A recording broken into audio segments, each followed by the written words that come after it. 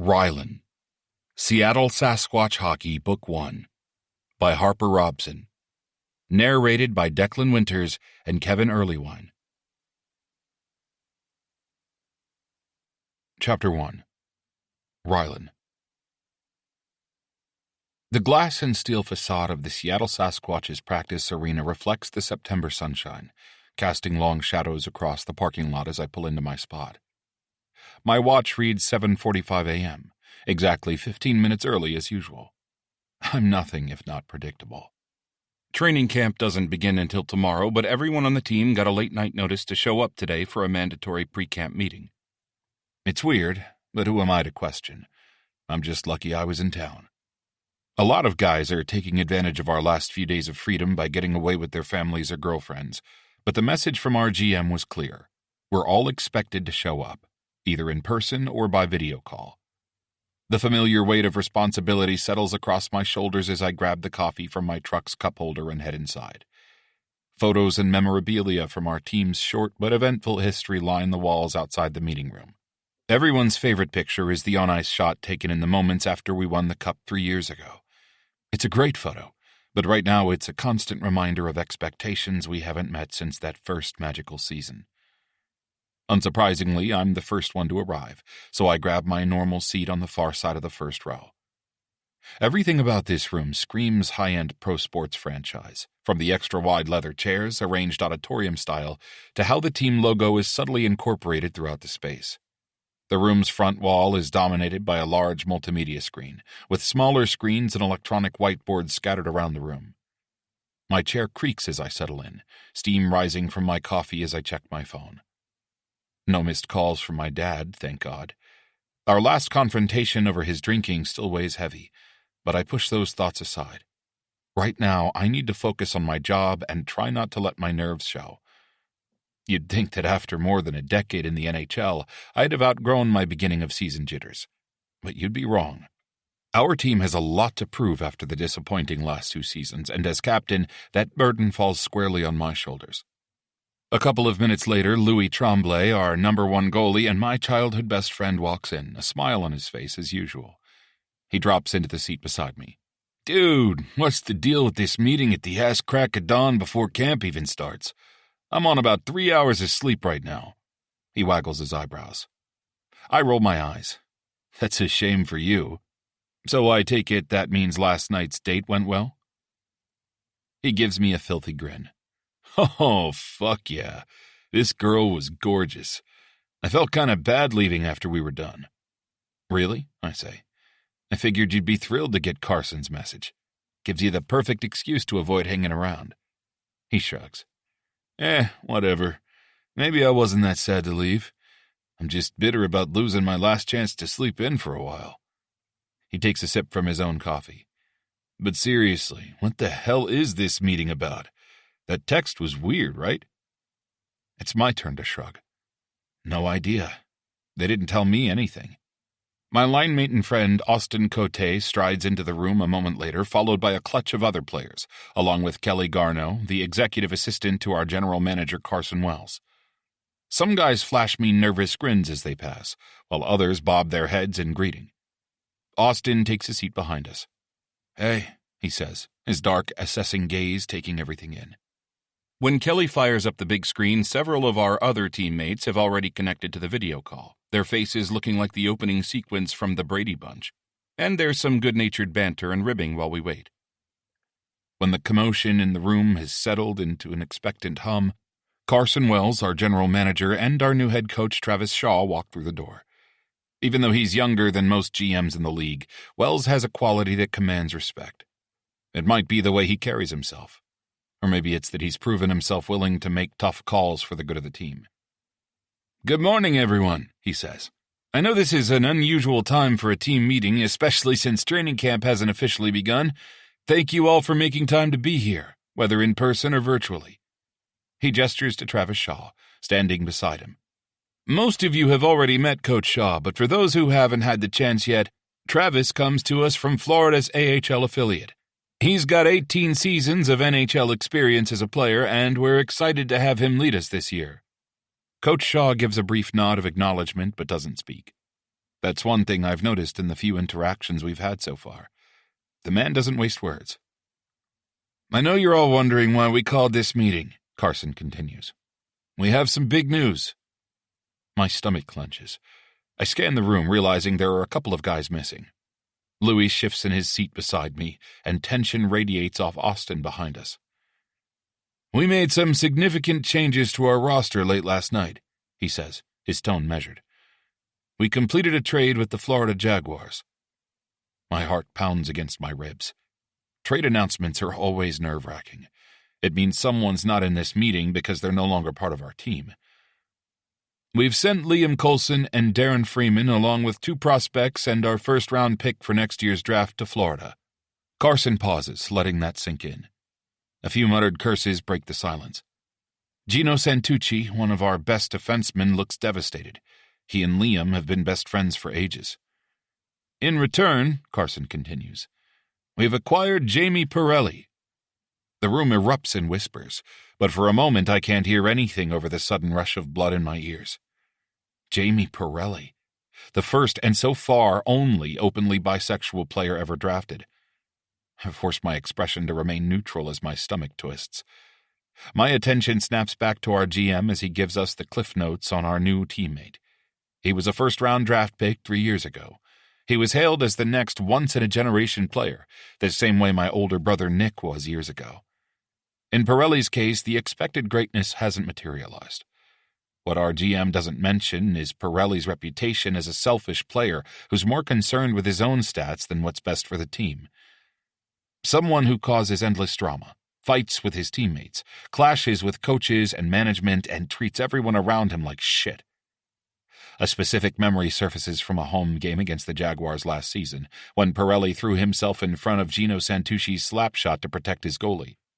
Gino's a defenseman with a wicked shot, so blocking it with his thigh must have hurt like hell. But Pirelli powered through, finishing his shift before limping off the ice. It didn't seem like the move of someone who only cared about his own personal glory. But regardless of my observations of Jamie Pirelli, having him on our team is going to be complicated. In addition, Carson adds over the murmurs, we're getting their farm team goalie Tanner Sinclair. Louis's body stiffens beside me at the news. Pirelli and Sinclair will both be here tomorrow for the first day of camp, Carson says. I expect everyone to make them feel welcome. I glance around the room, taking in the mixed reactions. Some guys look excited, while others seem concerned. Austin's face behind me is unreadable, but his jaw is clenched. As captain, part of my job is to help smooth this transition, to make sure the team chemistry doesn't suffer too much from losing Liam and Darren, and to integrate these new players as quickly as possible. Carson's gaze sweeps the room one final time. Thanks for coming in early, everyone. The weight room's open if anyone wants to get a workout in. His mouth quirks up in a slight smile. Obviously, that's not required, since camp hasn't started yet. Union rules, he winks. A few chuckles ripple through the room. Some guys are already standing, probably eager to hit the gym and work off some of the tension from this announcement. Rylan, Carson says, catching my eye. Got a minute to meet? I nod, gathering my nearly empty coffee cup. Louis shoots me a questioning look as he stands, but I shrug. Your guess is as good as mine, dude. The knot in my stomach tightens as I follow Carson to his office. I'm sure he just wants to talk about helping the new guys fit in, but my mind races as I try to sort out what this change means for the team. I've spent 13 years in the NHL building walls so high that I'm not sure I know who I am behind them anymore. The thought of this kid rolling in here and owning who he is without apologizing or hiding makes my chest ache with the familiar feeling of shame. Coffee? Carson asks, moving to the fancy machine in the corner of his bright corner office while I take a seat in one of the leathered club chairs by the window. No, thanks, I say. I don't think my nervous stomach would appreciate more caffeine at this point. He takes a seat in the chair across from mine. Leaning forward to rest his elbows on his knees, he meets my eyes. So, what are your thoughts? I hesitate. Carson's a great GM, and he's always encouraged us to be honest, even if he doesn't like what we have to say. But this situation is different. The decision's been made, the trade is done, and it doesn't matter what I think. Well, I'm not sure what to think yet. but I know you make all trade calls with the team's best interests in mind. He shoots me a wry smile. Very diplomatic, Captain. The PR folks would be thrilled, but right now I want to talk honestly. This conversation will remain between us. I'd appreciate your honest opinion here. I glance out the window over Carson's shoulder. The snow-capped Olympic mountains blur as I think about the disaster that was our last season. We spent most of the year at the bottom of the standings without a snowball's chance in hell of making the playoffs. It was easily the worst season of my entire career, and I'm not eager to repeat it. I suck in a breath. Well, the guys are frustrated and disappointed after the last couple of years. I clear my throat. I'm a little concerned that adding someone like Pirelli could make the room a bit more volatile. I swallow hard. But we'll make it work, I add hastily. Carson nods. I understand your concerns. I'm well aware of Pirelli's reputation as a problem child. But Travis Shaw got to know him while he was down in Florida, and he's got a lot of confidence in the kid. Carson leans back in his chair, rubbing a hand over his face. Look, Rylan, I need to be straight with you about something. Ownership isn't happy. Shit. Ownership being pissed is never a good thing. They wanted to blow the whole thing up after last season. They pushed to trade everyone except Tremblay and start fresh. He holds my gaze. I fought hard to keep this group together. I was able to convince them that our core is solid, and a few strategic changes could make a huge difference. My earlier coffee turned sour in my gut. Last season was awful, but I didn't believe we were that close to the team being dismantled. Since we're an expansion team, I hoped the world might cut us a little slack. Apparently, that's not happening. I guess winning the entire thing in our first season set some high expectations. This trade for Pirelli, Carson continues. It's a compromise. The owners wanted wholesale changes. I wanted minimal disruption. We met in the middle. He drums his fingers on the armrest. But I'll be honest with you, Rylan. If things don't turn around fast, I might not be able to hold them back. The weight of responsibility settles more heavily on my shoulders. How long do we have? My voice comes out rough. Hard to say, but we need to show significant improvement by the All-Star break. His expression is grim. They're not going to sit through another season like last year. Well, that's pretty damn clear. The All-Star break is in February, about halfway through our 82-game season. Either we make this work fast, or the team gets torn apart. No pressure or anything. I rub at my temple, feeling the beginning of a headache. According to Travis Shaw, Pirelli was in a difficult situation. The Jaguars... Carson pauses, choosing his words carefully. Well, I'm sure you've heard the rumors. Travis doesn't think the kid got a fair chance to show what he's capable of. I've heard the rumors about the shit that goes on in the Jags locker room. Everyone has. There's never been anything concrete, but it's enough to paint an ugly picture of a team that's very old school. It wouldn't be the most welcoming team for an out queer player. But Florida won the draft lottery that year, and Pirelli was unquestionably the best player. They would have had to out themselves as complete bigots if they'd passed him over. Taking anyone else would have made their prejudice obvious and caused a PR shitstorm. Kid's got incredible natural talent, Carson says. The Jaguars tried to force him to play their way, to be someone he's not. Here we want our players to be themselves. I swallow hard, the familiar guilt churning in my gut. He clears his throat. Because of the altercation he had with Belov, they were motivated to move him, so we got him for a lot less than he's worth. I nod slowly. And at the end of last season, there was a fight between Pirelli and their team's biggest star, a Russian powerhouse named Vladimir Belov, that was all over the hockey news. Travis believes Pirelli could be a real asset. But I won't lie. It's a risk, Carson continues. He runs a hand through his hair. If Travis is wrong about him, or if Pirelli can't or won't leave his antics behind. He lets the sentence hang. He doesn't have to say the words. If this gamble doesn't pay off, it won't only be Pirelli's career on the line. It could be the final nail in the coffin for our whole team. I'll do everything I can to make it a smooth adjustment, I tell Carson, ignoring the knot in my gut. Some of the tension leaves Carson's shoulders. I know you will, Rylan. I'm counting on you to help get Pirelli on board. The guys respect your leadership. You've never let personal issues get in the way of what's best for the team. If he only knew. My entire career has been built on keeping my personal issues locked away, deep in the darkness of the closet. Whatever you need from me. My words are automatic. Being the captain means putting the team first, no matter what. Even when it means welcoming someone whose presence makes me question things about myself I've spent years trying to ignore. But this isn't about me or my issues. I square my shoulders. We'll make it work. I just wish I felt as confident as I sound. Chapter 2. Jamie. The rental car's leather steering wheel is cool under my palms as I look through the windshield at the sleek architecture of the Seattle Sasquatch's practice rink and training complex. My new team clearly spared no expense with this place. It's a showpiece, unlike the practice rink in Florida, which was banished to some random warehouse district that even GPS had trouble finding. My phone buzzes with a text from my sister Lola back in Boston.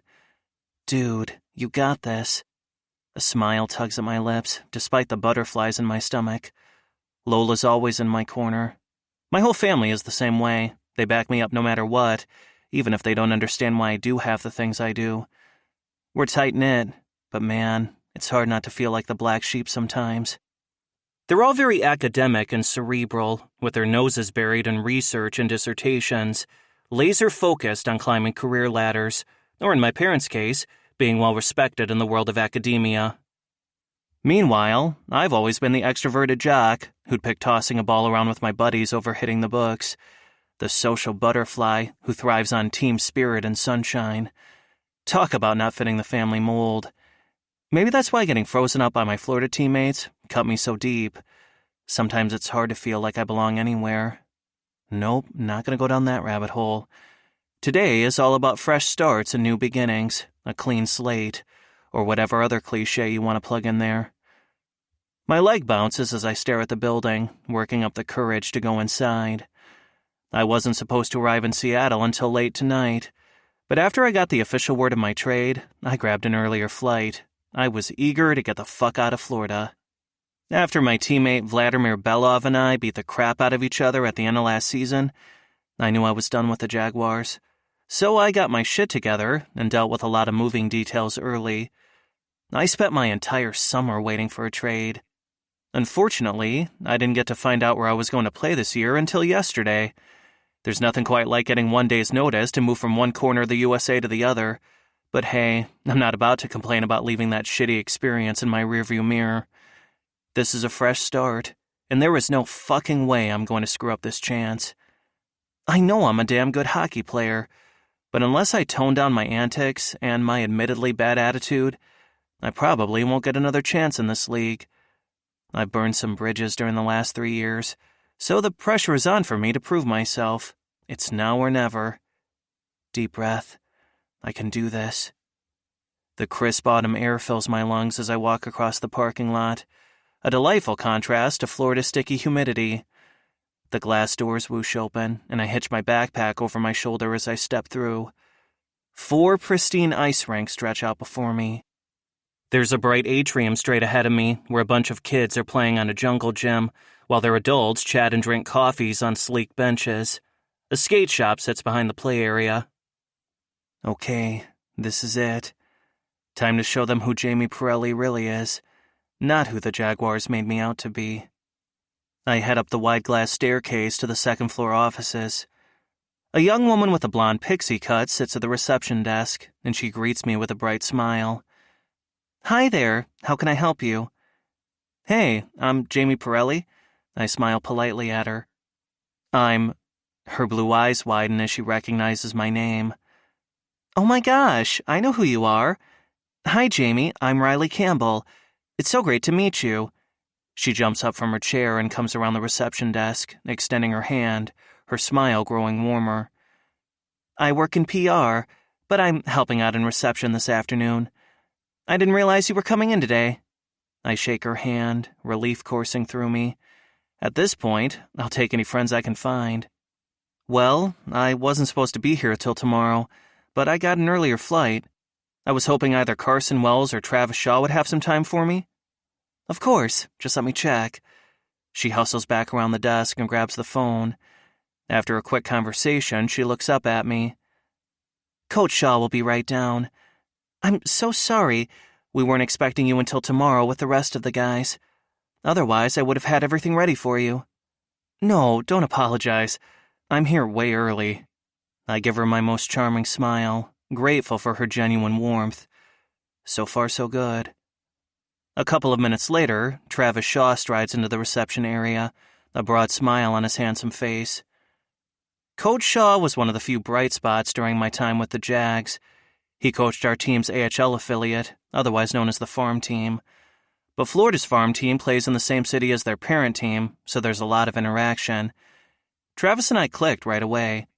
He always treated me like a person, not a problem to be managed. Without Travis, I probably wouldn't have lasted as long as I did on the Jags. Jamie Pirelli. His smile reaches his eyes as he pulls me in for a quick bro hug. Welcome to Seattle, and welcome to the Sasquatch. Great to see you. Thanks. I'm glad to be here, I say, matching his grin. Plus, I'm already enjoying the cooler weather. He chuckles. Yeah, I can't say I'll miss Miami's humidity. Although I'm told once the rains arrive, we'll be desperate for any scrap of sunshine we can find. He grins. There's a reason the Twilight vampires were from around these parts. He grins and gestures for me to follow him. Come on in. As he leads me through the office area, Coach Shaw's enthusiasm for the Sasquatch is clear. He inclines his head toward a large glassed-in office where General Manager Carson Wells is sitting in a chair, deep in discussion with someone sitting across from him. My gut tightens when I see who he's talking to. Ryland Collings. My new team captain sits rigid in his chair, his back straight and his shoulders tense. Even from here, the intensity rolls off him in waves. A scene from last year flashes to my mind. It was late in the game when Seattle visited us. Collings was bearing down on me along the boards, all raw power and determination. He crushed me like a bug and then stripped the puck off me, smooth as silk, making me look like a rookie fresh out of juniors. My ribs still remember that monster check. I can't help grinning. When someone hands you your ass that cleanly, you gotta respect the skill behind it. Right now, though, there's something vulnerable about him. His jaw works back and forth as he listens to whatever the GM is saying.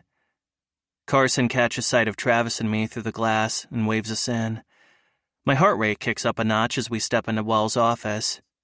Ryland's composed expression slips for a fraction of a second when I enter. He looks even more tense, if that's possible. But he recovers quickly, his game face sliding back into place as he stands. Jamie Pirelli, welcome. Carson Wells extends his hand, his grip firm and confident. He's one of the youngest general managers in the NHL, maybe in his early 40s, but there's an air of quiet authority to him, and he's well respected around the league. We weren't expecting you until tomorrow. I was able to get an earlier flight. My voice comes out steadier than I feel as I shake his hand. Ryland Collings stands perfectly still. His expression is unreadable. But there's an undercurrent of something in the tense way he holds himself that makes my stomach clench. It's not outright hostility, but it's not warmth either. His light brown hair is shorter than I remember from the last time I played opposite him, and there's a touch of premature gray at his temples. That shouldn't be hot, but somehow it is. Hey, Ryland. Good to see you again, I say, meeting his gaze directly, hoping I can diffuse whatever this tension is with some good old-fashioned friendliness. You too, Pirelli. We shake hands, and when our palms touch, it's like a jolt of electricity shoots up my arm. Holy shit. My breath catches in my throat as our eyes lock. Up close, his are an unusual mix of blue and gray, like storm clouds over the ocean. He's taller than me by a couple of inches, and while I probably outweigh him by a few pounds, the way he carries himself, as if he's holding something back, makes him seem bigger. Travis and Carson are talking, but their voices fade into the background as all my senses zero in on Ryland. The way his jaw clenches and unclenches. The steady rise and fall of his chest under his fitted gray Henley.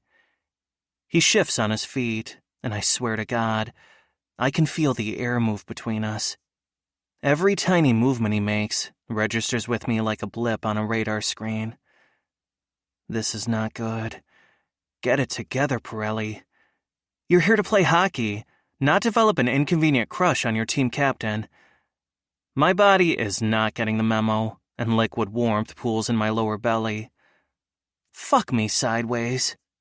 Sorry, we don't want to interrupt, Travis says, but Carson waves him off. No, it's fine. We were just finishing up here. I'm glad you two can officially meet before camp starts tomorrow. It's going to be an intense season. We all need to hit the ground running. He turns to Rylan. Thanks for meeting with me, Collings.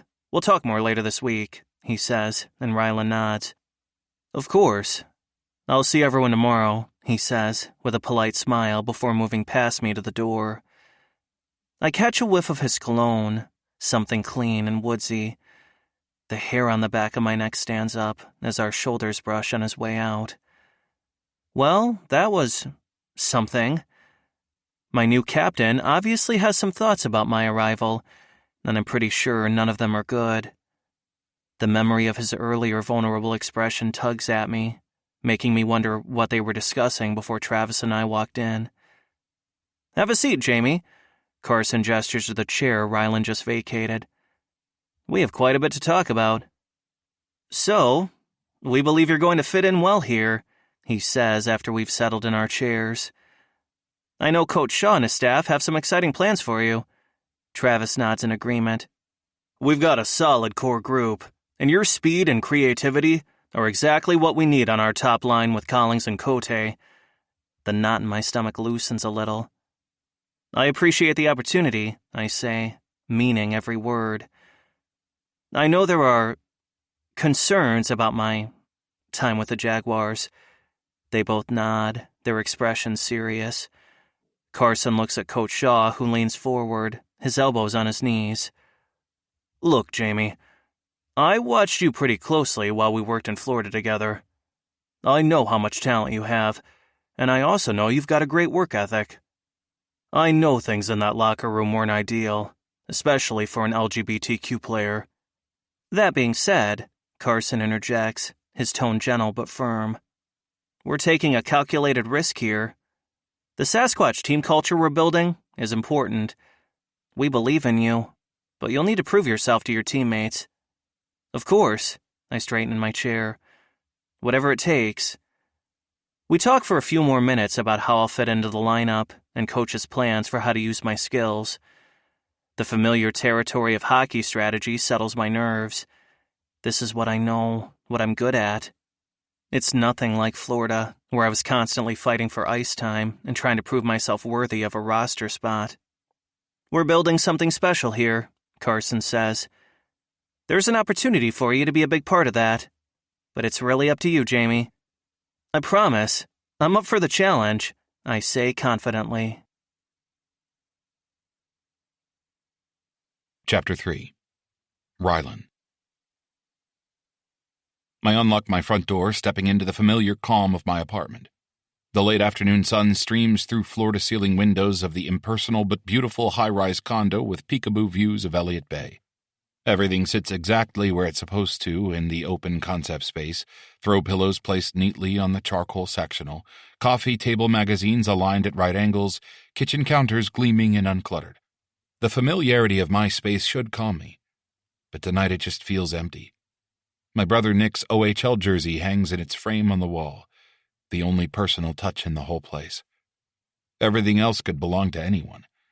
The neutral gray and black colors, the clean surfaces and modern furniture chosen more for style than comfort. Tossing my keys on the table, I toe off my shoes and set them on the rack by the door before heading down the hall.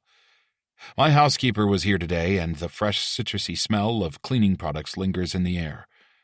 My bedroom has the same minimalist feel as the rest of the place, my bed made and my closet perfectly organized. Everything controlled, everything in its place. No surprises, no mess, no chaos. This is the one space I can control just about every detail. Even though I've lived here for 3 years, my condo still looks like a show home. That's how I've always liked it. A career spent bouncing between teams has taught me how to live with the knowledge that I could be traded at any time, meaning I'll have to pack up and move at the drop of a hat. The minimalism of my home is kind of like armor against that uncertainty. Usually the rigid order helps keep my nerves in check, gives me something solid to hold on to. But right now, the pristine countertops and careful organization are not doing jack shit to calm the swarm of butterflies in my stomach. Between that loaded talk with Carson and running into Jamie fucking Pirelli, my carefully maintained equilibrium is shot to hell, and no amount of perfectly arranged throw pillows can fix that. I change into comfortable gray sweatpants and a soft, well-worn t-shirt from my junior days. I need to find a calmer headspace. With camp starting tomorrow morning, I can't afford distractions, especially with what I now know about the owners being this close to blowing up the whole team. Unfortunately, the soothing predictability of my weekly meal prep routine doesn't work to settle me this evening. My mind keeps drifting back to the moment Jamie Pirelli walked into Carson's office. Those blue eyes, the unexpected jolt that shot through my entire body when we shook hands. His presence hit me like a physical force, and that is not something I want to examine right now. The knife slips as I'm dicing chicken, almost catching my finger. Fuck! I set it down, bracing both hands against the counter. I cannot afford to lose my shit now. Not with the team in such a precarious position. Not with everything I've worked so goddamn hard to keep buried. My throat tightens.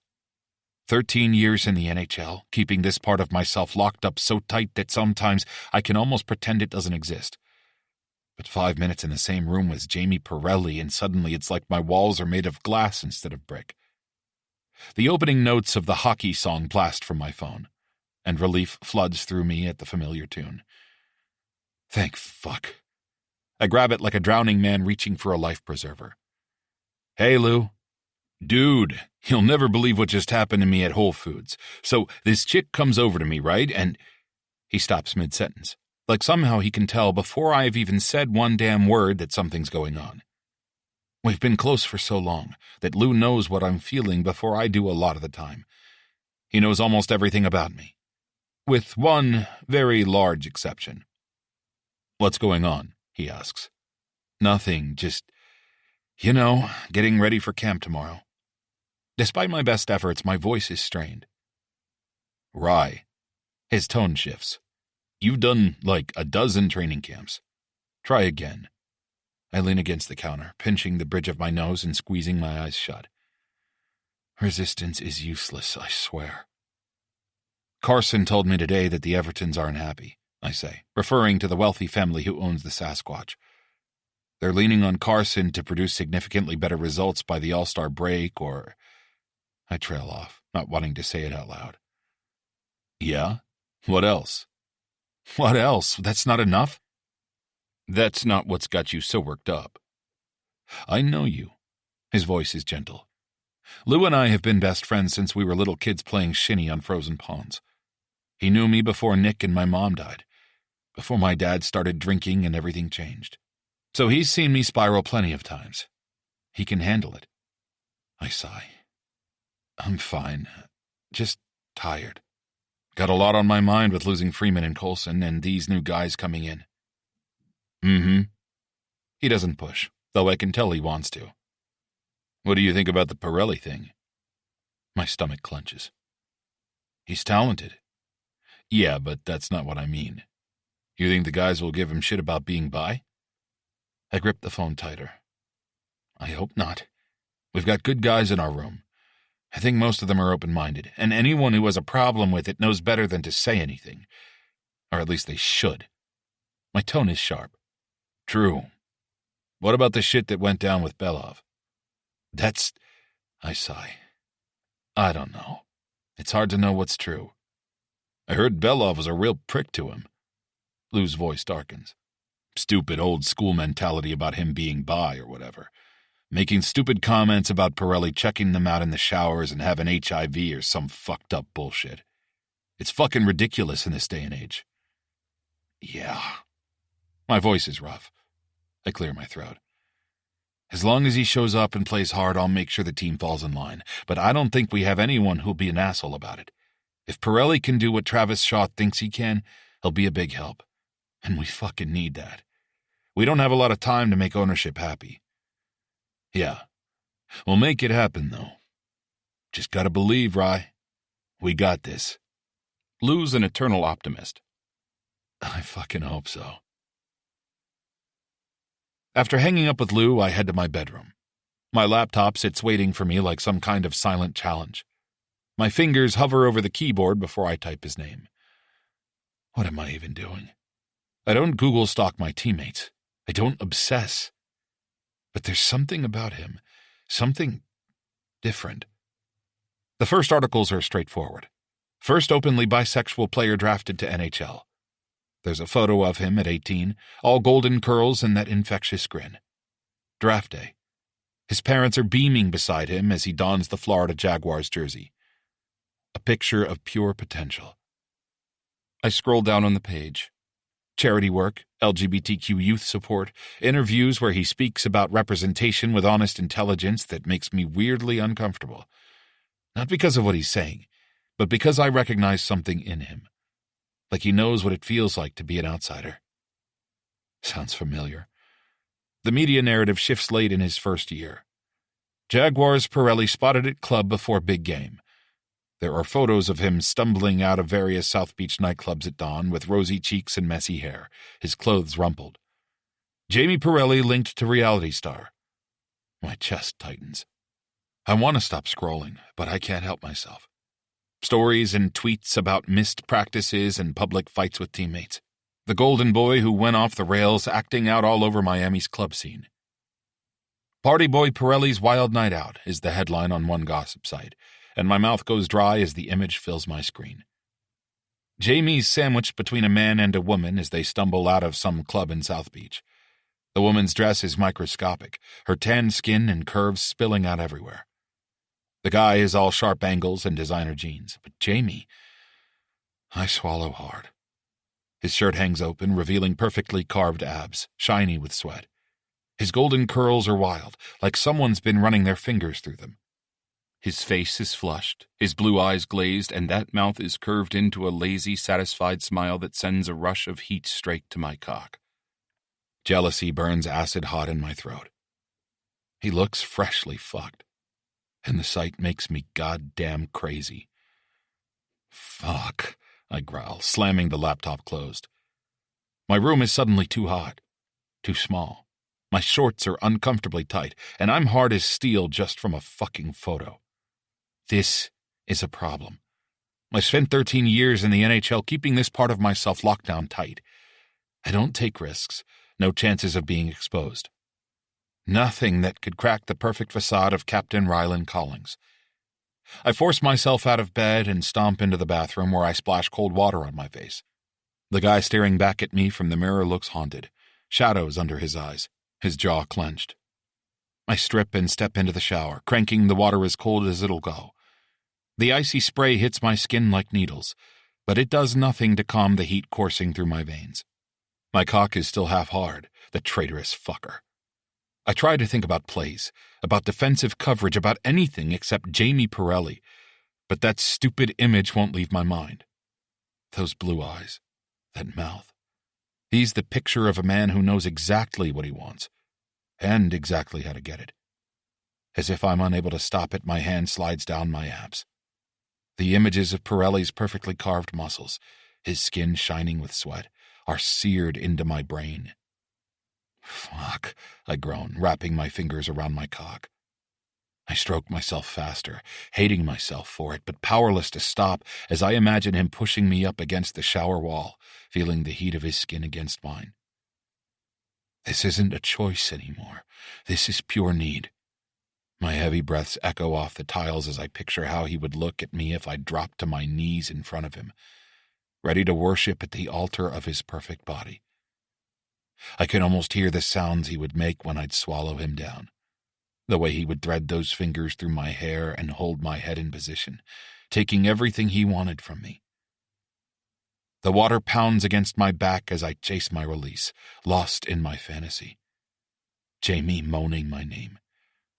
His hands on my body, his mouth on mine, hot and demanding. Fuck, I groan. And then I'm coming hard, pleasure spiking through me as I spill over my fist. For a moment my vision whites out, all that tension releasing in one desperate rush. Reality crashes back as the evidence disappears down the drain. Shame burns in my gut, my cheeks flaming. What the fuck am I doing? Jesus fucking Christ. I shut off the water, drying myself quickly and pulling on fresh boxers and a t-shirt while carefully avoiding looking at myself in the mirror. I set my phone face down on the nightstand before sliding back into my bed.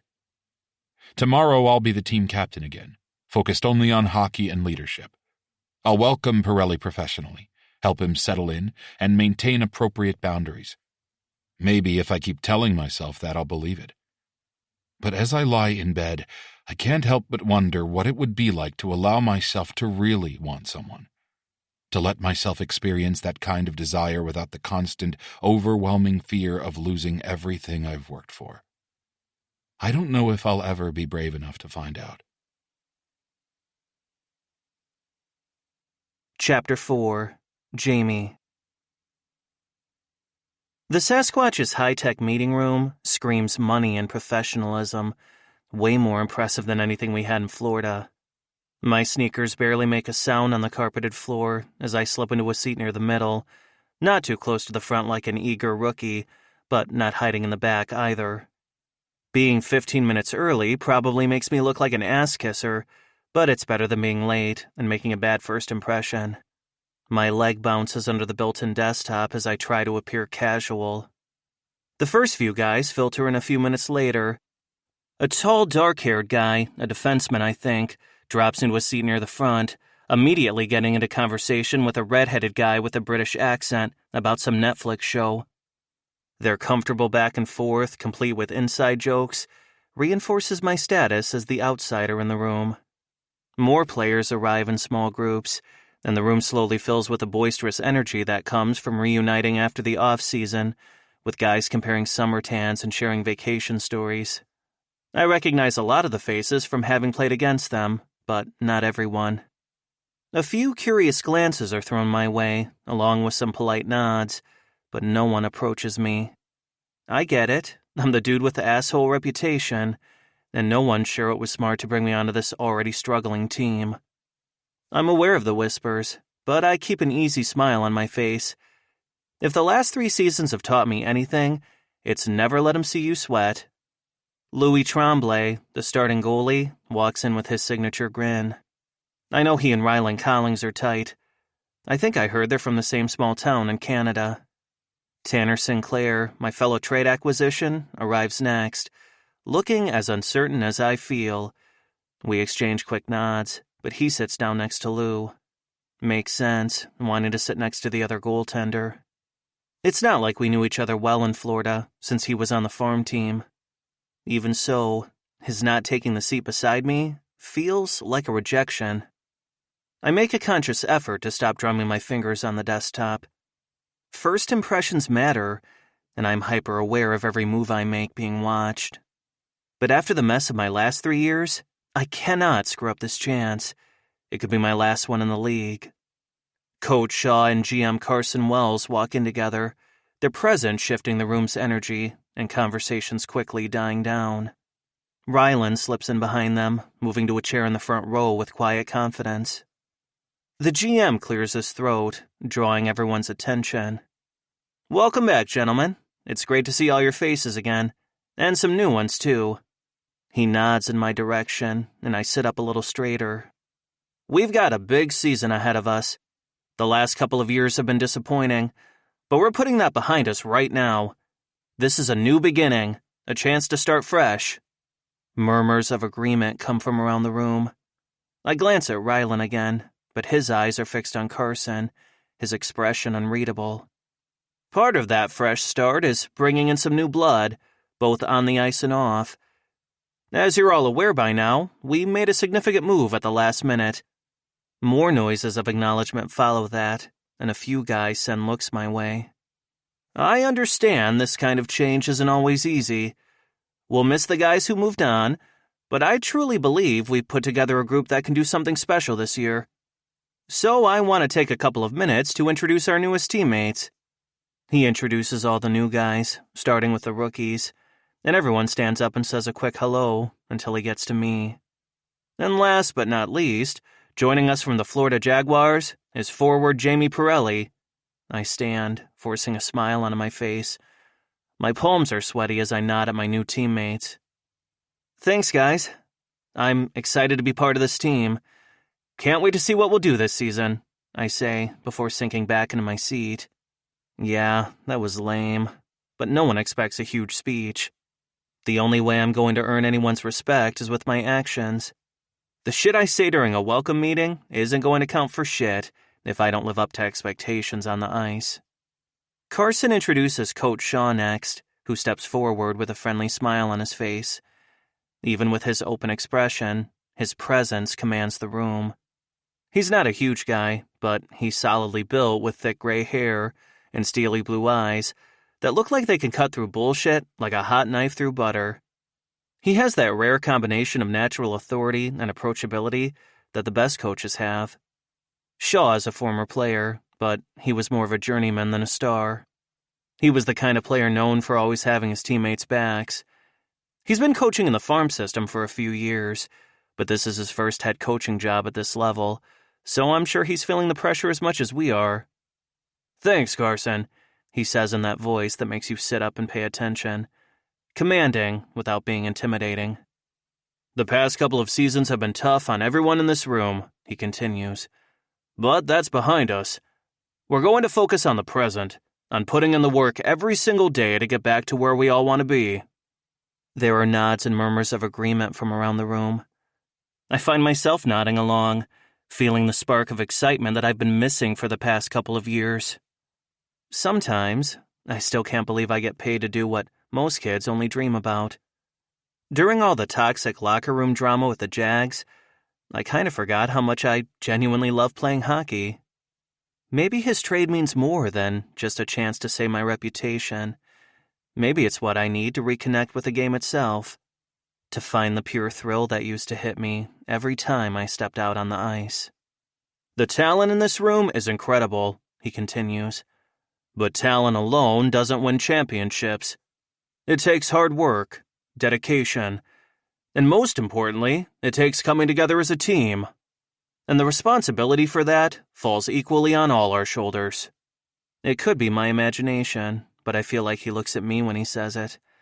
I swallow hard, sitting up a little straighter. The coaching staff has spent the last couple of weeks laying out some tentative game plans for next week, which we'll be covering during practices. But there is one off-ice change that I want to bring up right now. He pauses as everyone's ears perk up. All players, regardless of the number of years in the league, will be sharing a room with a teammate while we're on the road this year. Rylan. The coffee I'm drinking takes a wrong turn when Coach Shaw drops the bomb about the new roommate policy. I fight to mask my sudden choking cough as a simple throat clear, but it doesn't work. Louis gives me a worried glance, but I refuse to meet his eyes, concentrating on keeping a straight face while surprised whispers spread through the room. Sharing rooms isn't the norm anymore, especially for veterans. Anyone who's not on their entry-level contract gets their own room. It's an unwritten rule, part of making it in the league. I'm aware this is a bit unorthodox, Travis continues, but I'm a firm believer that building strong bonds off the ice translates to success on the ice. We're going to get to know each other better than we know our own families this year. Through my peripheral vision, I catch Jamie Pirelli shifting in his seat, his casual posture betrayed by the way his fingers drum against his thigh.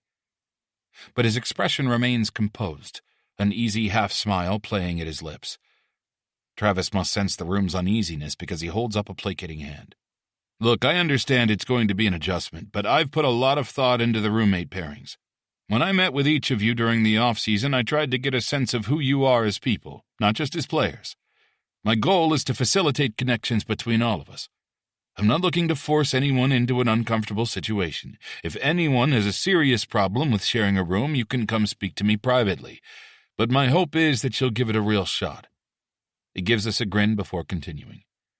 And just to show you how invested the coaching staff is in this idea, we'll all be sharing rooms this year too.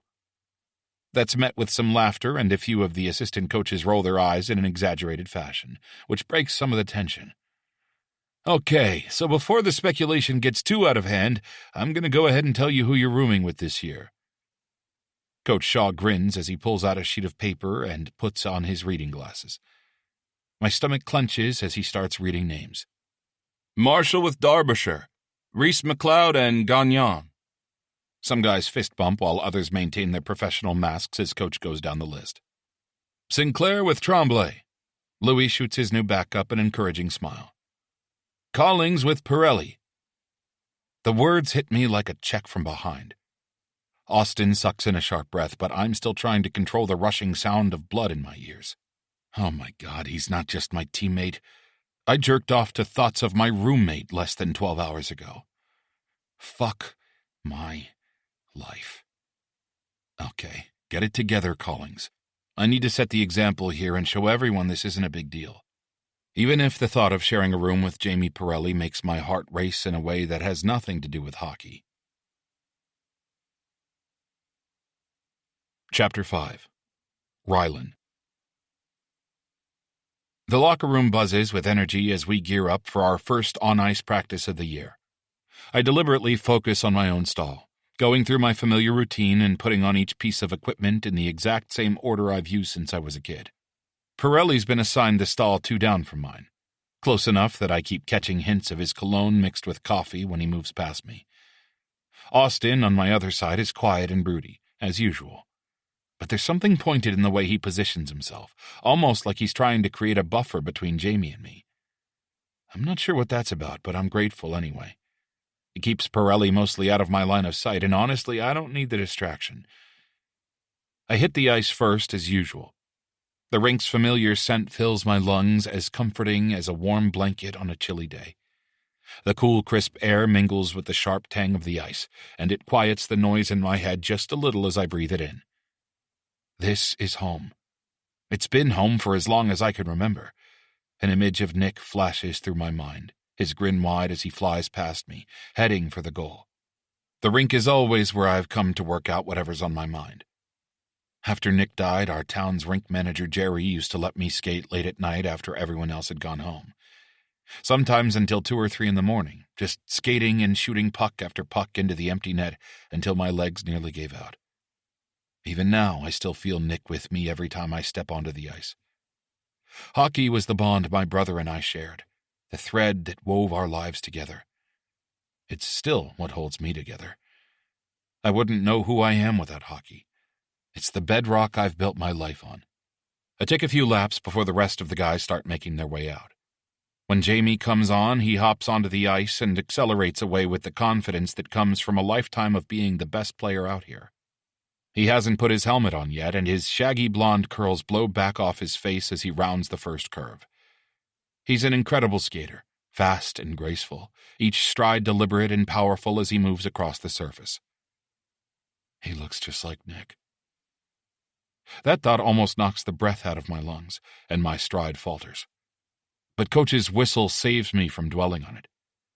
We take a few minutes to stretch before separating into 3 groups for some simple drills, the kind we've all been doing since we were kids. Of course, Jamie and I get grouped together, along with Austin, the rookie, Olivier Gagnon, and a couple of other guys. Jamie starts off, his movements fluid and precise as he weaves through the cones. Each turn is sharp, showcasing his natural agility. His cheeks are flushed pink from the cold and the exercise, and his blue eyes sparkle with joy. It's easy to see how much he loves this. Most guys see practice as a necessary evil, a boring chore we all have to do before getting to the good stuff, the game. But Jamie seems to love every second of it, even the drudgery. Louis skates up beside me during a break in the drills. "Kid's got moves," he says with a grin before tilting his head back to squirt water into his mouth. "Yeah," I reply, trying to sound nonchalant. We move into a short scrimmage, and as expected, Coach has Jamie and me together on the top line with Austin. One of the guys who got shipped to Florida rounded up our top line last year, so it's no surprise that Jamie's taking his place. What is surprising is how natural it feels. Jamie's ability to read plays and anticipate movements is uncanny. They say some players have an innate hockey sense, a weird ability to see how the game is going to play out and react to things almost before they happen. It's not the kind of thing you can teach. Nick had it, and obviously Jamie does too. When I send a no-look pass across the ice, he's right there to receive it, like we've been playing together for years instead of minutes. We have the kind of chemistry that can't be manufactured, no matter how many drills you run. Meanwhile, Austin plays with an edge I haven't seen for a while. He's not being overtly aggressive with Jamie, but there's a coldness to his interactions. When Jamie calls for the puck, Austin hesitates a fraction too long before passing. The timing is off just enough that Jamie has to adjust his speed, which throws off what should have been a perfect setup. Pirelli just gives a slight nod and keeps playing, but I catch the way his jaw tightens. The next time he gets open, Austin straight up ignores him, choosing instead to take a worse shot that Louis blocks easily. Jamie's in perfect position for the rebound, but Austin swoops in and claims it instead, circling back around to reset the play. Coach Shaw watches intently, his expression unreadable until he blows the whistle to signal the end of practice. "Good work today, gentlemen." His gaze sweeps over all of us, but lingers on Austin for a moment longer than usual. "Generally, I like what I'm seeing, but we have plenty of work to do. Tomorrow afternoon's skate is open to season ticket holders, so everyone needs to bring their A game and their smiles." As we file off the ice, Coach skates up beside Austin. "Cote, I need a word before you head out. Come by my office after you shower." "Of course," Austin replies, but there's tension in his voice. I'm the only one who overhears their conversation, but I act like I didn't hear a thing. Austin stays silent as we enter the locker room, but my guess is Coach is going to want an explanation for Austin's attitude toward Pirelli. I'm just as curious, but it's not something I'll mention unless it becomes a bigger problem. As the guys disperse, some to their trainers, others to the weight room or the showers, I hang back. I need a minute to breathe, to process the whirlwind of emotions stirred up by watching Jamie Pirelli play hockey like he's the reincarnation of my older brother. My older brother who's been dead for almost 20 years. It's not just the similarity to Nick, though that's part of it. It's the way he brings out something in my own game I'd nearly forgotten was there. Something that feels strangely thrilling and terrifyingly close to joy. Chapter 6. Rylan. The practice facility is packed, every seat filled with season ticket holders eager to get their first look at this year's team. Even the standing room areas are crowded with fans, their phones out and ready to document every moment. The energy in the building reminds me of our championship season, full of hope and expectation. I hate it. Give me an empty rink any day with only the sound of blades on the ice, the thunk of pucks against boards, and the familiar rhythm of drills. But this circus of forced smiles and small talk, this is more like my own personal version of hell. "Look alive, Captain." Louis bumps my shoulder as we make our way onto the ice. "Your face is doing that thing again." "What thing?" "That I'd rather be getting a root canal thing." He grins, somehow already in performance mode. Lou's always been good at this part, the showmanship, the connecting with fans. Me? Not so much. I force my features into something resembling a smile, but Louis shakes his head. "Maybe dial it back a notch. You've got a bit of a deranged serial killer look going on." Before I can respond, a wave of cheers erupts from the crowd as Jamie Pirelli steps onto the ice, his whole face lighting up as he acknowledges the fans. He flips a puck over the glass to a kid in a Sasquatch jersey, and one of the local network's cameras swings to capture the moment. "He's good at this," Louis observes. I grunt in response, trying to focus on my warm-up stretches, but my eyes keep drifting back to Pirelli. Nick used to thrive on stuff like this, too. He was such an amazing talent that he had other kids coming to watch him play hockey by the time he was 13 years old. I push the memory away and focus on Coach Shaw as he calls us to center ice.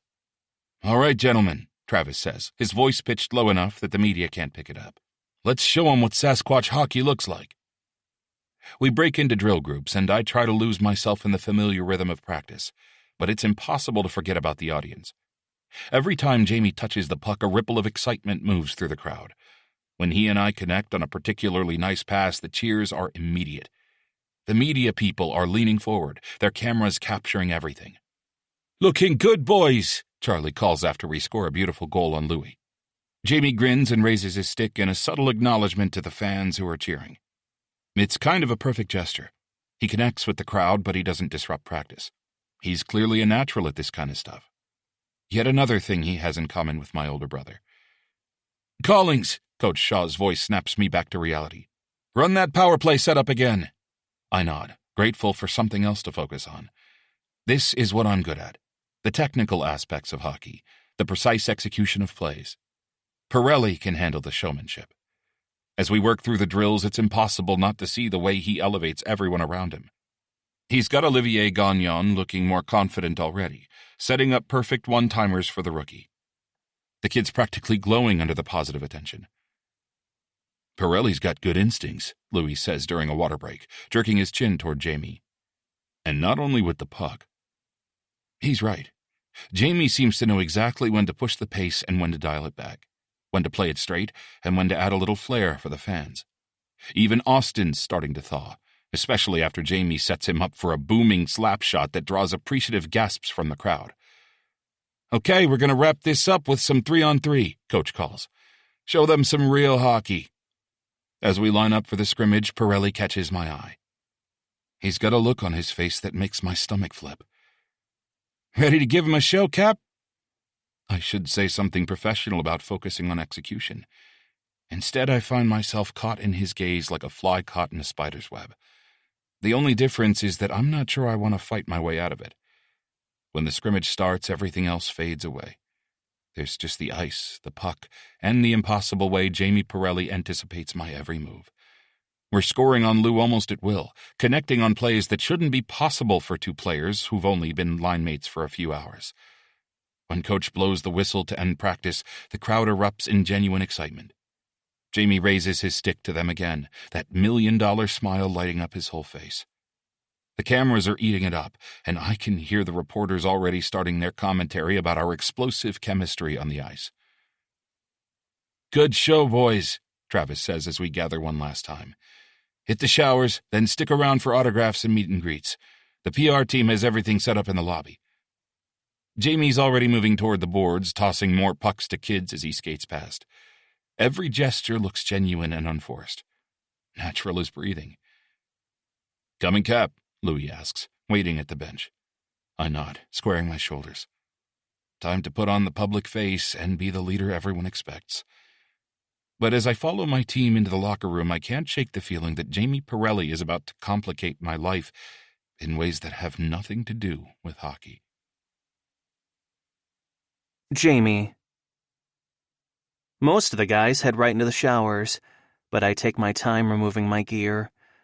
My hands are shaky as I unlace my skates, the post-practice high already fading as I think about the media scum waiting for us. In Florida, I learned the hard way that reporters aren't your friends. Fans are one thing, but reporters are vipers. No matter how casual they act, how much they smile and joke and act like they're your friend, they're always looking for an angle, and I've given them plenty of ammunition over the years.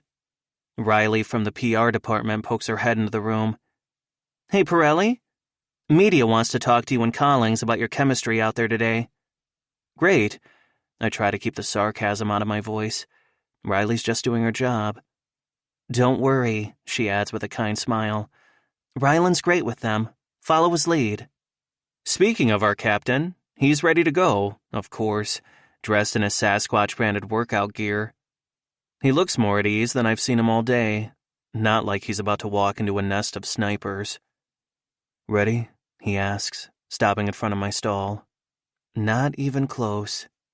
But I nod, jamming my forest green Sasquatch ball cap on backwards over my wet hair. It probably makes me look like some kind of punk kid, but whatever. The media room is packed with way more reporters than I expected for a simple practice.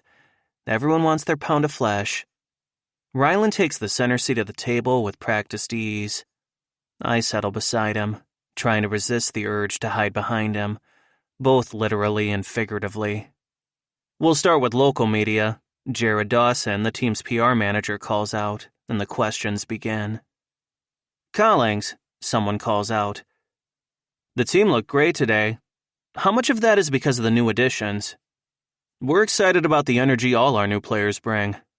Pirelli, in particular, has a creative playing style that complements our system well.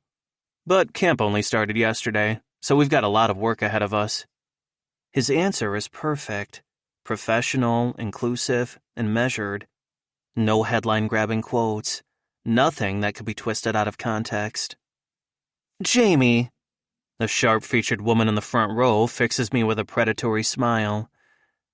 Your departure from Florida was controversial. Any response to Vladimir Belov's recent comments about team chemistry? My stomach churns. Of course they're bringing up Belov. That asshole got under my skin so badly that we ended up brawling in the locker room at the end of last season.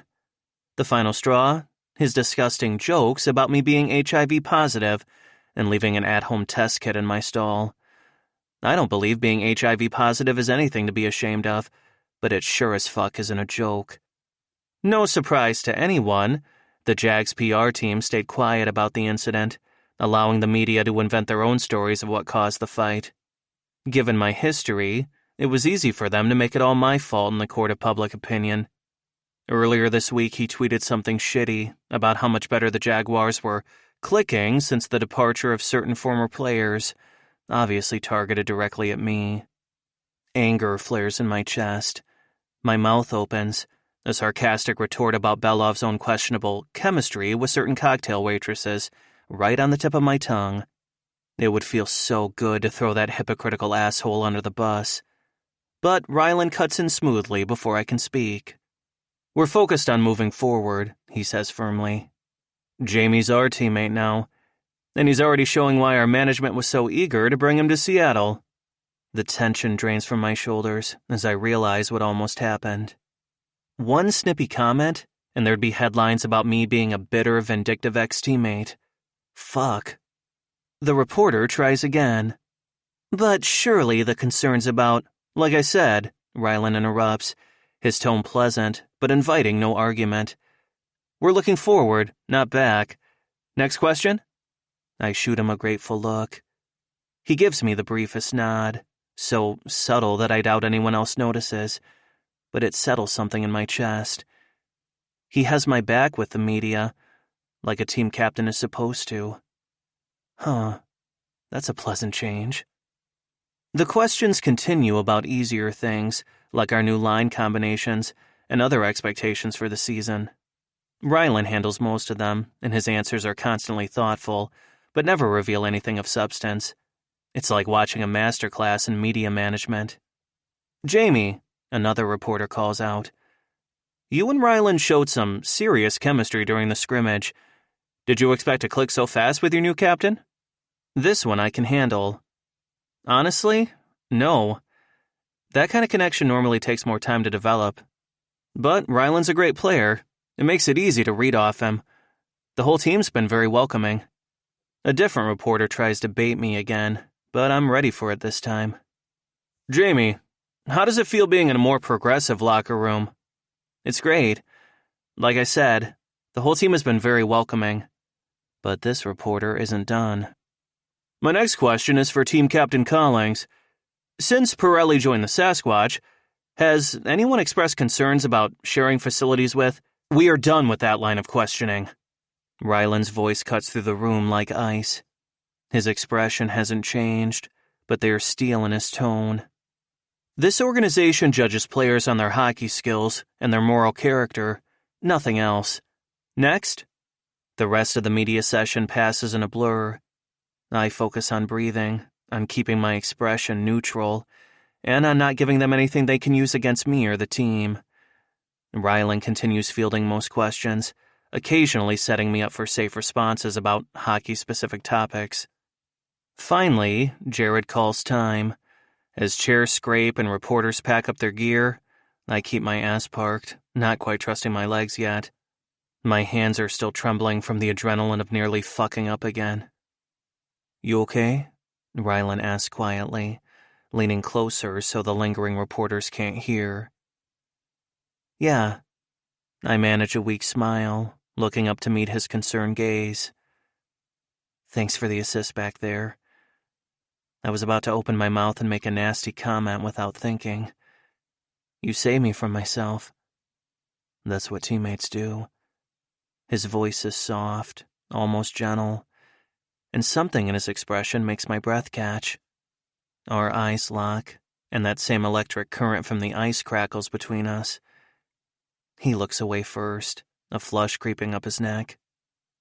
The vultures are mostly gone, Charlie announces, poking his head in. Coast is clear if you want to head out. But Ryland's already moving toward the door. Come on, Pirelli, he calls over his shoulder. I haul my ass out of my chair and follow Ryland and Charlie into the locker room. I'm relieved that Ryland was there to prevent me from screwing up, but I'm also pretty damn dejected. Even now, in a new city with a supposedly fresh start, everyone is still trying to define me by my sexuality first, my hockey second. It's depressing as fuck. After gathering our stuff, the three of us head towards the players' exit when a tentative voice calls out, excuse me? Jamie Pirelli? I turn to find a teenager, maybe 13 or 14, clutching a Sasquatch jersey from last season's Pride Night. The white fabric is covered in rainbow and trans pride pins, and there's a bisexual pride flag patch carefully sewn onto one shoulder. Hey! My smile is genuine this time. Talking to young fans, especially queer kids, always gives me a boost. The kid twists the jersey between nervous fingers. I wanted to say thank you for being out. It's so awesome to have a queer player on the Sasquatch. It means a lot to kids like me. Beside me, Ryland goes still. Thanks for telling me. I really appreciate it. I reach for the jersey. Want me to sign this?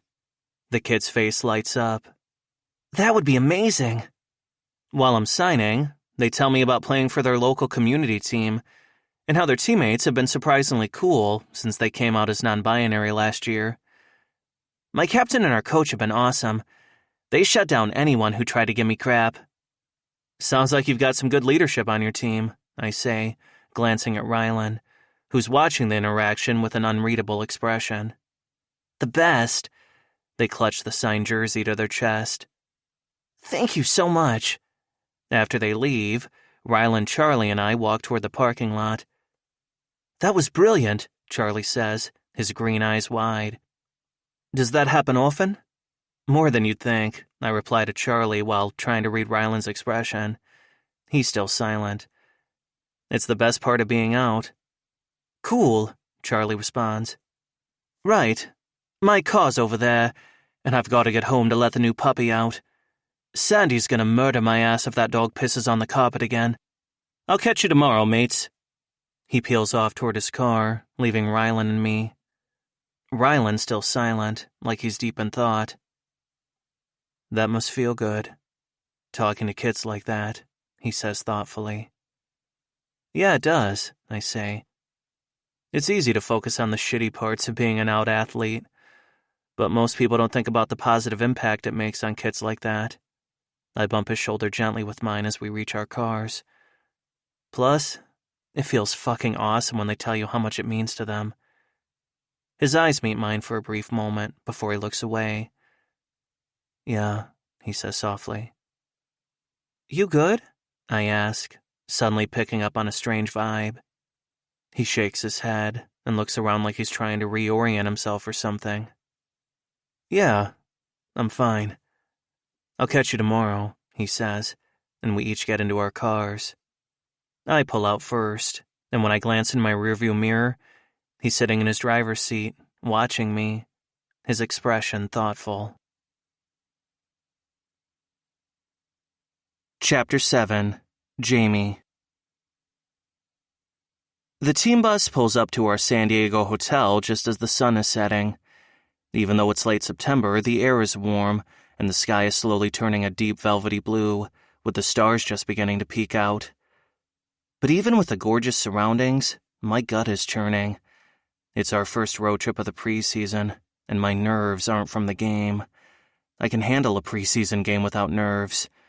No, the swarm of butterflies in my tummy is because tonight I'll be sleeping only a couple of feet away from Ryland. Charlie spent the ride from the airport rambling on about the restaurant in Little Italy he picked for the team dinner, but I barely registered a word because I was way too focused on our captain, sitting a few rows ahead of us. He spent the entire flight poring over his game notes like he was prepping for the SATs. He set up a workstation Martha Stewart would be proud of, about 17 different highlighters with color-coordinated Post-it notes, and everything arranged in perfect right angles to each other.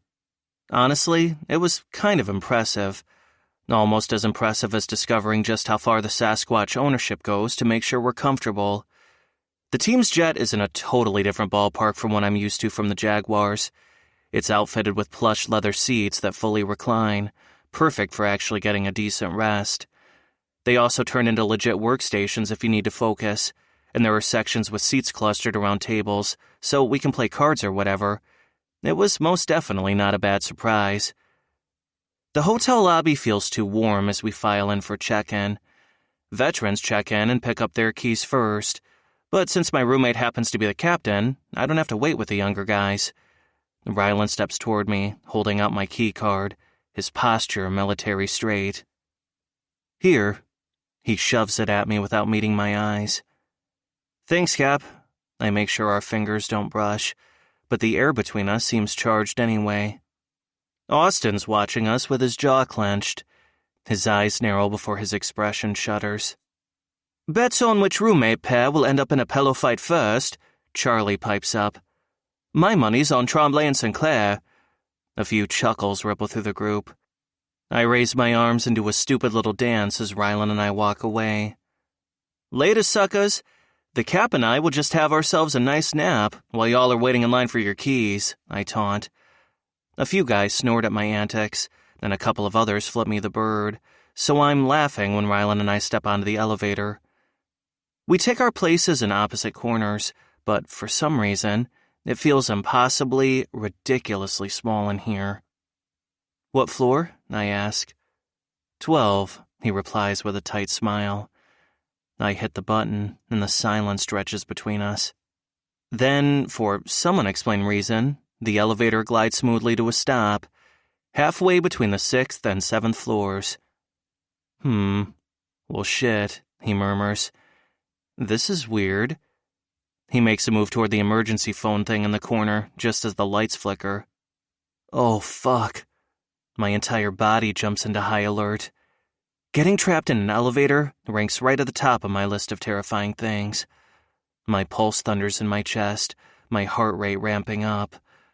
I suck in a sharp breath, and Rylan's scent hits me. It's something crisp and woodsy, reminds me of cedar trees. Jesus, why am I focusing on how he smells right now? Probably because it's intoxicating. It makes me want to tear his clothes off right here in this tiny metal box. Okay, so I might be panicking just a little. Are the walls closing in on us? Shit. Then, with no warning, we start moving again, heading toward the 12th floor like nothing happened. Rylan blows out a long breath. Moments later, we reach our floor without any more delays, although my heart's still racing. Are you okay? He asks, looking at me suspiciously. You look pale. I swallow hard. Yeah, I'm okay. Not a big fan of being trapped in the elevator. Once in our room, Rylan starts unpacking right away, placing everything in his bag neatly into drawers and closets. I dump my stuff onto the other bed, deliberately letting my jacket fall half off the edge. You could use a hanger, he says, voice carefully neutral. Could, I agree, watching him try not to cringe as I kick off my shoes in different directions. But I'm traumatized. I need to meditate or something. I'm joking, but now that I said it, it doesn't sound like a bad idea. He opens his mouth, closes it, and then heads for the door. I'm going to grab some ice. As soon as the door clicks shut behind him, I collapse onto my bed, running my hands through my hair. All I can think about is how good he smells, and how much I want to mess up his perfect composure. It's probably just the adrenaline rush from our close call in the elevator, but I feel a little unhinged right now. Fuck. This is going to be harder than I thought. Rylan. The ice bucket is weirdly heavy in my hands. I've been standing in this stupid hallway for the last 2 minutes, staring at the door of our room like the number might somehow change if I wait long enough. Get it together, callings.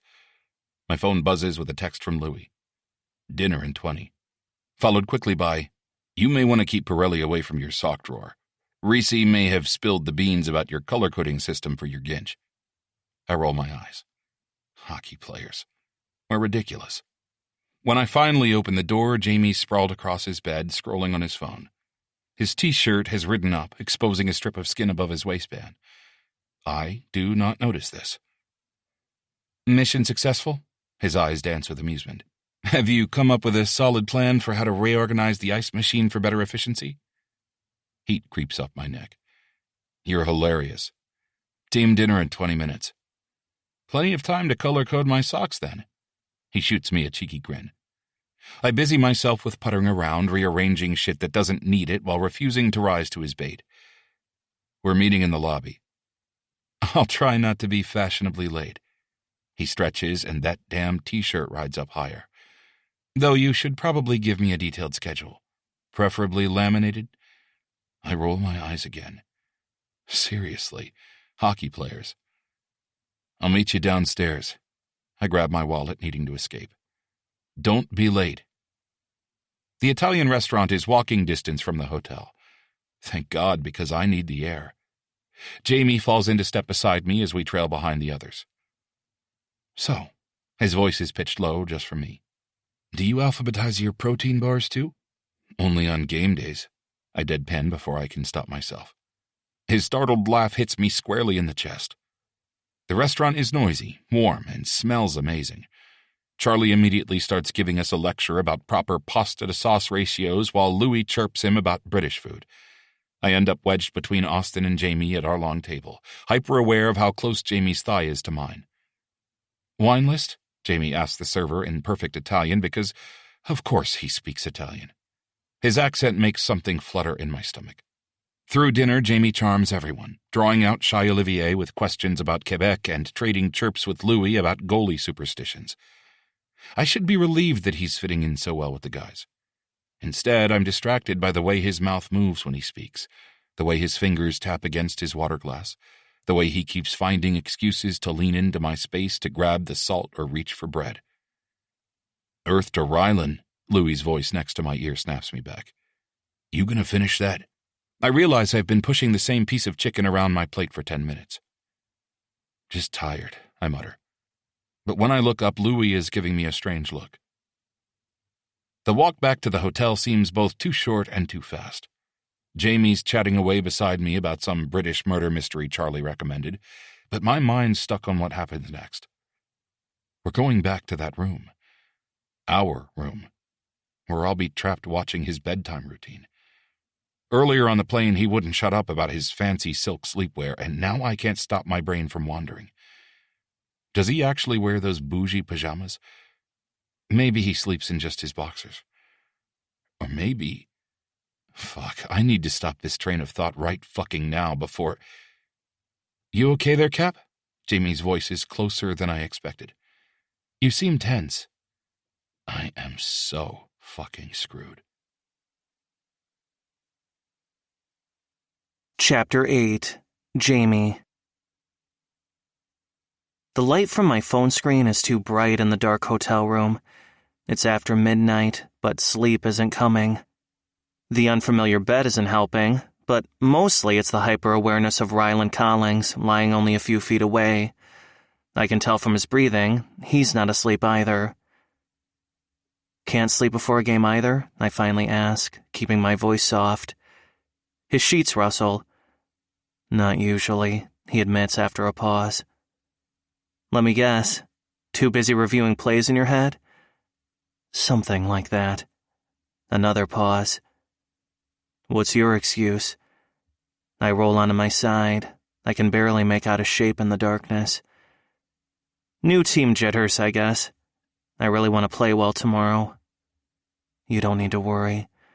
His voice is quieter now, almost gentle. The way you've been playing in practice, the guys notice that kind of effort. Even Kote? Ryland sighs. He'll come around. He's protective. Of you? The words slip out before I can stop them. The silence stretches on for so long that I think he's not going to answer. Finally, of the team. Through the gap in the curtains, the city lights cast faint patterns on the ceiling. What was it like, I ask, winning the cup? Magic. The warmth in his voice makes my chest ache. Everything just clicked, you know? The kind of season where even your mistakes turn into goals somehow. That overtime winner in Game 6 was legendary. He's silent for a while, and I wonder if I've said the wrong thing. Then, sometimes, he stops for a second. When he starts again, his voice is rougher. Sometimes I wonder what my brother would have thought. He was the one with all the natural talent. Something in my chest squeezes tight at the vulnerability in his voice. He's never mentioned his brother, and it's almost like Ryland's cracking open a door he usually keeps locked up tight. Everyone in hockey knows about Nick Collings, the golden boy who never got a shot at the NHL. His death made headlines even in Boston, where I was a kid dreaming of my own future in the league. Does it bother you to talk about him? I ask softly. The sheets rustle again as Ryland shifts in his bed. When he speaks, it's barely a whisper. No, it's not that. I don't do it often. It's been almost 20 years. But sometimes, it's like it just happened. Something in his tone makes my chest ache. It's not only grief, it's something deeper. It's almost like he spent so long not talking about his brother that the very act of forming the words is foreign. What was he like? He was... Ryland's voice catches slightly. Everything came so easy to him. Hockey, school, friends. He was so much fun to be around. Didn't matter what we were doing. He was going to be a legend. Some scouts used to joke that he was the second coming of Wayne Gretzky, but I don't think they were joking. He had this way of seeing plays develop before they happened, like he could read the future or something. I've seen some of his junior highlights, I continue carefully. There was this goal he scored against Kingston. Fucking incredible. You've watched Nick's games? Of course. Any hockey nerd worth their salt has studied those clips. I pause. My coach in juniors used to make us watch them.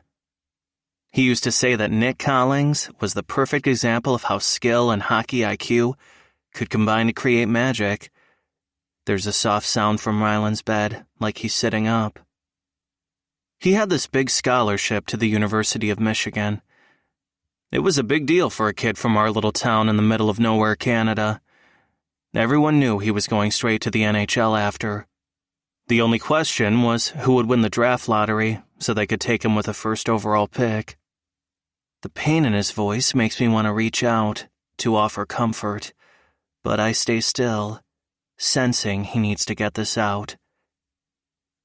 He'd taken his girlfriend out for dinner, Sarah. They'd been together since their second year. His voice gets rougher. Some asshole was driving the wrong way on the highway. Blood alcohol was 3 times the legal limit. He stops and swallows hard. They died on impact. Both of them. My gut twists. Fuck. Ryland. The police showed up at our house around 2 a.m. Every single detail is burned into my memory. When my dad flipped the outside light on, they had snow on the shoulders of their uniform jackets. One of the cops had been my Pee-wee coach a couple of years earlier. He gives a bitter half laugh. We all got up because it was weird, the doorbell ringing in the middle of the night like that. When the cops came in, they made me go back to my room, but I stayed at the top of the stairs to listen. I couldn't make out the words, but he stops to draw in a shaky breath, and I have to grip the bedsheet to stop myself from going to him. The sound my dad made. I'd never heard a sound like that come out of a human being. The silence stretches between us for a moment. It's so much, so heavy. Part of me wants to recoil, to pull back from the memories of so much pain. But Rylan lived through it. Before I can say anything, he continues. My mom held us together, he says quietly. She was the strong one through all of it. She was amazing. And then, his voice cracks and he clears his throat. Just over a year after Nick. Things were never going to go back to normal. But we were starting to feel like maybe we'd survive, you know? But she passed away from an aneurysm. Out of the fucking blue. 1 minute she was there, and the next... He shakes his head in the darkness. Jesus, Rylan, I'm so fucking sorry. I'd known about his brother, and I was dimly aware that his mom had passed at some point, but I never knew how it happened. He keeps talking like he hasn't heard me, like maybe he needs to get the words out. After that, my dad broke. He started drinking. At first only at night, but then he started during the day too. He was never able to go back to his job at the mill after my mom. He huffs. So these days, I spend most of my time waiting for calls from the cops, or the guy who owns the bar in town, telling me he needs to be picked up. God, Rylan, I'm so sorry. It must be so hard, I say gently, watching someone you love hurt themselves. I'm all he has left. His voice is tight with something that sounds like guilt. I left him alone, in that town, with all those memories. He takes another shaky breath. We were supposed to play in the league together, you know? That's what Nick and I used to talk about when we were little. We wanted to play side by side and win the cup together. He laughs bitterly. Hey, I sit up because he needs to hear this. Maybe no one has ever told him this before. Your success doesn't dishonor Nick's memory. And you're allowed to have your own dreams, Rye. You know what's fucked up? His voice is barely a whisper. Sometimes I wonder if that's why I'm so... He gestures vaguely in the semi-darkness. Controlled. Rigid. It's like, if I can keep control of everything, maybe I can stop anything else bad from happening. He huffs again. Stupid, right? That's not stupid or fucked up, I murmur. It's human. I pause before adding, and for what it's worth, I think Nick would be proud of you. His breath catches. It's barely audible, but in the quiet darkness, it might as well be a shout. I have to resist the urge to cross the space between our beds and slide him beside him. I want to pull him close and wrap my arms around him, and somehow protect him from all the pain inside him. But I don't. The silence that follows is heavy. When he finally speaks, his voice is rough. I don't usually. I never talk about him. Not even with Lou. Thank you. For talking about him with me, I say. There's a pause before he answers. Thank you. The words are simple, but there's a warmth in his tone that makes my heart race. We should sleep. Night, Rylan. Good night. I stay awake a little longer, watching the city lights play across the ceiling, thinking about how much trust he just placed in me. It feels bigger than hockey, bigger than being teammates or roommates. Eventually, I drift off too, lulled by the sound of his steady breathing from the other bed. Chapter 9. Rylan. The same playlist I've used for more than 10 years pulses through my headphones as I tape my stick with methodical precision. The ritual settles my nerves and brings focus to the chaos both in my mind and in the locker room. Pirelli, on the other hand, isn't quite as precise. His tape job is quick, almost careless. He's bobbing his head to whatever's playing through his AirPods, occasionally singing along under his breath. His energy radiates outward, infectious enough that even Austin cracks a smile. "Okay, boys, you know the plan," Coach Shaw announces, striding through the room. "Keep it simple. Remember what we worked on. This might be preseason, but it's important. Stick to our game." I tie my skates, left first, then right, like always. Jamie's already suited up, his helmet dangling from one hand as he chats with Charlie. 5 minutes, Coach calls out. Jamie catches my eye as I stand. His smile is easy and confident. "Ready, Cap?" I nod, keeping my expression neutral despite the way my stomach flips at his casual use of the nickname. The familiar sounds fill the tunnel as we make our way out. Skates on rubber mats, stick taps, the low murmur of the crowd filtering through. Jamie falls into step beside me, and his presence is both unsettling and grounding at the same time. Focus, Collings. I force my mind back to the game. When the puck drops, I win the face-off cleanly, sliding it back to Austin. The familiar rush of adrenaline hits my bloodstream. Jamie streaks up the right wing, his speed creating space. I cut through the neutral zone, and Austin's pass hits my tape perfectly. 2 quick strides. Jamie breaks behind their defense. My stick is like an extension of my body as I pass to him. The puck settles on Jamie's stick like it belongs there. 1 lightning-quick move, and he buries it top shelf. 15 seconds in. Jamie's smile blazes as he crashes into me, our teammates piling on. His joy is contagious. For a moment, I'm 15 again, celebrating with Nick after a perfect give and go just like that one. We build momentum off that first shift. Jamie anticipates my passes before I make them. I find him in spaces that shouldn't exist. It's effortless and instinctive, like we've played together for years.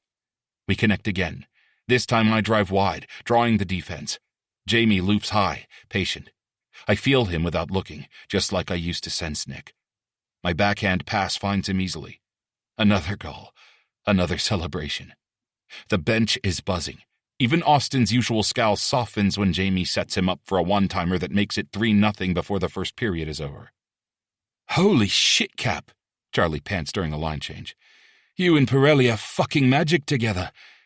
He's right. Jamie reads the game at my speed, and he sees the plays develop the way I do. The way Nick did. For some reason, the memory of playing with my brother doesn't hurt like it usually does. Instead, it fuels something warm in my chest as Jamie and I connect for another scoring chance. Nick would have loved this. The pure joy of hockey played at its highest level. For the first time in years, I'm not playing the system.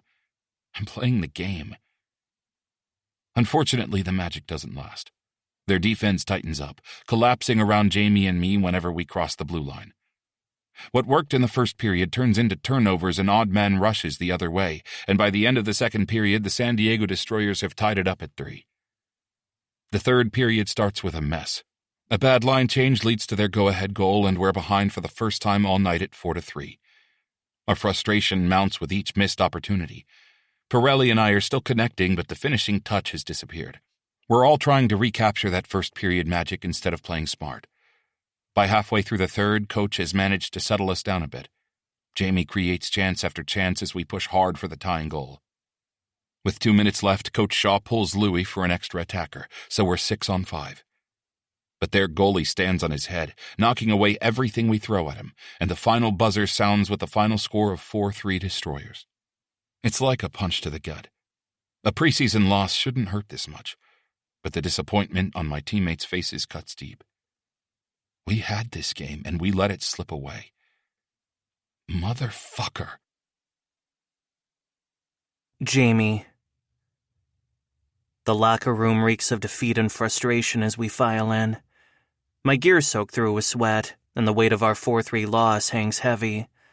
My first game with the Sasquatch, and we couldn't hold on to a 3-goal lead. Rylan's already at his stall, methodically unlacing his skates. His phone sits on the bench beside him, and he keeps glancing at it. His jaw tightens each time it buzzes, which it's doing a lot. Riley appears in the doorway, a sympathetic grimace on her face. "Sorry, guys, but the media's waiting." First loss of preseason, new players, new coach. They're probably circling like sharks. Before Rylan can look up from his phone, which has just buzzed yet again, Lou jumps to his feet. "I got this one." His voice carries the same amiable tone he uses for everything. It's like he's volunteering to grab coffee instead of facing down a room full of reporters after a brutal loss. Louis catches Rylan's eye for a second. Most people would miss it, but I'm watching. They have an entire conversation in that moment. Louis offers cover, and Rylan gives silent thanks. Austin's moving too, his broad shoulders creating a wall between the media entrance and Rylan's stall. It's subtle but deliberate. He positions himself like he's organizing his gear, but the angle's perfect to block any ambitious reporter trying to sneak a photo or catch Rylan's attention. "Come on, rookie," Louis calls out to Tanner. "Time to learn the fun part of the job." He throws an arm around our backup goalie's shoulders, steering him toward the door with that infectious grin. The defeated silence continues after Louis leads Tanner out. Charlie's the first to break it, tossing his sweaty jersey into the laundry bin with theatrical flair.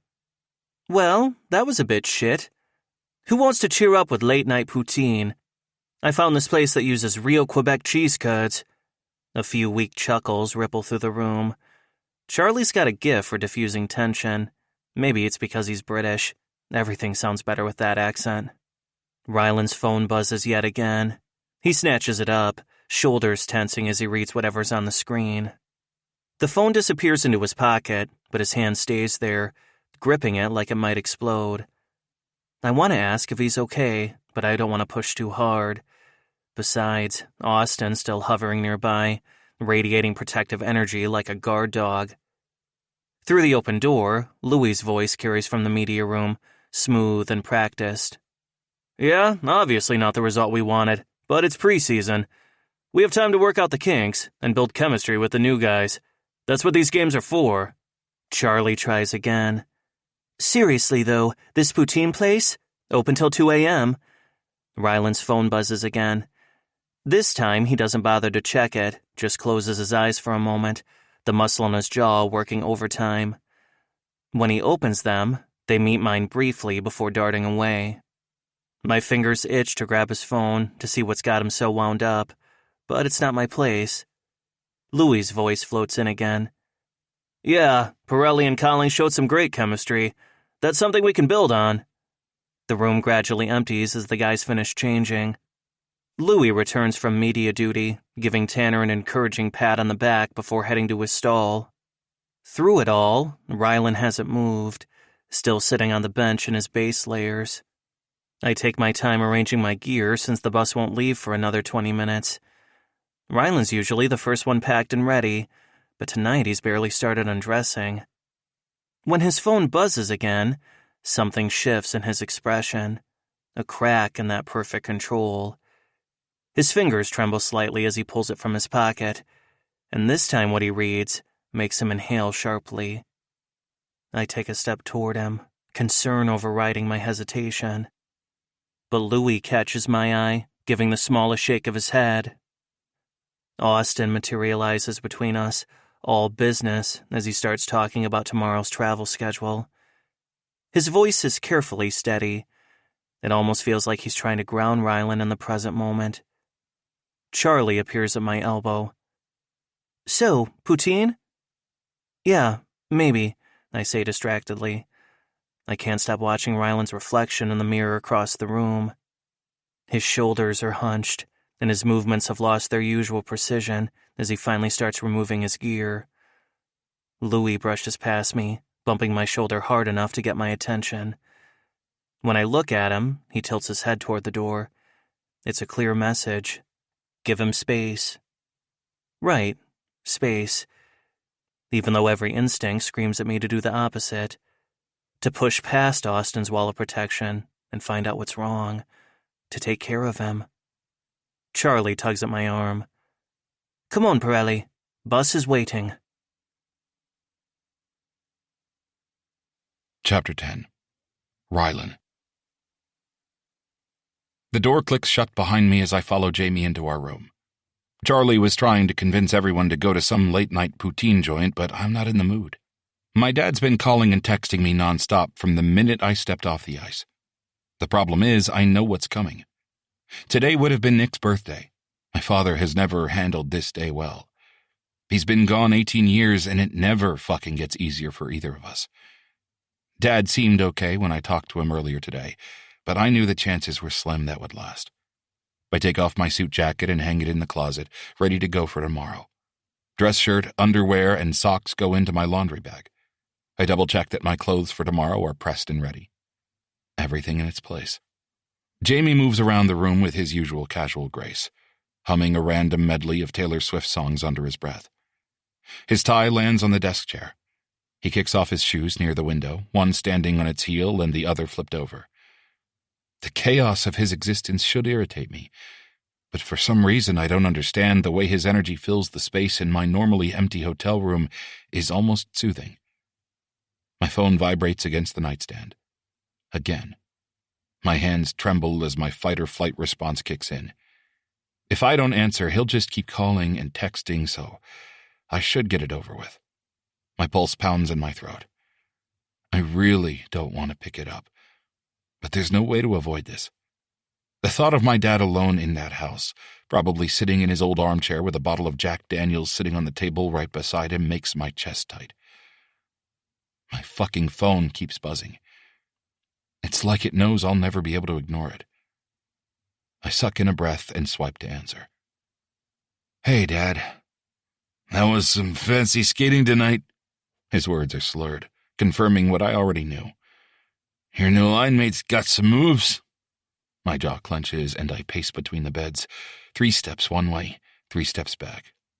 Yeah, he's good. My voice comes out steady, even though I'm far from calm. Years of practice. Reminds me of Nicky. A glass clinks in the background. Ice cubes, maybe. Or a bottle against the rim. The way he handles a puck. Natural talent, like your brother. The comparison hits me in the chest. I'd thought the same thing, but hearing it from my dad is different. Wasn't good enough, though, was it? His tone shifts, turning sharper. 4 unanswered goals.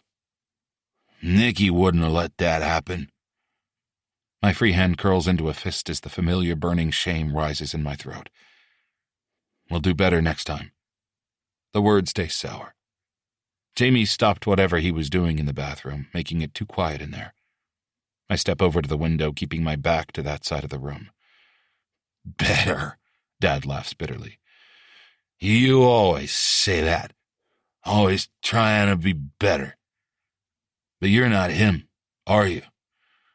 Never will be. Dad, maybe we should... He would have made it. The ice cubes rattle again. First overall draft pick for sure. Everyone said so. If he hadn't... His voice cracks. Fuck. My legs are weak. I press my forehead against the cool window glass, trying to settle myself. The city lights blur below. Yeah, he would have. I murmur the same words I've said 1,000 times. They never help. Would have been easier if it had been you. The whispered words hit me like a slap shot to the chest. I've heard them before, or at least versions of them. I know in my heart he doesn't mean what he's saying. It's the booze and the 18 years of relentless pain talking. I know that. But all the air leaves my lungs anyway, and my knees almost buckle. Dad, I'm sorry. He's crying now. I didn't mean that, son. I'm sorry. I'm so fucking sorry. I didn't mean it. Christ, I'm sorry, Rylan. There's a soft rustle behind me, and Jamie's right there. Concerned.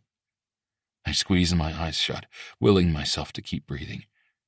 To keep standing. To stay in control. It's okay. My voice sounds far away, like it's coming from outside me. Get some sleep, Dad. I'll call you tomorrow. Rylan. I end the call before he can say anything else. The phone slips from my numb fingers onto the carpet. I keep my forehead pressed to the window, hoping in vain that the cool, smooth surface will ground me, but it's no use. I can't even focus on the city lights anymore. My eyes are blurry with tears and the glass is foggy from my ragged breaths. A gentle touch lands on my shoulder. I flinch, my muscles tensing. Hey, Jamie's voice is soft. What's going on? Are you okay? I need to calm down. Can't let anyone see me like this. Fine. The word comes out rough. I clear my throat, trying to pull myself together. Just need a minute. His hand stays on my shoulder, warm and steady, and I desperately want to lean into his touch, but I can't. Your dad, Jamie hesitates. He didn't mean it. Whatever he said. A harsh laugh escapes me. You don't know that. No, Jamie agrees quietly. But grief makes people say awful things they don't mean. His thumb moves in small circles against my shoulder blade, and that simple gesture breaks something loose in my chest.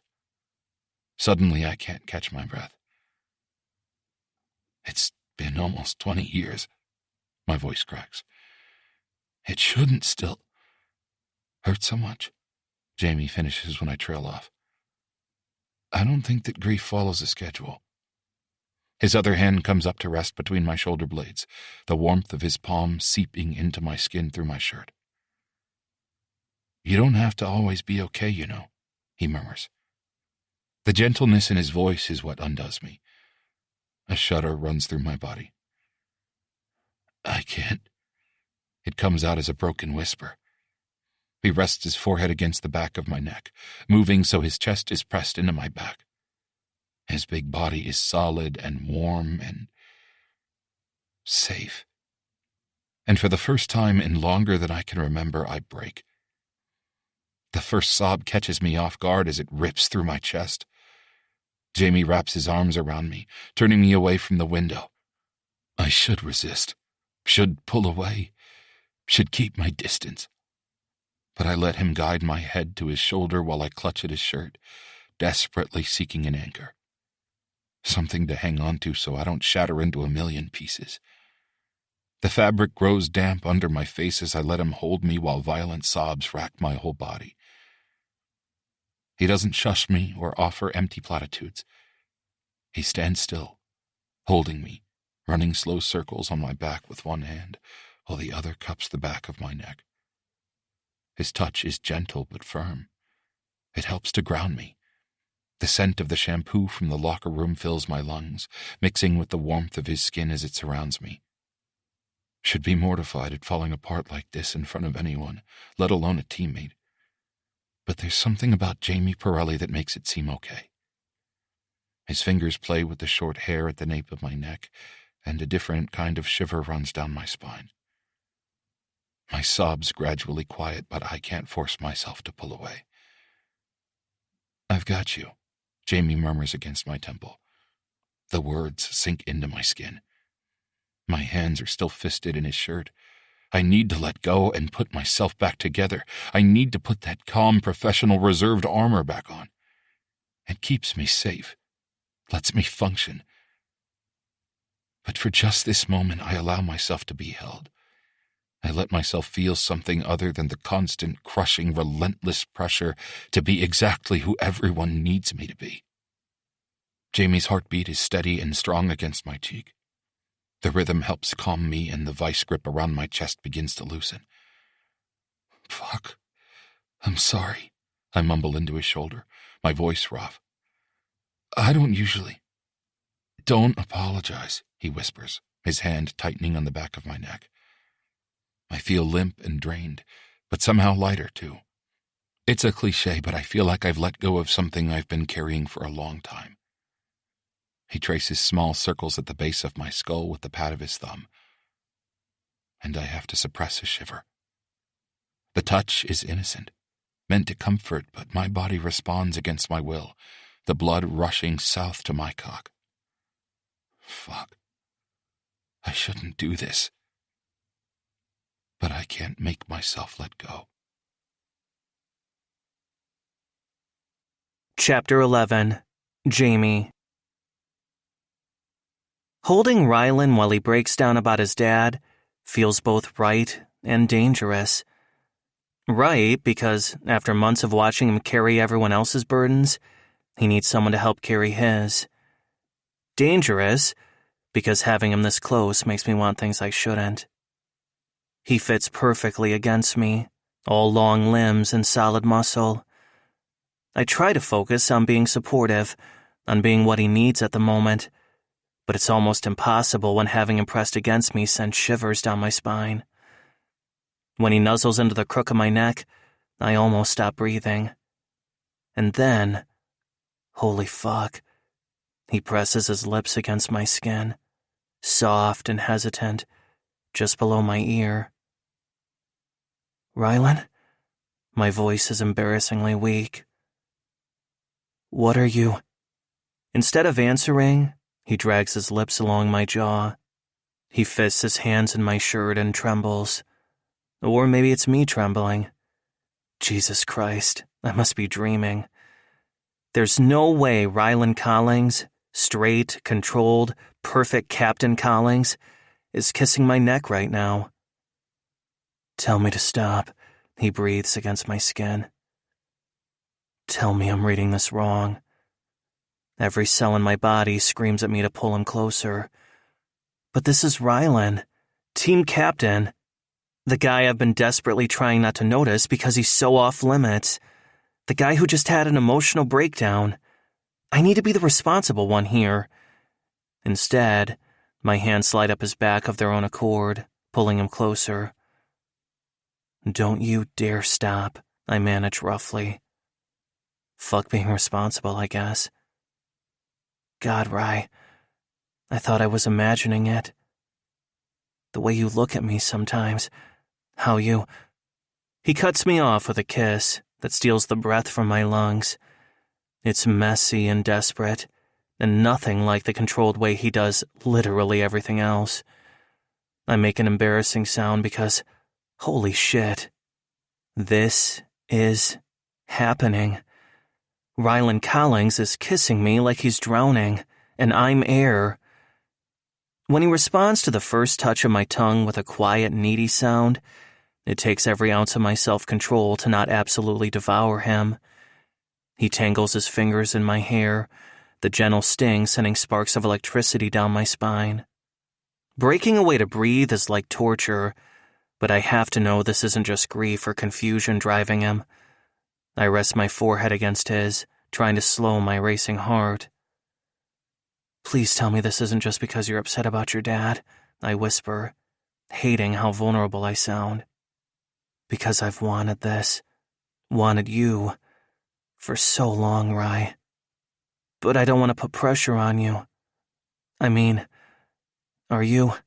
I want this. I want you. It's not the thing with my dad.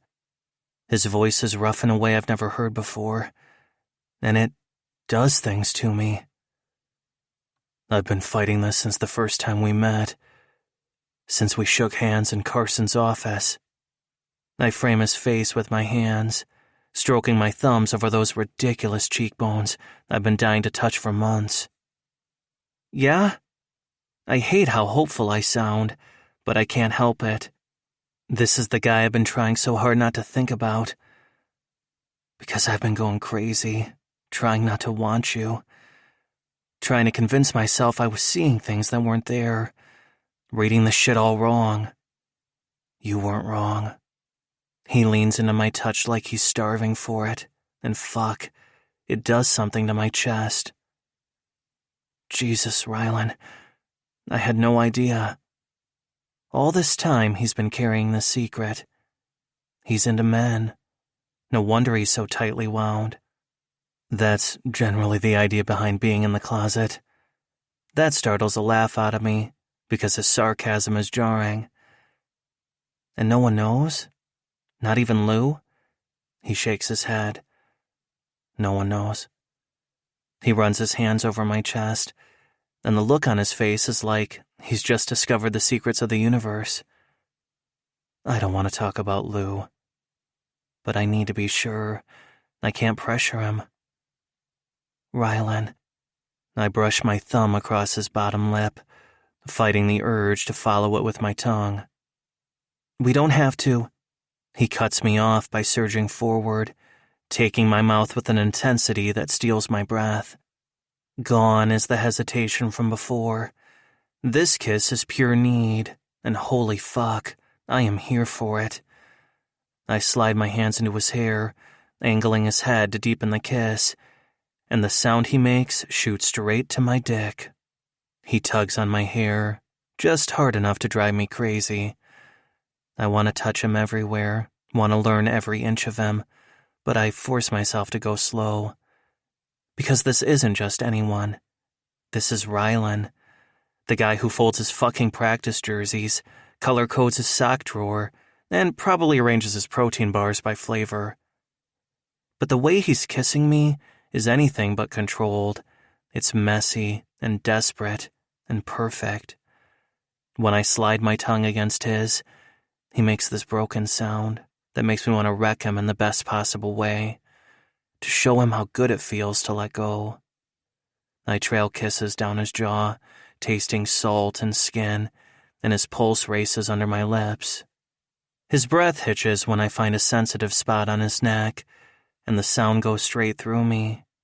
He grips my shoulders like he needs an anchor. Jamie.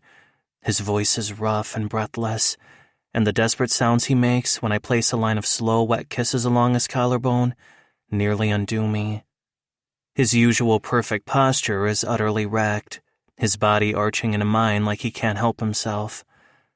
When I slide my hands under his shirt, feeling his tight abs jump under my touch, he whimpers.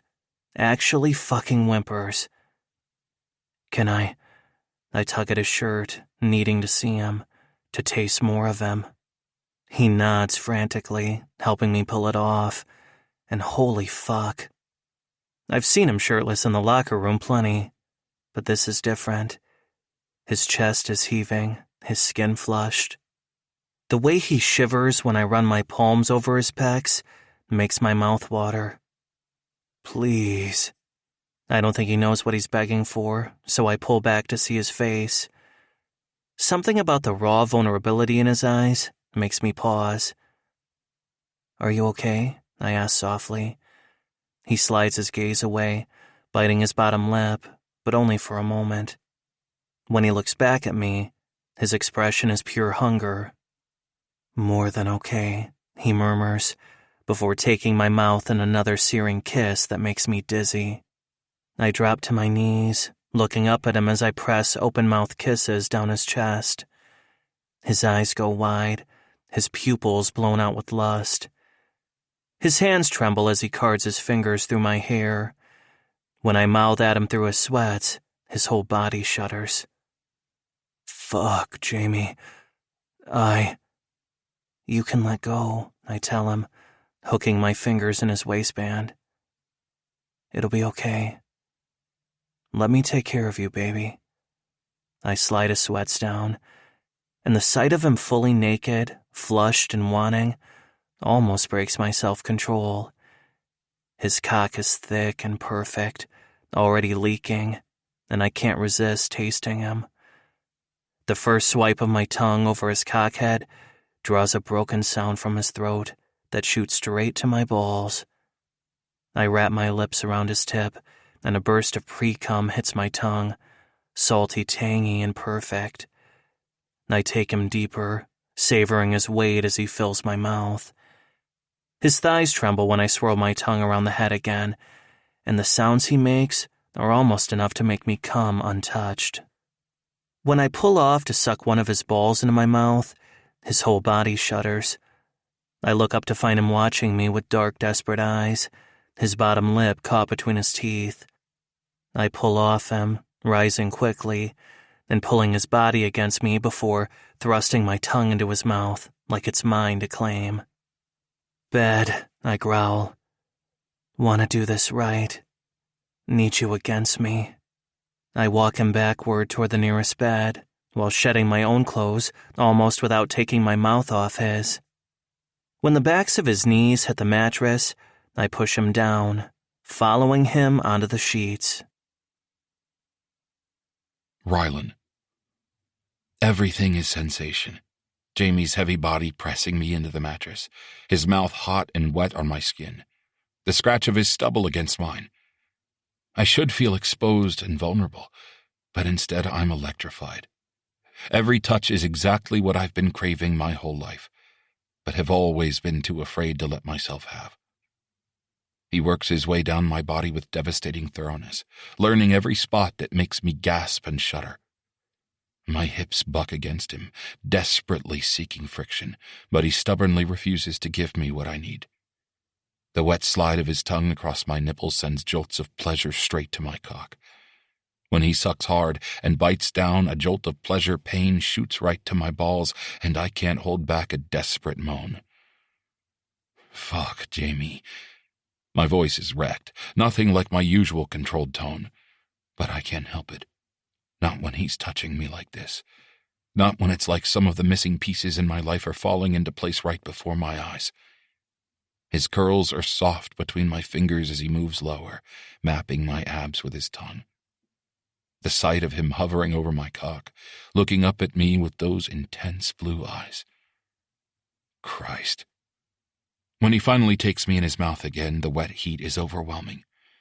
I fist my hands in the sheets, fighting for control, but then he does something with his tongue that short-circuits my brain. The suction, the heat, the perfect pressure. It's nothing like I imagined. It's about 1,000,000 times better. I'm teetering on the edge when he suddenly pulls off, moving up my body to capture my mouth in another searing kiss. Tasting myself on his tongue makes me groan. "Want you against me," he rasps. "Need to see your face when you come." The first slide of his cock against mine tears a desperate sound from my throat.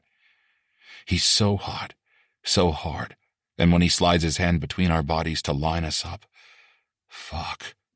His hand is big, but he can barely wrap it around both of us together. We're both leaking steadily now, and he uses his thumb to spread our mingled pre-cum down our lengths, making everything deliciously slick.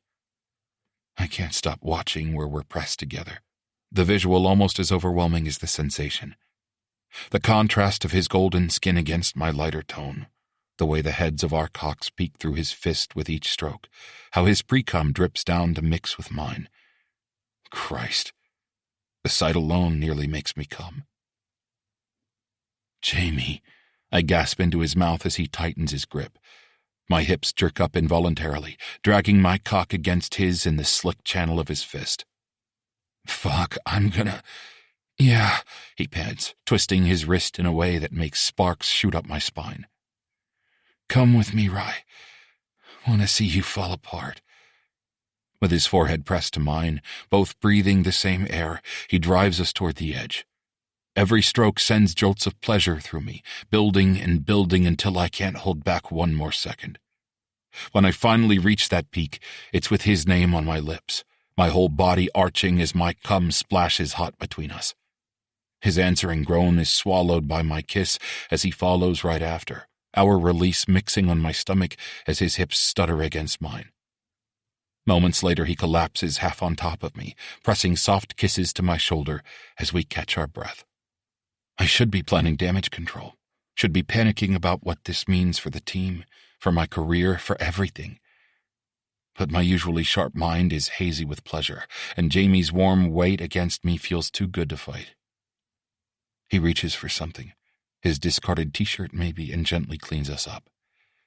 The tender care in such a simple action makes my chest tight. "You okay?" he murmurs, pulling me closer. A distant warning bell tries to sound in my head, but I'm too wrung out to listen. "Yeah," I manage, turning into his warmth. "Deal with the consequences tomorrow," I tell myself. Just for now. Let myself have this." He cards his fingers through my hair again, and I feel myself drifting. The last thing I feel is his lips pressing softly against my temple before sleep pulls me under. Chapter 12. Rylan. The first thing that registers is the warmth. Not just physical warmth, but bone-deep contentment. I let myself sink into the comfort, into the solid weight of the arm draped over me and the gentle breath ghosting across my neck. In this half-awake state, everything is right. I'm safe and warm in a little cocoon where nothing can touch me. Then reality crashes in like a blindside hit. Oh my God. Oh fuck, what have I done? Every muscle in my body goes rigid as memories crash over me like a fucking tsunami. Jamie's hands on my skin, his mouth trailing fire down my chest. The way his whispered words made me feel wanted and cared for and safe. The way he looked at me like I'm something precious instead of something broken. The sounds he made when No. Stop. Nausea rises in my throat, bitter and sharp. My heart pounds against my ribs and cold sweat breaks out across my skin. All my years of careful control, of keeping this part of myself locked away, all undone in one moment of weakness. Because Jamie fucking Pirelli offered me some comfort. Because he listened to me. Because he saw me, the real me, for the first time since my brother died. And like an idiot, I let my walls crack, let myself believe just for a second that I could hand someone else a piece of this weight I've been dragging around for almost half my life. Behind me, he shifts closer, sleepily tightening his arm around my waist and pulling me back into his chest. He nuzzles into the back of my neck and drops a soft kiss on my shoulder, which makes me shiver with the force of my desire. Fucking traitorous body. All I want to do is melt back into him, to pretend for one more minute that this is something I can have. His voice is gravelly and satisfied. Good morning. The way he says it is soft and intimate, like we're something real. Like last night was something more than a lapse in my control. It hits me like a body check, almost knocking the air out of me. This is worse than the biggest hit I've ever taken, because this pain is entirely my own fault. Fuck. I pull away from him abruptly, ignoring how cold I suddenly feel. Jamie makes a confused sound, propping himself up on one elbow. The sheet pulls around his waist, and I force my eyes away from all that golden skin. From the marks I left there last night when I forgot myself. This was a mistake. The words burn like acid on my tongue. A huge mistake. Jamie sits up fully, all traces of sleep gone from his face, replaced by understanding. Like he expected this. Like he knew I'd break this thing between us before it could even start. Hey, let's talk about this. There's nothing to talk about. I start grabbing my clothes from the floor, my craving for order warring with my desperate need to escape. My hands are shaking so badly I almost dropped the shirt I just picked up. This cannot happen again. Ever. Rylan, don't do this. His voice is so gentle it hurts. Please don't shut down on me. Last night was... Stop! I cut him off. I can't talk about it. I can't talk about how I let myself believe just for a moment that I could have this. I can't let myself remember how good it felt when he touched me like I'm someone who's perfect and whole and desirable instead of the broken shell that I am. I can't let myself remember how right it felt to finally give in to this desire that's lived inside me for as long as I can remember. This was totally inappropriate. I've never... In an instant, he's out of bed, coming toward me, and instinctively I jump back. The hurt that flashes across his face makes me hate myself even more. This isn't who I am, I say, the lie bitter on my tongue. No one can know about this. It was just... I was confused. I was upset after talking to my father. It was a moment of weakness. A moment of weakness. His words drip with bitterness. Is that what you call it when someone sees you? The real you? When you let yourself feel something instead of being completely in control every fucking second, like some kind of robot? Stop. My voice cracks. Please. Why? Because I'm right? He runs a hand through his sleep-mussed curls, his muscles tight with frustration. Because you're scared of how right last night was? I don't answer, disappearing into the bathroom instead, clutching my clothes to my chest like armor. I barely recognize the man in the mirror looking back at me, my lips still swollen and marks blooming across my neck and collarbone like a map of everywhere he touched me. I trace a vivid mark above my collarbone with my fingertips, remembering exactly how it got there. Jamie's mouth hot against my skin, whispering sweet, filthy words while I gasped his name. I press into it, savoring the dull ache before yanking my hand away like I touched a hot stove. This is not who you are, I tell my reflection. You don't get to be this guy. But the man in the mirror looks wrecked in ways that have nothing to do with the physical. My eyes are too bright, too vulnerable. I look almost blissed out. Or at least I did before I remembered who it is I'm supposed to be. My hands shake as I put on my clothes, fumbling and dropping the toothpaste, my hairbrush, my deodorant. I'm sure Jamie's wondering if I'm having some kind of seizure in here. Once my teeth are brushed and I've splashed cold water on my face, I take a deep, cleansing breath before opening the bathroom door. When I emerge, he's pulled on sweats and a t-shirt. His walls are up now, too. His normal, easy warmth replaced by cold distance. We need to be on the bus in an hour. My voice is steady, even if nothing else is. Right. His smile is sharp enough to cut.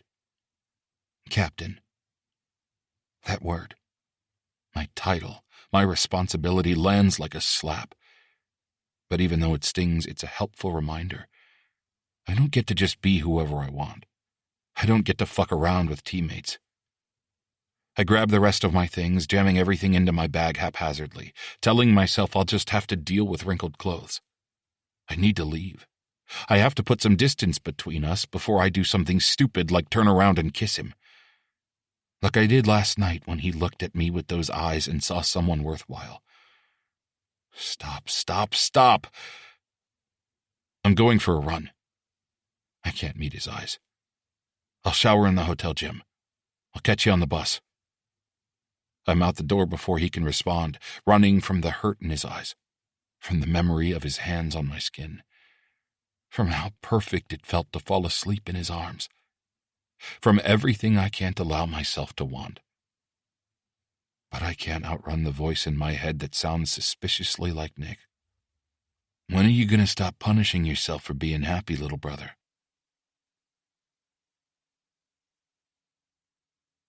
Chapter 13. Jamie. The team plane gleams in the California sunshine as we cross the tarmac. The sharp scent of jet fuel mingles with fresh coffee, and the metal railing is cool to the touch as I climb the stairs to board. Since I seem to be intent on torturing myself, I take the seat right across the aisle from Ryland's workstation. My stomach twists while he goes through his precise setup routine, but now I see the cracks in the calm, ordered front he puts on for the world, the slight tremor in his hands, the way his tie is a tiny bit crooked, details I wouldn't have noticed before last night. Sarah, our flight attendant, breaks through my mental spiral with her usual warmth. "Good morning, boys. Coffee's ready." She catches Ryland's eye and gives him a bright smile. "Black, 2 sugars for the captain?" "Thanks, Sarah." His voice is steady and professional, as if he didn't fall apart in my arms 6 hours ago. Now he's all crisp-sued and perfect posture, every inch the respected team captain. Before last night, I would have been impressed, but now I want to mess him up again, to make him lose that rigid control like he did when he was writhing underneath me, begging for more.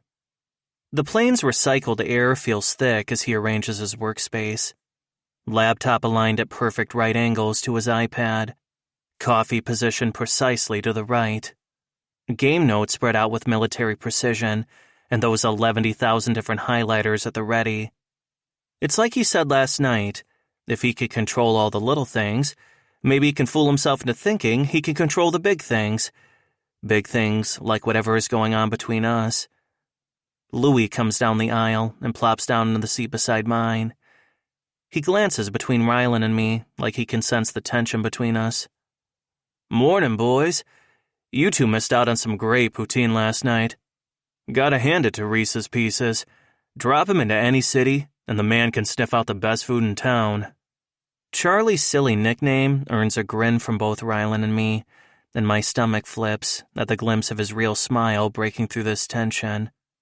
Rylan loosens his tie, and the mark I left below his collarbone flashes into my mind. It's not visible, but just knowing it's right there, behind the fabric of his dress shirt, is enough to send a rush of blood to my dick. Of course, I also know how his breath hitched when I put that mark there, how his fingers tightened in my hair, how his whole body trembled. Jesus Christ, I need to get a grip.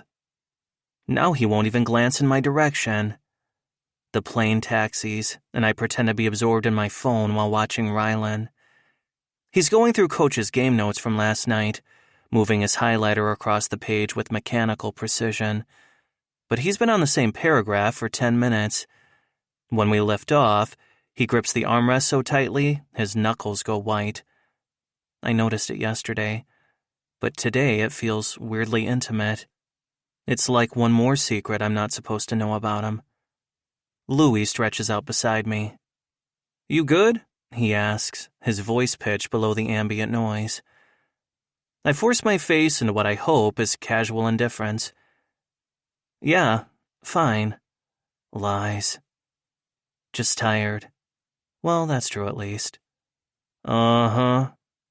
Lou's looking at me like I'm a puzzle he's trying to put together, but he can't quite make the pieces fit. I yawn and give an exaggerated stretch. "Stayed up late to review the game tape," I add. More lies. "Actually, I was too busy watching your best friend fall apart in my arms, but we're not going to talk about that." After the seatbelt sign dings off, most of the guys settle in for naps, Lou included. Charlie's already snoring softly, while the rookie Ganyang is absorbed in some video game 2 rows up. Nobody's paying attention to me, and how I can't stop stealing glances at our team captain. He's still pretending to study his game notes, but he's bouncing his leg. That's a new one. The Rylan Collings I knew before last night was always still, always in control. Now that I know what he looks like when that famous control shatters, I can't unsee it. I don't fucking want to unsee it. It was gorgeous. The plane hits a patch of turbulence, and Rylan's water bottle tips, spilling water all over his notes.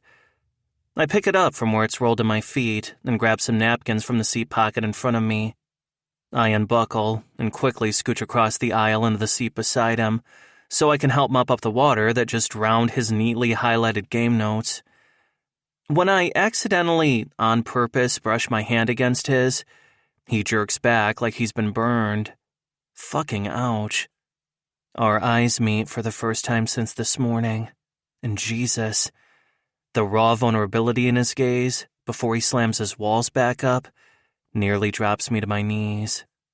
For a second, all the desire, fear, and shame that's warring inside him are right there, in those eyes.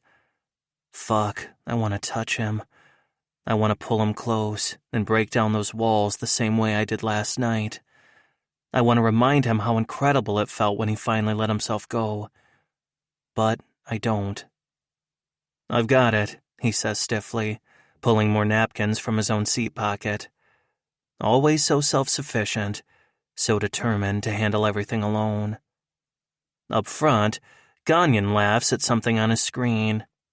The sound is jarring inside our weird little tension bubble. Rylan dabs at his notes, and I pretend not to notice his shaking hands. The same way I have to pretend not to remember the way those hands felt as they explored every inch of my body last night. I should get up and move back to my seat, should put some distance between us, but I can't make myself move. We hit another pocket of turbulence, harder this time, and Rylan shoots his hand out, grabbing onto my thigh, his eyes wide with fear. For one heartbeat, neither of us moves. His hand is warm through my dress pants, and his throat works as he swallows. His fingers flex against my leg, and fuck, I may die right here on this plane, and it will have nothing to do with the turbulence. But then he yanks his hand back again, knocking his soggy notes on the floor. We both bend to retrieve them, and fucking hell, he still smells so delicious. That mix of expensive cologne and something uniquely Rylan Collings that I can taste on the back of my tongue. "I've got it," he snaps, but his hands are trembling so badly he keeps dropping the papers. "Please, don't." His voice is barely a whisper, but in those 2 words, his message is clear. Don't make this harder. Don't remind me. Don't make me feel this. Lou makes a snuffling sound from where he's stretched out in his seat across the aisle, sleeping like a baby. "Sorry about the bumps, everyone," the pilot says over the speaker. "We're going to change altitude to find some smoother air for you. Hope I didn't disturb anyone's nap." After things smooth out, Sarah, the flight attendant, comes by to see if anyone's hungry for a late breakfast/early lunch, but the thought of food turns my stomach. Rylan, however, isn't having the same issue, predictably ordering grilled chicken and steamed vegetables with no sauce. The king of control is back in the building, ladies and gentlemen. My problem is that now I know what happens when that control slips. I know the sounds he makes when he breaks down. I know the way his eyes crinkle at the corners when he gives me one of those rare, genuine smiles. And I know how his perfect muscles all tense when he's coming apart. But somehow I have to sit here pretending I don't know any of those things. Austin walks past, pausing to grab something from his bag in the overhead bin. His eyes narrow slightly as they move between Rylan and me. "Everything good here, Cap?" "Fine." Rylan's voice is steady as he glances up at Austin. His captain's mask is firmly in place, not a crack showing. "Just reviewing last night's tape." He gestures to his iPad. He chats with Austin easily, like nothing's different. Like what happened last night didn't shift the world on its axis. His voice is steady and professional, the same voice he uses for press conferences and team meetings. It's not the voice that whispered my name in the dark, not the same voice that broke on a sob as he came apart in my arms. Something in my chest cracks open when he laughs at something Austin says. This is what it's going to be like, watching him carry on like everything's just fine, while I drown in everything that's unsaid between us. How the fuck am I going to manage this? Chapter 14. Rylan. 2 days of avoiding Jamie Pirelli, and I'm already exhausted. Not physically. That wouldn't be a big deal. This is a bone-deep weariness that comes from constantly monitoring every move I make, trying to keep my professional distance at the same time as my body screams to be closer to him. The familiar roar of the crowd reverberates through the concrete walls of our locker room. Tonight is our first home game of the year, another preseason matchup, this time against the Chicago Outlaws. The air crackles with anticipation. The arena is packed with Seattle hockey fans eager to check out this season's team. Under normal circumstances, the energy would fuel me, but right now it only adds to the pressure weighing heavy on my shoulders. Jamie's in front of his stall, 2 down from mine, bobbing his head to whatever's playing through his AirPods. The curve of his neck, the way his curls brush his collar, the familiar rhythm of his pregame routine. Every single thing about him makes my chest ache. I force my eyes away, focusing on taping my stick with mechanical precision. "Okay, gentlemen," Coach Shaw says from his position near the door. "Keep it simple, stay with the plan, and build on what worked in San Diego." What worked in San Diego? Right. If he only knew. The first period is a blur of overthinking and disconnection. Every pass between Jamie and me is a split second off. Our timing is completely shot. The crowd's energy fades as we struggle to find a rhythm. Even my connection with Austin is off, and the second line isn't faring any better. "What the fuck is going on with you two?" Austin mutters during a TV timeout, shooting a suspicious glance between Jamie and me. "You're thinking too much." He's right. We're playing like strangers instead of line mates who've been clicking in practice like we share one brain. The score remains tied at 0, but that's only because Louis is standing on his head in net, making saves that belong on highlight reels. Halfway through the second period, though, something shifts. One of Chicago's defensemen, Morrison, who's built like a brick shithouse, crushes me into the boards. The impact knocks the air from my lungs, but even as I'm going down, I somehow know exactly where Jamie is. Pure instinct takes over, and I slide the puck through Morrison's legs in a perfect tape-to-tape pass. When it hits Jamie's stick, it's like watching poetry in motion.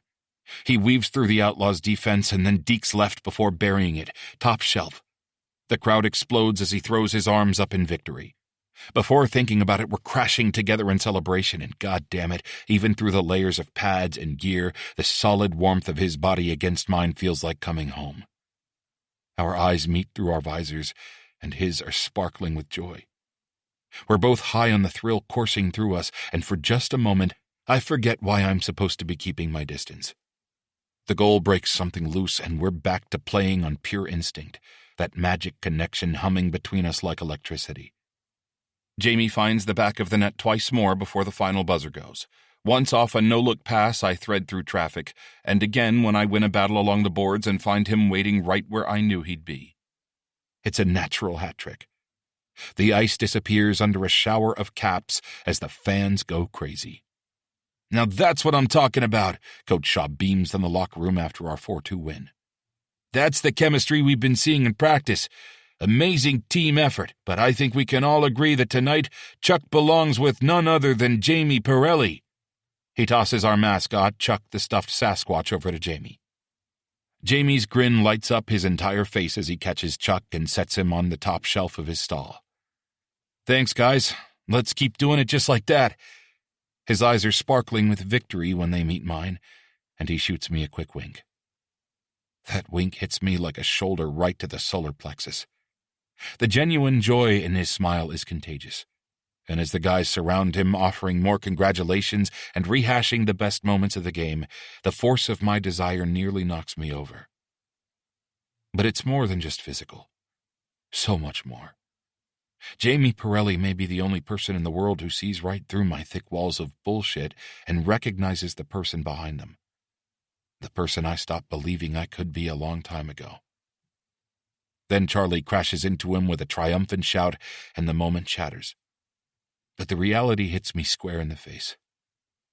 We're perfect together on the ice. And that reality only twists the knife deeper when I remember all the reasons we can't let that perfection spill over into the rest of our lives. Chapter 15. Jamie. After the incredible game versus the Outlaws and the first hat trick of my pro career, the rest of the preseason flies by in a blur. We were able to close it out with a decent record. We weren't exactly dominating, but we played well enough to keep Coach Shaw's blood pressure in check. Unfortunately, last night's regular season opener against the Vancouver Kodiaks was a different story. The chemistry between Rylan and me vanished without a trace. We couldn't connect on a pass to save our damn lives, and our timing was shot to hell. The ugly 3-1 loss has left a bitter taste in everyone's mouth, and even Charlie's offer to treat everyone to post-game poutine couldn't fix things. Now, thanks to some sadistic scheduling genius, we're headed out for our first road trip since that night in San Diego. 6 nights. 6 fucking nights of sharing a room with Rylan, pretending I don't remember how he sounds when he comes apart under my hands. My gut churns as I board the plane, spotting him already in his usual seat at one of the individual workstations. He's arranging his notes and tablet with that precise attention to detail I used to find amusing. Now it just reminds me of how carefully he's been maintaining his distance since our hookup, as if he can organize away whatever is happening between us. Louis shuffles past, favoring his left side from last night's game. He catches my eye, giving me a look that makes me wonder exactly how much he's figured out. Before I can dwell on it, Austin materializes like a defensive wall, dropping into the seat beside Rylan. His eyes meet mine briefly, and he may as well be wearing a neon sign that reads, Pirelli Free Zone. I retreat to one of the couches further back, trying not to feel like I've been banished. From this spot, I have a perfect view of my two line mates. I can see how Austin leans in every time Rylan speaks, and how his normally surly expression softens when Rylan looks away. And then it hits me like a kick in the gut. Austin has feelings for him. Suddenly, Austin's hostility toward me and the way he seems to run interference whenever I get too close to Rylan all makes sense. My stomach twists. Shit. Has he somehow picked up on what happened in San Diego? Or is he just being protective of Rylan in general? Charlie plops onto the couch beside me, tablet in hand. Ready for 6 days living out of a suitcase? Yeah, should be fun, I manage, fighting to keep my voice casual. As if I haven't spent every night this week lying awake, alternating between dread and excitement at the thought of being trapped in a hotel room with Rylan again. First real road trip with the team. Charlie's tone is light, but his eyes are sharp. Different vibe from Florida, eh?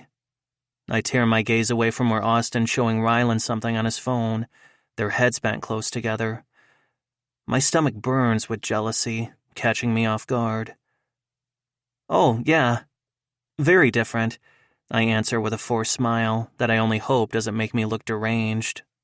The plane takes off, and I pretend to review game film on my iPad while stealing glances at Rylan. His shoulders are so tense they must ache. Twice, I catch him beginning to turn and look back toward me, but he catches himself. The third time, our eyes meet for a fraction of a second, before he whips his head back around so fast I worry he might strain something.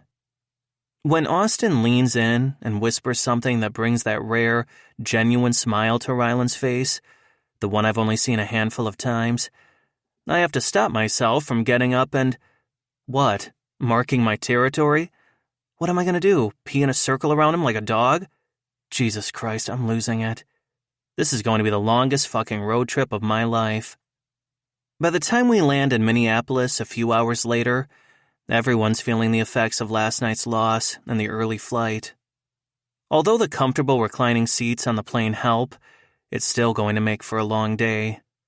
We all shuffle through the hotel lobby, looking forward to getting to our rooms for a nap. In a couple of hours, we'll get together for a team lunch before the buses head out to the arena later on. Rylan handles our check-in, passing me my key card without so much as a glance, and then making a beeline for the elevators. I trail after him, trying not to feel like a lost puppy, and as I step into the elevator, I send out a silent plea to the universe for us to make it directly to our destination with no unscheduled stops between floors. While we don't end up getting stuck, the journey still seems agonizing. Rylan stands in the front corner, his posture stiff, while I lean against the back wall. The space between us may as well be the Grand Canyon. A man in a suit gets on at the 4th floor, and I swear he senses the tension in the air, because he lets out a noticeable sigh of relief when we exit on our floor before he does. Our room is similar to the one in San Diego, 2 beds, separated by a nightstand, and floor-to-ceiling windows with a desk in one corner. Rylan claims the bed furthest from the door, setting his bag down with the same careful movements he uses for everything. I'll take the bathroom first, if that's okay. His tone is cool and professional, as if we're discussing line changes during practice. Yeah, sure. I try to match his tone, but my voice comes out rougher than intended. His shoulders tense, the only sign he's affected at all. The moment the bathroom door closes, I collapse onto my bed, pressing the heels of my hands against my eyes. Charlie's earlier question echoes in my mind. Different vibe than Florida, eh? Yeah, no shit.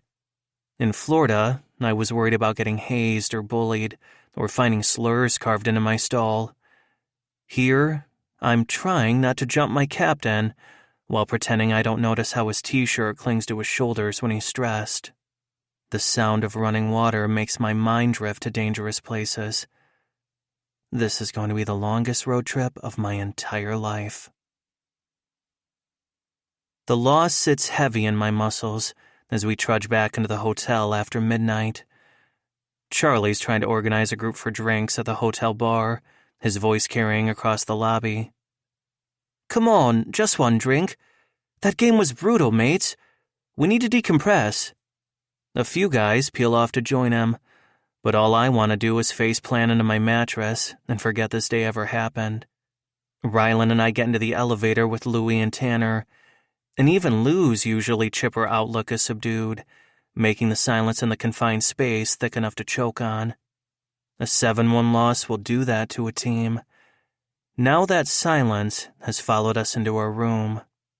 I'm debating whether I should force myself to be social, figuring maybe a drink will help blur the edges of this awkwardness between us, when Rylan's phone buzzes.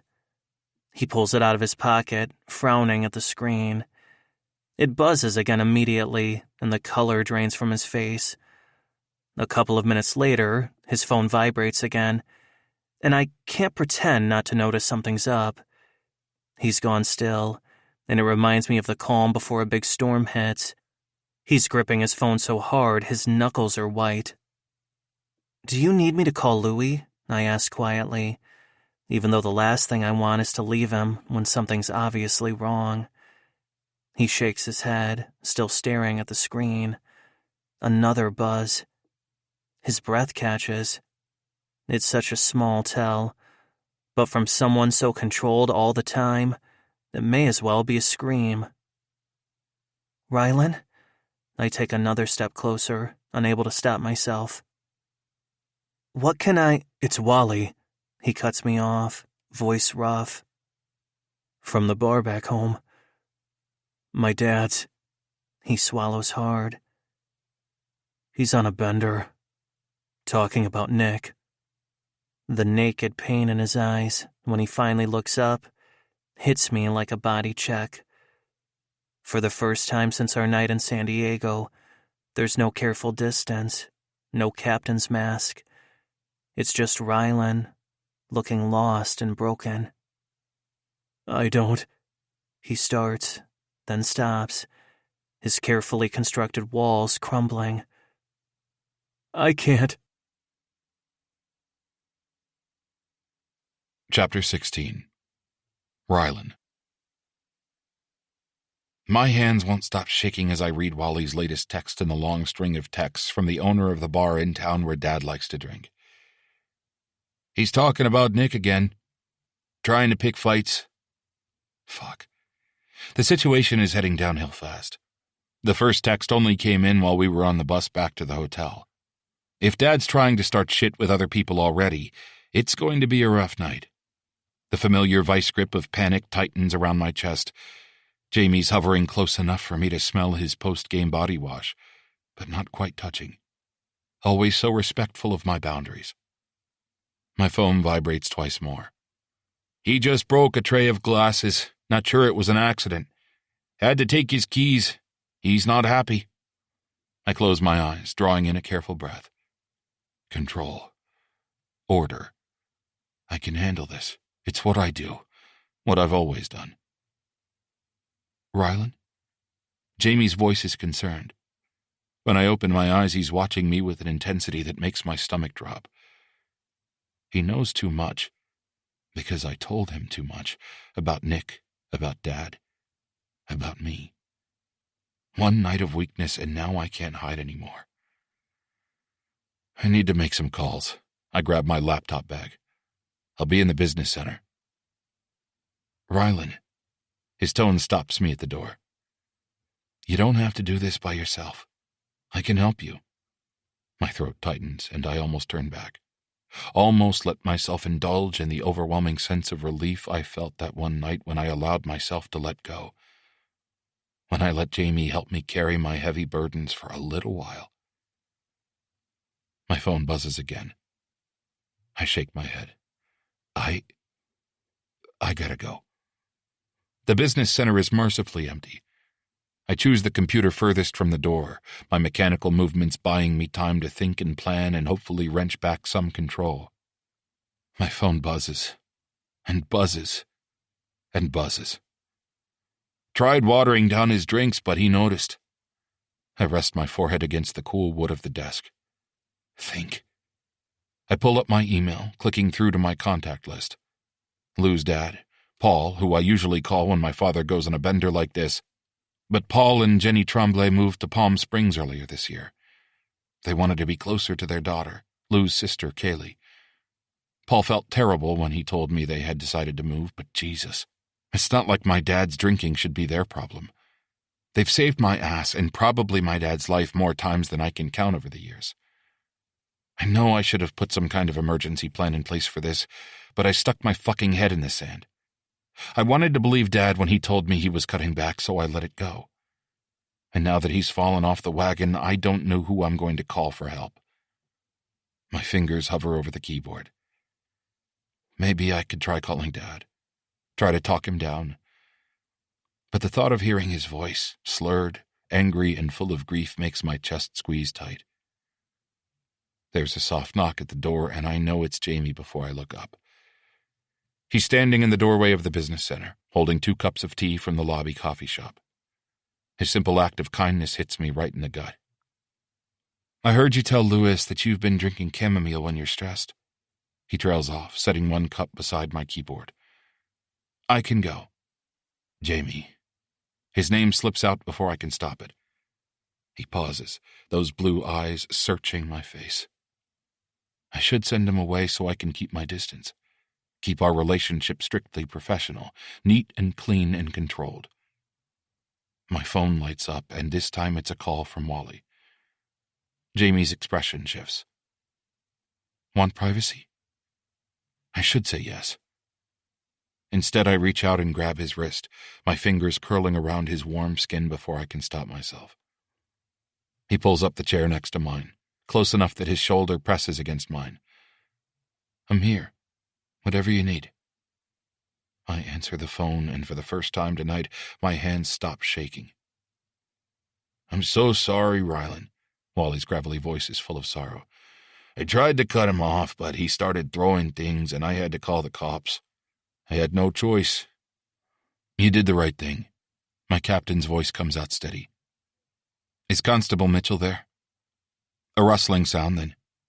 Hey, kid, Dave Mitchell's familiar drawl. He coached my Pee-wee team a lifetime ago. He was also one of the officers who came to our door the night Nick died. Your dad's safe.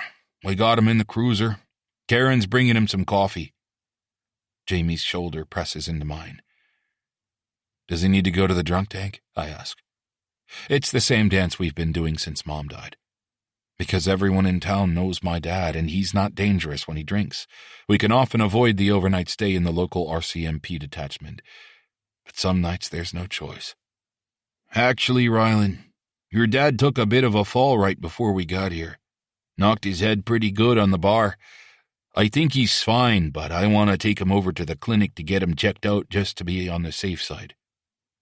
The room tilts slightly, and I close my eyes so I don't tip over. Jamie's big arm wraps around my shoulders. How bad is it? I ask. I don't think it was serious. He seems pretty coherent. It's only a precaution, I promise. I'll give you a shout once we know what the doc wants to do, okay? Yeah. Okay. My voice sounds weird to my ears. It's like I'm hearing myself from underwater or something. Try not to worry too much, Rylan. I'll call you with an update as soon as I can, all right? Okay. Yes, thank you, I say, and end the call before my control slips completely. Jamie's warm hand rubs gentle circles on my shoulder, and before I can stop myself, I'm leaning against him, allowing him to support some of my weight. Just for a minute. Come on, he says quietly. Let's go back to the room. You can't do anything else until the cops call you back. His voice is soft but firm. He's safe. He's going to be checked over by the doctor. Let's go back to the room. I should argue. I need to pull away, thank him for his concern, and deal with this on my own. But I don't do any of that. Instead, I let Jamie lead me to the elevator and back upstairs to our room with his hand warm against my lower back. Just for tonight, I tell myself. After this, I'll go back to dealing with things on my own. Like I always do. It feels like we're only in the room a few minutes, though I know it must be longer when my cell rings, Constable Dave Mitchell's name flashing onto my screen. I don't want to think too hard about why I have the local RCMP officer's cell phone number programmed into my contacts. "Hey, kid." Dave's voice is gentle in a way that makes my stomach clench. "What did the doctor say?" I choke out, terrified. "Your dad's gonna be fine. Doc Matthews wants to keep him overnight for observation. It's just a precaution. They're gonna patch up the cut over his eye and let him sleep it off. We got lucky tonight. They have an available bed." Yeah, lucky. Constable Mitchell doesn't say the other part, that my dad getting admitted to the hospital means he won't have to spend the night in the drunk tank. Again. Okay. Right, I say, closing my eyes and swallowing hard. "But Rylan, this is the 3rd time this month. Something's gonna give soon if—" My chest tightens. "I know." I clear my throat before continuing. "Thanks for your help. I'm gonna have to make some arrangements with my team, but I'll be home as soon as I can." "Okay, Rye. You take care, kid." Dave's voice softens. "Your mom would be proud of you, you know." "Thanks."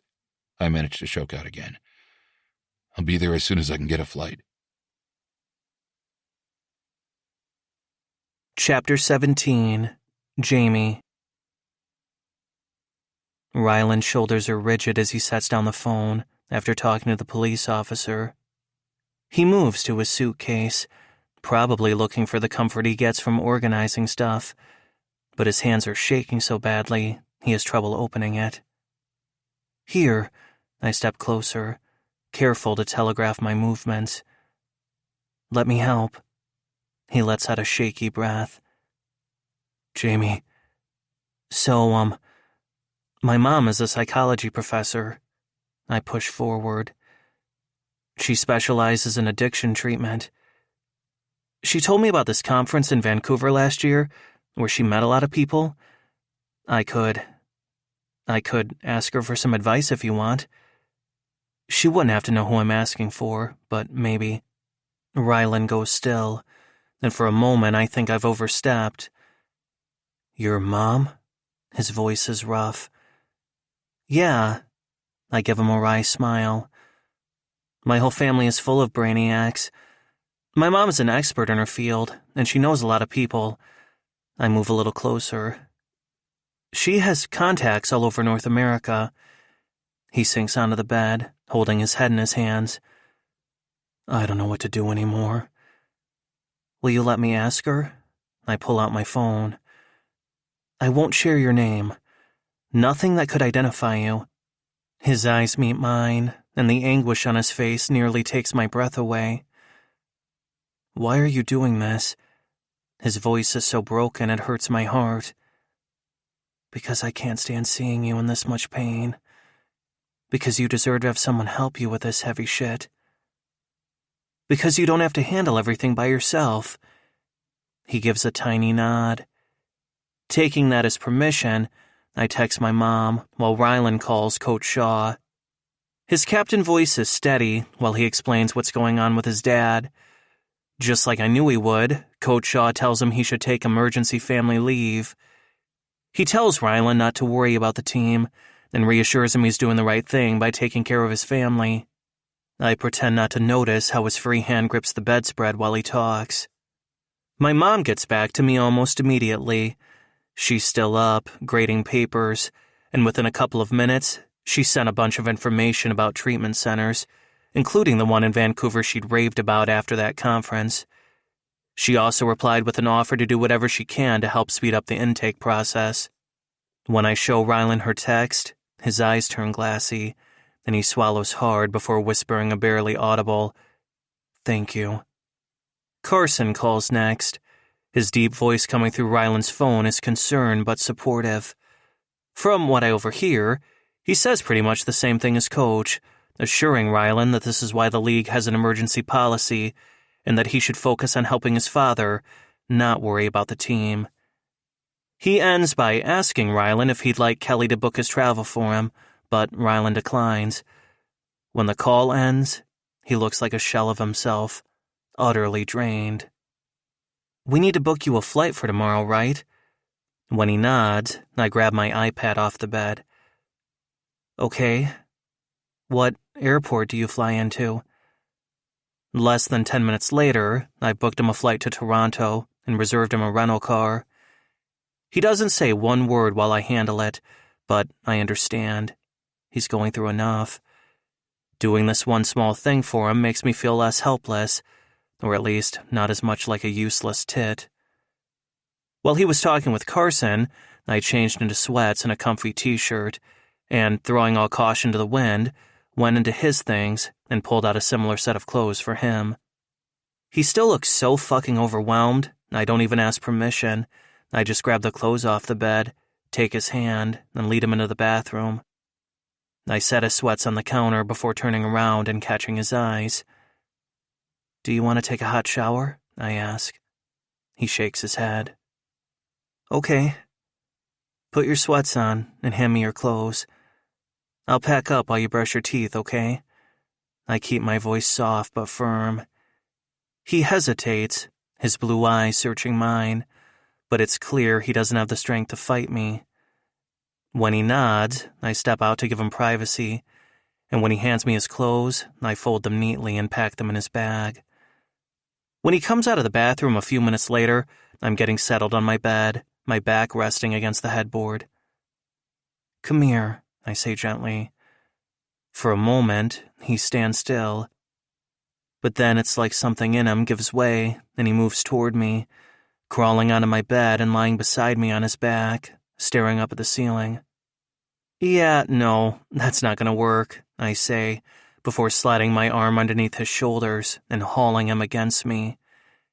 He lets out a surprised huff, but lets me manhandle him so he's pressed right up against me, our legs tangled together and his head resting against my chest. I wrap my arms around him, and we lie quietly for a while, not speaking. "Try to sleep," I murmur, running my fingers through his hair. "We'll figure everything out tomorrow." He makes a soft sound, somewhere between protest and acceptance, but he doesn't pull away. A few minutes later, he's still tense in my arms, so I start talking, keeping my voice low and steady. "So, my whole family is full of ultra-brainy academics, like, seriously brilliant people. My sister Lola is a constitutional lawyer in D.C. She's argued cases before the Supreme Court. The woman is literally changing the world into a better place." Rylan doesn't say anything, but he nods against my chest. "My oldest brother Adam is a neurosurgeon. He lives in Boston, and he does groundbreaking research. He's a literal brain surgeon," I laugh. "And my other brother Edward works for NASA down in Houston. That brother is a literal rocket scientist. Then we have my parents." I let out another soft laugh. "My dad is a department chair at Harvard, and my mom is a renowned professor of psychology, who also manages to keep seeing clients as her side project." Rylan shifts, snuggling in closer to me. "And then there's me, the jock, the one who dropped out of Boston College to play hockey." My fingers continue their gentle path through his hair. "It's a whole, one of these things is not like the other scenario." I pause. "They support me, you know? I've never doubted that for 1 second. But sometimes I catch them exchanging these looks, like they're waiting for me to wake up and realize I should be doing something more important, more serious." The tension has started draining out of Rylan's body, so I keep talking. "I love them, and I know they love me, and I know they'll always support me. But I've always been the odd one out, the piece of the puzzle that doesn't quite fit." I take a breath. "I don't do anything to make the world a better place like they all do." I swallow hard. I don't think I've ever told anyone that before. Rylan makes a soft sound, burrowing closer. His hand fists in my t-shirt, and something in my chest cracks wide open. I hold him as his breathing evens out, keeping my own breathing steady and calm. Just before he drifts off, he mumbles something that might be, "Thank you." "Sometimes being different isn't wrong," I whisper. "It's just different." Finally, he drifts into sleep, his breath warm and steady against my chest. I press my lips to his temple gently, so I don't jostle him awake. "I've got you," I whisper, knowing he's already asleep. Outside, Minneapolis traffic hums. Ryland's warm weight against me anchors me as I stare into the dark, wondering when exactly I started falling in love with this man. Chapter 18. Ryland. Warmth. Safety. The thump of a heartbeat under my ear. I'm cocooned in a scent that's becoming way too familiar. Jamie Pirelli. His chest rises and falls in a steady rhythm, radiating heat through his worn t-shirt. For one perfect moment, I float in that space between sleeping and waking, where nothing exists except Jamie's arms around me and his fingers tangled in my hair. Then reality crashes back. Dad. Wally's texts. The police. Dad. And then Jamie taking charge while my brain struggled to process. Jamie holding me. Fuck. My entire body tenses. Jamie's breathing changes tempo, but he doesn't wake. I should move.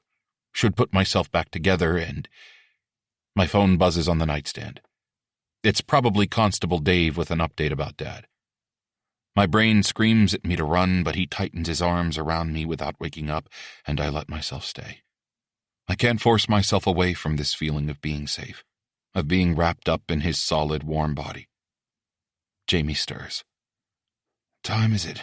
he mumbles into my hair. Here's the point where I should normally run and hide, like I did in San Diego.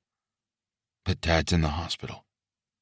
Jamie's mom has contacts at treatment centers, and Jamie shared pieces of himself last night, things he's never told anyone else. He trusted me. I can at least try to trust him. Early, I manage. But I should check on my dad. He loosens his arms, giving me space to move without completely letting go. "Want me to order breakfast? Your flight's not until 9. His simple offer of practical help makes a lump rise in my throat. "Yeah, thanks." I sit up slowly and Jamie's hand slides to my lower back. It's warm and steady. It grounds me and helps me feel even more safe. "I forwarded you those treatment center details from my mom," he says quietly, "if you still want them. And she offered to answer any questions you have. I put her contact info in the email." I should say no. I should handle this alone. I should. "Thank you," I whisper. For some reason, accepting his help feels like jumping off a cliff. I check my messages while Jamie climbs out of bed. 2 texts from Dave Mitchell. "Dad's stable, got some decent sleep. Doc Matthews wants to run a couple more tests this morning." I shake my head.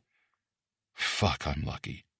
Not many police officers would not only take the town drunk to the health clinic instead of tossing him into a jail cell to sober him up, but would also check up on the drunk in the morning long after his shift is ended and report back to the family. Like I said, real lucky. Jamie moves around the room, somehow giving me the space I need while still being present with me. He's already ordered breakfast and pulled up my flight details. "Your Uber will be here in about 45 minutes. "Thanks." My voice comes out rough. I clear my throat. "I should pack." "Already started." He gestures to my open suitcase with most of my clothes folded neatly inside. "Hope that's okay." He chews on his lip, looking uncertain. It's more than okay. My jaw drops. "So you can be neat and organized." For a second he looks as surprised as I am at the joke. Who am I right now? But then he shoots me a wink. If the situation demands it, I can rise to almost any occasion. He waggles his eyebrows at me. My phone buzzes again. It's Carson, confirming my leave. He insists I take at least 3 days. The team will understand, Jamie says after I end the call. He's arranging my toiletries. We've got this for you. I promise. I should talk to Louie before. I already texted him. He's meeting us for coffee downstairs before your ride gets here. Us. Like we're a unit. I don't want to admit how good that feels. Having someone to help me. Someone to just be there. For me. I should protest. I should keep my boundaries secure and remain professional. But I can't do it. The feeling of having someone look out for me is addictive. A knock on the door announces breakfast. Jamie answers while I'm still frozen in place, struggling with how to handle all this care. Eat first, he says, setting a plate in front of me. Everything else can wait 10 minutes. Jamie. His name comes out somewhere between grateful and panicked. Our eyes lock, and that connection settles something inside me. I know this is hard for you, accepting help, he says. But just let me do this, okay? Please? He's so sincere. He so genuinely wants to help me with my fucking mess of a life. I can barely comprehend it until I imagine the situation was reversed. And I realize I'd do anything in my power to make his life easier. The lump in my throat threatens to choke me, but I manage to nod. Good. His smile is soft. Now eat your eggs before they get cold. Louie will kill me if I let you leave with an empty stomach. A laugh escapes before I can stop it. You're ridiculous. Maybe, he shrugs, but his eyes are warm. Is it working? More than you'll ever know. Shut up and pass the coffee, I wink at him. I fucking wink. I don't pull away when his hand brushes mine as he hands me the mug. Black coffee with 2 sugars. Baby steps. Louis is already in the lobby when we step off the elevator, 3 coffee cups on the table in front of him. His usual mischievous grin is nowhere in sight.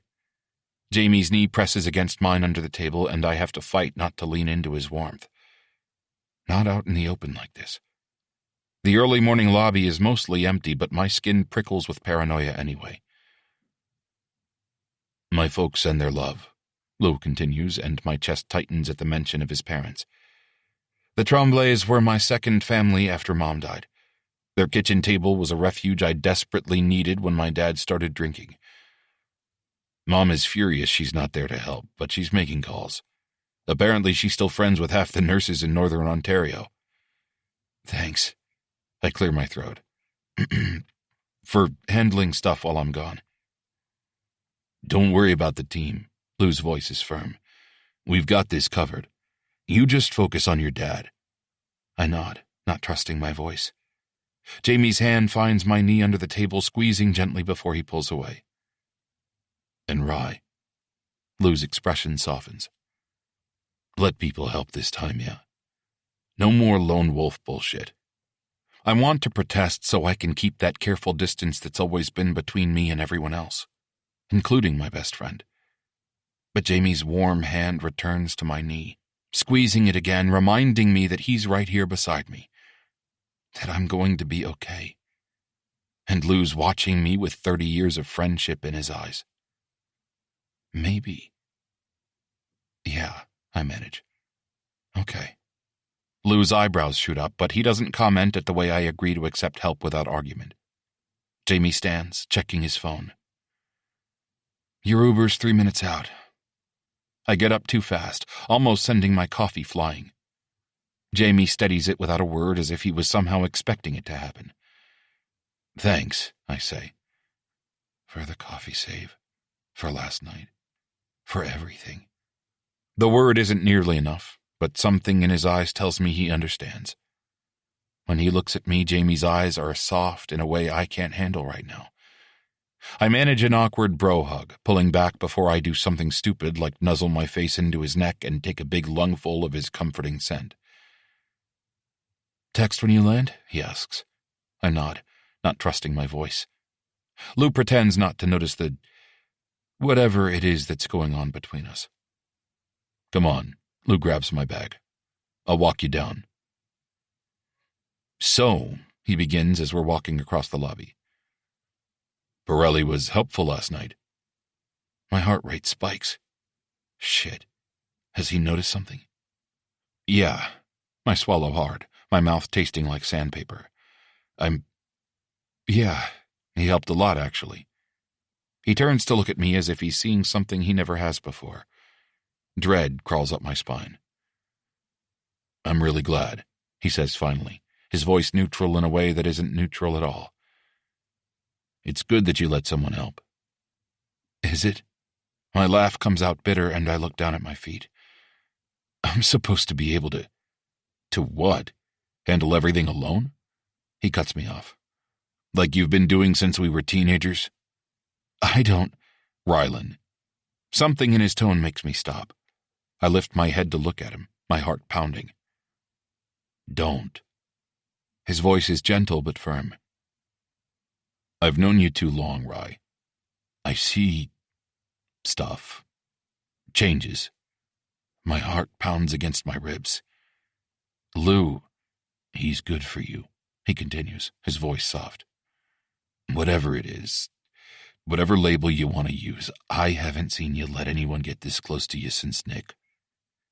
I close my eyes, my heart racing. We're so close to naming it.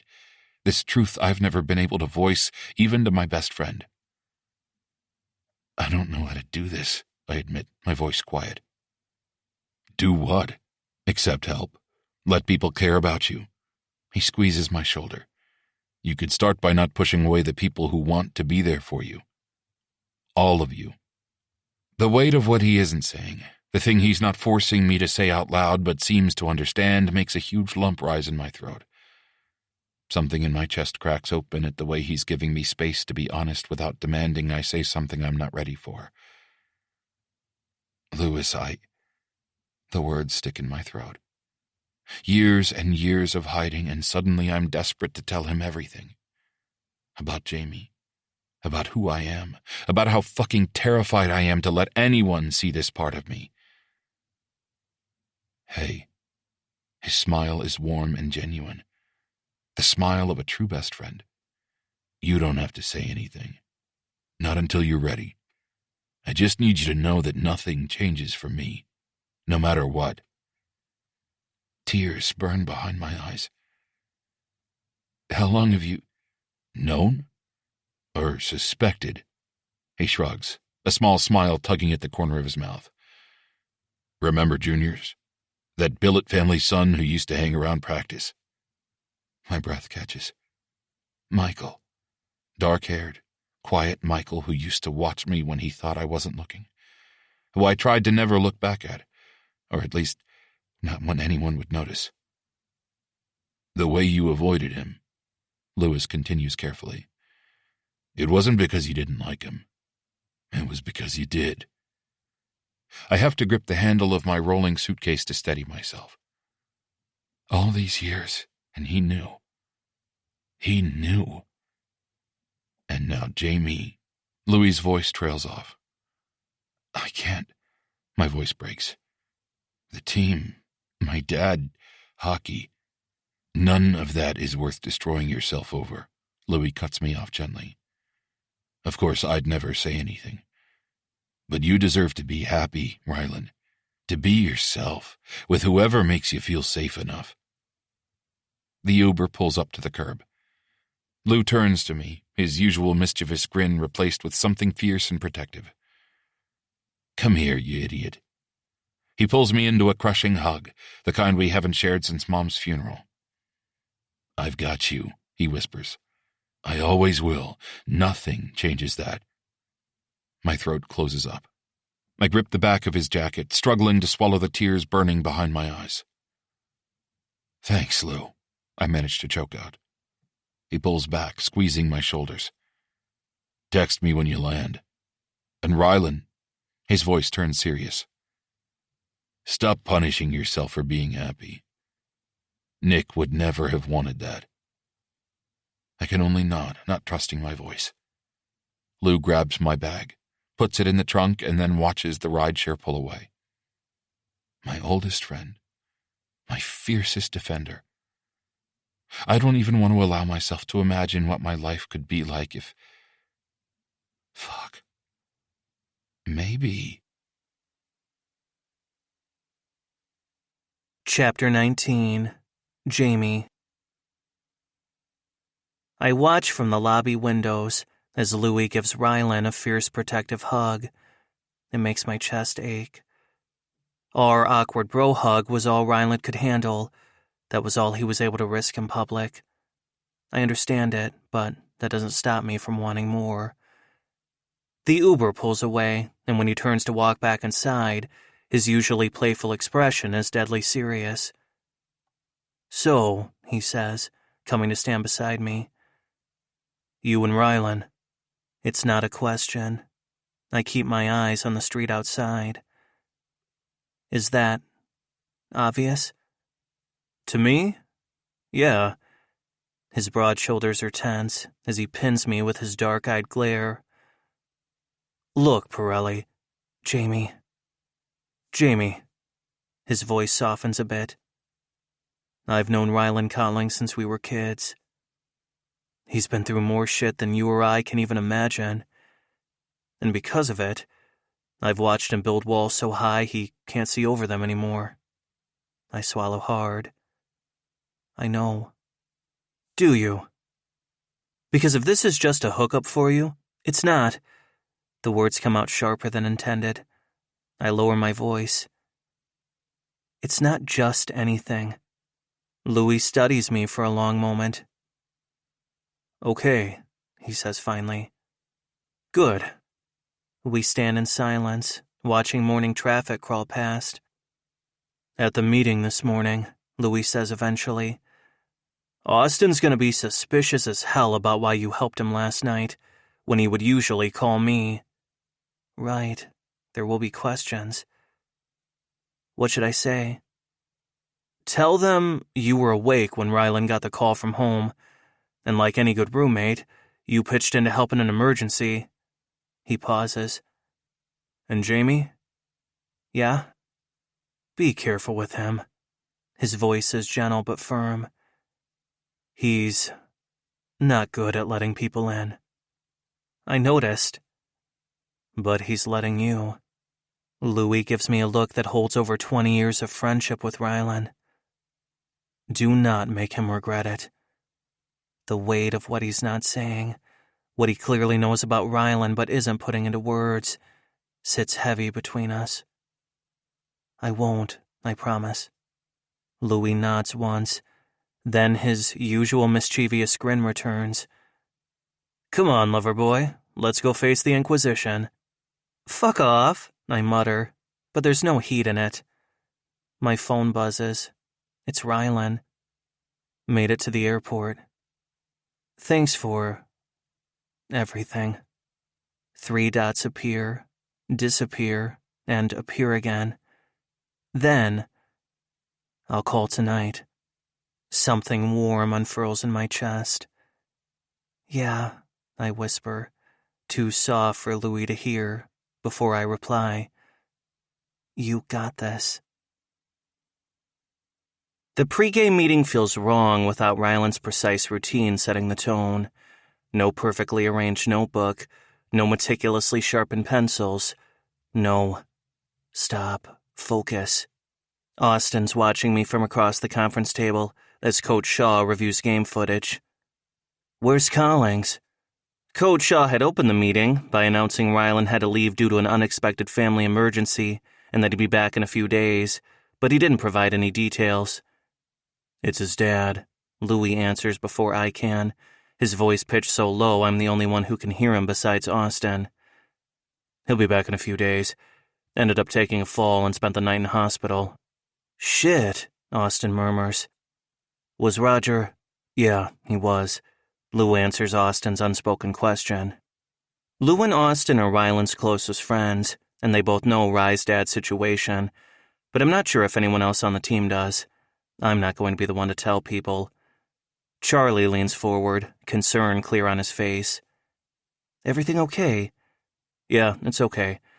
Rye had to go take care of a few things for his dad up north, just like Coach said. Lou smiles to take the edge off his words, but Charlie gets the message not to pry.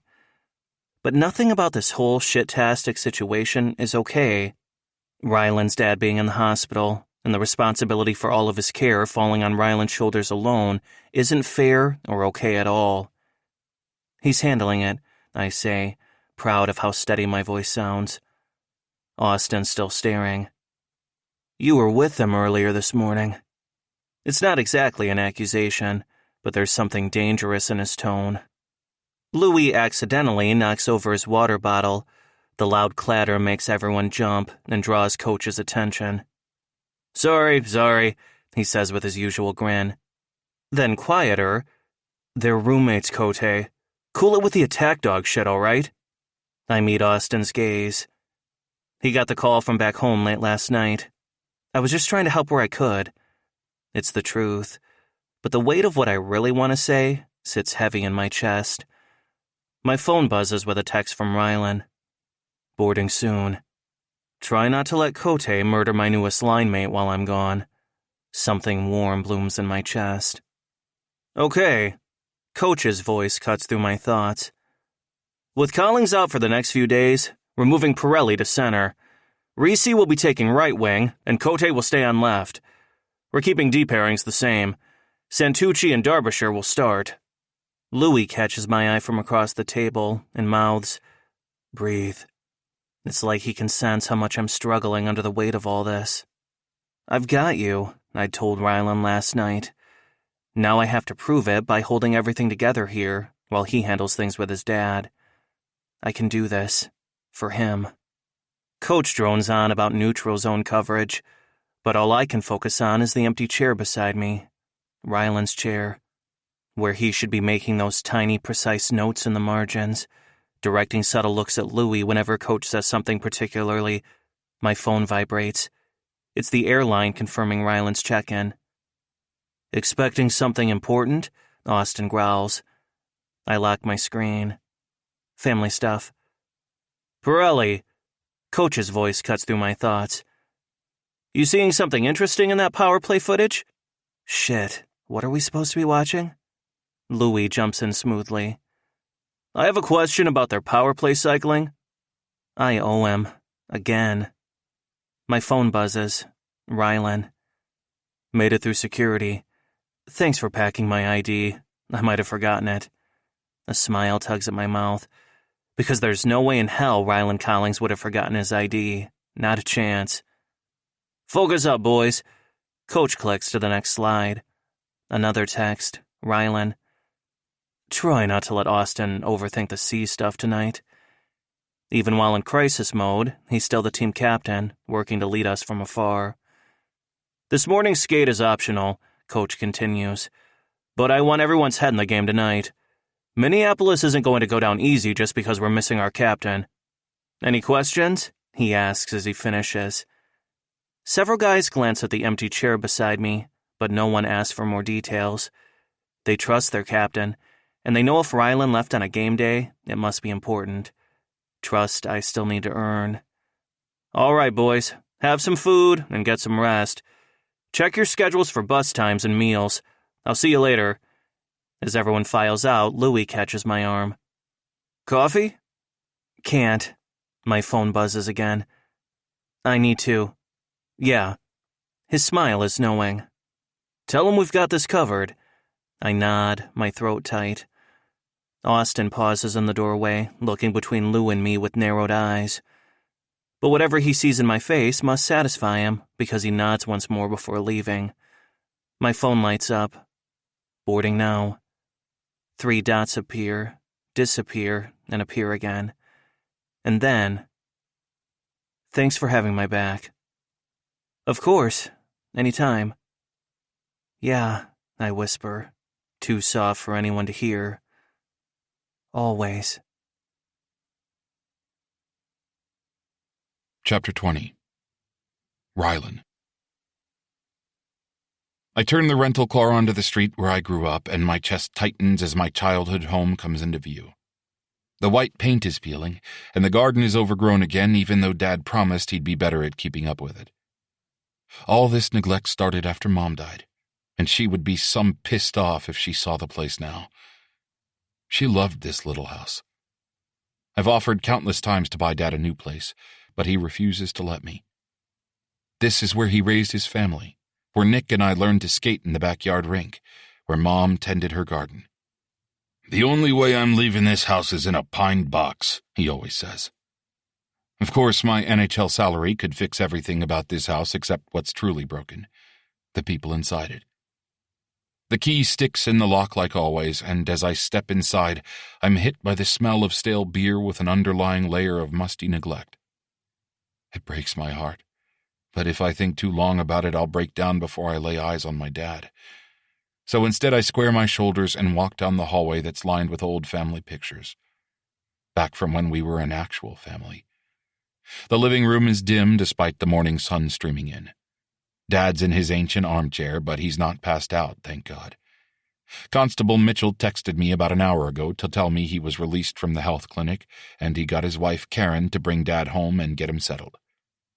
I make a mental note to send them an incredible thank you gift because, without their kindness, things would be a whole lot worse. Dad's leaning back in his chair, his eyes closed, the white bandage above his eyebrow standing out in the low light. "Dad?" My voice comes out steadier than I feel. It's Rylan. He opens his bloodshot eyes, and the shame in them catches me off guard. His expression isn't filled with anger and defiance like it usually is after an incident like this. It's just raw humiliation and naked pain. "Hi, son." His expression is defeated. "You heard what happened." It's not a question, but I nod anyway. "Yeah, Wally called me, and I talked to Dave Mitchell a couple of times. Sounds like it was a rough night." I move to open the curtains, but Dad raises a hand to stop me. "Leave him." He swallows hard. "My head's killing me." I raise an eyebrow. "Did they give you any painkillers at the clinic?" He gives me a sad smile. "Just some Tylenol last night, but I deserve to feel like shit. I deserve to feel a lot fucking worse than I do." Something's different about his tone. The usual bitter edge is missing, replaced by something more like resignation. Maybe it's the concussion, but this is new behavior from him. Normally, he'd be making excuses and playing the victim, blaming everyone else for whatever bad things happened while he was wasted. I settle into my mom's old reading chair, and we're quiet for a long moment. "When I fell," he says finally, "Wally tried to help me, but I was pissed because he told me he'd called the cops. His voice cracks. "I tried to fight him. Started swinging. At Wally Nelson, of all people. The only friend I've got left in this town after Paul and Jenny left." He touches the bandage gently, then shakes his head slowly. "Doctor said I was lucky. Could have been a lot worse. Could have..." He trails off, but I hear the words he doesn't say. "Could have died." "Dad, I saw your mother." He cuts me off, voice rough. I blink at him. Oh, shit. Is he having delusions now? What? He chuckles sadly at the expression on my face, and my stomach twists. "It's okay, Rylan, I'm not losing my mind. Yet." He sighs. "I know she wasn't really there. But when I hit my head, I swear to God she was standing in front of me just as clear as day. And the look on her face." He closes his eyes. "She was so goddamn disappointed in me." His hands shake slightly. "I get that it wasn't real, but..." He hesitates, taking a deep breath before continuing. "You know how people talk about loved ones visiting them in dreams? Well, that's never happened to me. When your mom and Nick died, they were just gone from me. It didn't take very long before I couldn't remember what they looked like. I couldn't picture their faces or remember the sound of their voices. I had pictures, but I couldn't see them in my head anymore, if that makes sense." I think about that, It's a little odd, but I guess I didn't experience it like he's describing. When I think about it now, I can still imagine my mom's smile, or hear the way Nick used to laugh when he teased me. Anyway, it's been 20 years since we lost him. And the first time I'm able to actually see your mom, she's looking at me like she can't decide whether to break down in tears or strangle me for being such a fool. A snort of laughter escapes me because I remember that look of my mom's. When she looked at us like that, we knew shit was about to get real. 20 years, Rylan. I've spent all these years trying to drink away the pain of losing them, and all I've done is waste the time I have left with the son I still have. My throat tightens. It's okay, Dad. You don't have to. Yes, I do. He meets my eyes directly for the first time, and for the first time in as long as I can remember, he seems clear and focused. I need help, son. Real help. Before I drink myself into the ground and leave you with nothing but ghosts.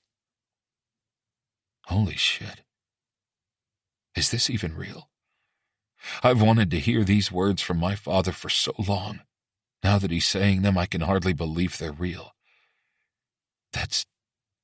Wow, Dad, I'm happy to hear you say that. I don't know how to react. I'm scared of doing or saying something that will make him change his mind. So I have a friend on the team. His mom is a psychologist, and she recommended a place. I say the words carefully, not wanting to break this fragile moment. It's in Vancouver. They specialize in... I trail off, unsure how to label his problems in a way that doesn't sound judgmental. Drunk old men who've wasted 20 years. His laugh is bitter, but it doesn't have the angry edge I'm used to. Who've pushed away the only family they have left? Dad, your mother would be so ashamed of me. He runs a hand over his face, wincing at the movement. And Nick, Christ, your brother would kick my ass if he could see me now. My phone buzzes in my pocket. I ignore it even though part of me wants to check. I already need the reminder that I'm part of another world, that I do have another life, one where not everything is so heartbreakingly sad. When can I go? Dad asks quietly. To this place in Vancouver. That catches me off guard. I'd spent the journey home psyching myself up for the usual dance we do around his drinking. The denial, the resistance to getting help. But this... I try not to let my surprise show. I'll call and find out. If they can take you quickly, I'll go with you and make sure you're set up properly. He nods slowly. Good. That's good. His hands twist together in his lap. Will you? He stops and swallows hard. Will you visit? Well, I'm in there. I don't know how long I'll be, and with your schedule. The vulnerability in his voice makes my chest ache. Of course, Dad. Vancouver's only 3 hours from Seattle. It'll be a lot easier to find time to visit. I haven't given you much reason to accept this, he continues. But I'm so sorry, Rylan. You deserved a better father than what I've been. I have to look away as my eyes fill with tears. All these years of wanting him to acknowledge the pain he's caused, and now that he has, it's confusing me. I can't figure out how to react. My phone buzzes again, and this time I pull it out of my pocket to check it, since I need a minute to collect myself. It's Jamie. Charlie's threatening to reorganize your stall the British way. Should I be worried? Despite everything, my lips twitch. The reminder of my life outside this sadness is so welcome. Someone important? Ned asks. His tone of voice makes my heart race. Just a teammate, I say automatically. But then I remember Lou's reaction this morning. His easy acceptance. Maybe it's time to stop hiding. The big knot of fear and dread lurches in my stomach, but I steel myself. I don't have to do everything at once. but maybe I can do a little. Jamie Pirelli, I say quietly. He's new this year. He's been helping me with some stuff. Dad's quiet for a moment, and I brace myself for something. Judgment, disappointment. But when he speaks, his voice is gentle. Good, he says simply. You shouldn't have to handle everything alone. The acceptance, however small, makes my throat tight. Yeah, I manage. I'm learning that. The silence stretches between us, but it's different now. A little less heavy with unspoken accusations. It's like there's the possibility of something. Healing, maybe. Or at least hope. Chapter 21. Jamie. When the puck drops for the game against the Minneapolis Stars, my body moves on autopilot, but everything seems off without Rylan. The first period stays scoreless, but not for lack of chances. Austin and I sync up with Charlie pretty easily, leading to some great chances, but we can't execute. Our passes are perfect, and our positioning is flawless, but there's no spark. In the second period, Dallas scores twice in quick succession. We're able to claw one back on a beautiful play I set up for Charlie, but we're still in the hole. As the clock ticks down in the third, we can't get anything going, and with 2 minutes left, they catch us on a bad line change, making it 3-1. In a mad scramble at the end, Coach pulls Lou and sends Gagnon out as the extra attacker, but it's no use. The horn sounds without another goal, and now we've lost our first 2 games of the season. My hotel room is too quiet after the noise of the lobby bar. I lean back against the headboard, still in my dress shirt and slacks, unable to settle into my regular post-game routine. Everything feels off without Rylan's steady presence. The way he meticulously hangs up his suit, how he arranges his toiletries with military precision in the bathroom, his quiet strength that anchors me. My phone buzzes. My heart speeds up when I see Rylan's name. My dad has to go to rehab. I'm taking him to that place in Vancouver. That's amazing news. How are you doing? The 3 dots pop up and disappear a couple of times, and I can almost see him weighing each word, deciding how much to share. Okay. I think maybe we're both okay. First time in a while. Somehow, his response feels less guarded than usual. Don't ask me how I can tell that from a text. It's a gut feeling. Want to talk about it? I hold my breath while waiting for his reply. Say yes. Say yes. 3 dots again. Not sure I would know how. It's been a weird day. I smile. Trust Rylan to call an emotional breakthrough with his alcoholic father weird. Before I can respond, he sends another message. I need to tell you something. Well, fuck. My heart speeds up. What's that? I should have told you this sooner. In San Diego. My hands start to shake. Jesus, Pirelli, calm the fuck down. You can tell me anything. Those motherfucking 3 dots start, stop, and start again. My palms sweat as I wait for his reply. Please don't end this. Not when we're just getting started. You were my first. It's like I've been cross-checked from behind. I read the words again, and then again. He can't mean... First what? First time with a man. The words blur on the little screen. Wait, what? No, I can't send that. I delete it and try again. It was? That's not much better, but I'm struggling with shock here. Those goddamn dots taunt me. Fuck it, I can't do this over text. My hands shake as I hit the call button. The screen is dark for a moment before he appears. His hair is messy, as if he's been running his hands through it. So different from his usually perfectly styled look.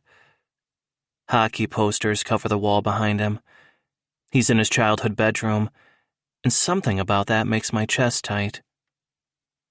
Hey. His voice is soft, hesitant. He's shirtless, and even through the small screen, I can see the tension in his broad shoulders. Hey, yourself. My voice comes out rough. The sight of his bare skin makes my mouth water, remembering how he tasted that night in San Diego. So, that night was your first? Yeah.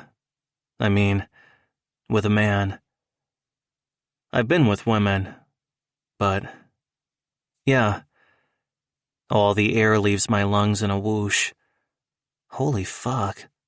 Holy fuck. Memories from that night wash over me. How responsive he was. How he trembled when I touched him. How vulnerable he looked afterward. Rylan. My heart is pounding so hard I can barely think. Why didn't you tell me?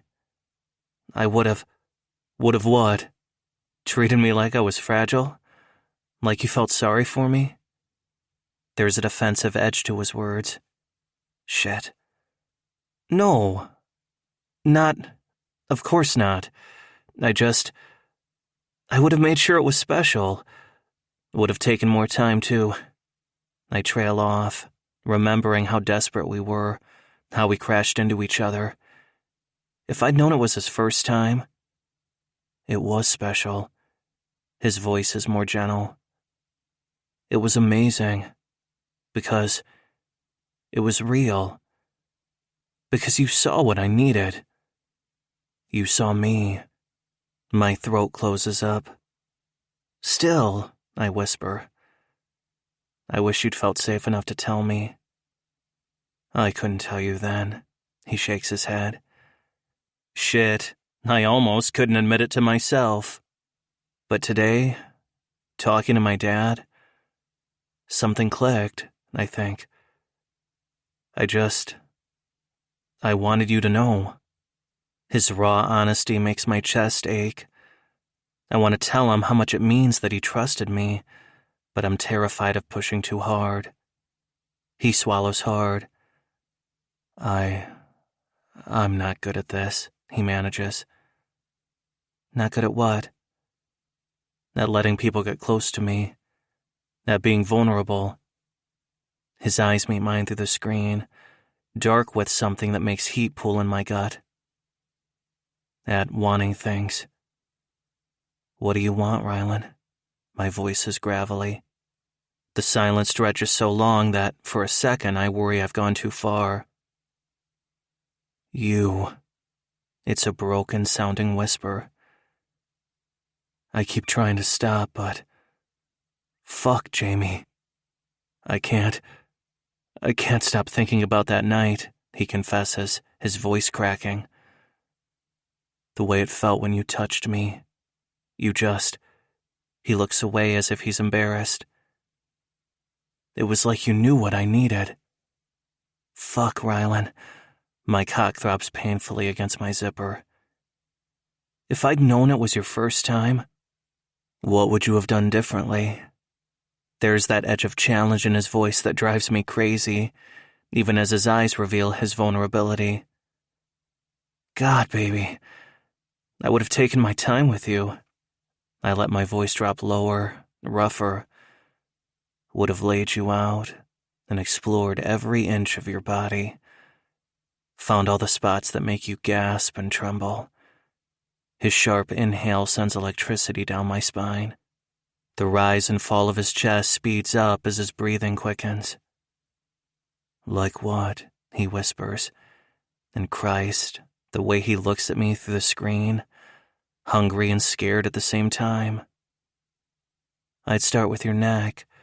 I trace my own throat, showing him.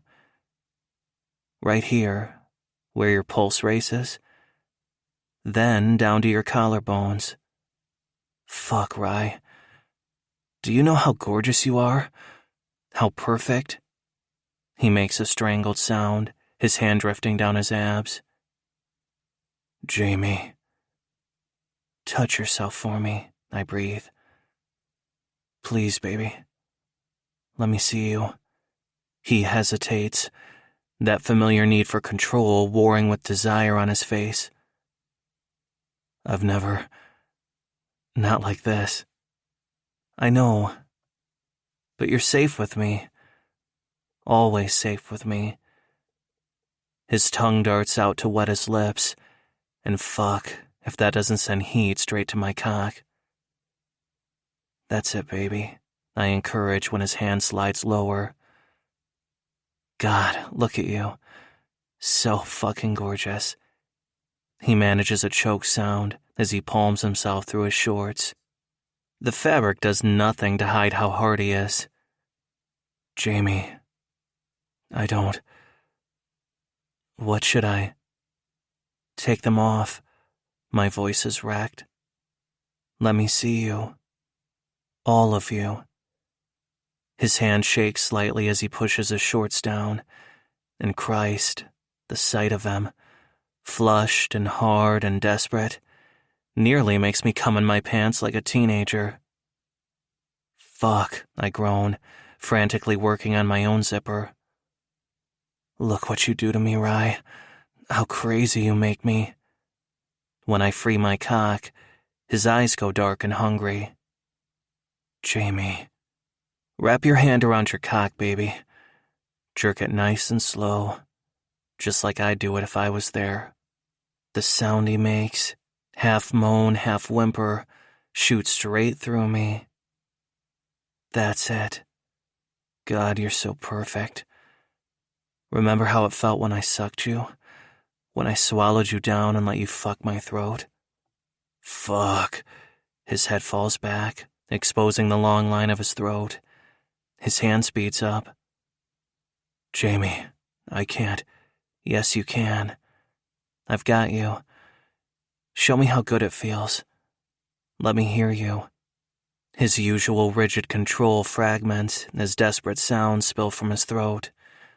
I match my strokes to his rhythm, transfixed by the sight of him coming undone. That's it, baby. So fucking beautiful. Want to taste you so bad. Want to feel you come down my throat again. Jamie, please. He's writhing now, his usual composure shattered. Come for me, Rye. Let me see you fall apart. You're so fucking perfect, baby. So... He comes with a broken cry of my name, his back arching off the bed. The sight of him completely lost to pleasure triggers my own release, and I follow him over the edge with a strangled groan. Rylan. I collapse back against my childhood bed, my chest heaving, Jamie's name still on my lips. Through the screen, I hear his ragged breathing slowly even out. Rylan. The tenderness in his voice makes something in my chest crack open, and fear floods in sharp and cold. What have I done? This isn't... I can't... I should clean up, I manage, my voice rough. I need to rebuild my walls before they crumble completely. Hey, Jamie's voice is gentle. He knows me too well. It's okay. We're okay. I nod, not trusting myself to speak. The aftershocks of pleasure still ripple through me, warring with the rising panic. Get some sleep, Rye. Call me tomorrow? Yeah. The lie tastes bitter. I know I won't. I can't. This was too much. Too raw, too... Good night, baby. I end the call before his endearment can burrow deeper under my skin. In the sudden silence of my childhood bedroom, I stare at the hockey posters on the walls, reminders of the straight, controlled captain I'm supposed to be. What the fuck did I just do? Chapter 22. Rylan. The Vancouver rehab facility looks nothing like I expected. It's more like a fancy resort than a hospital.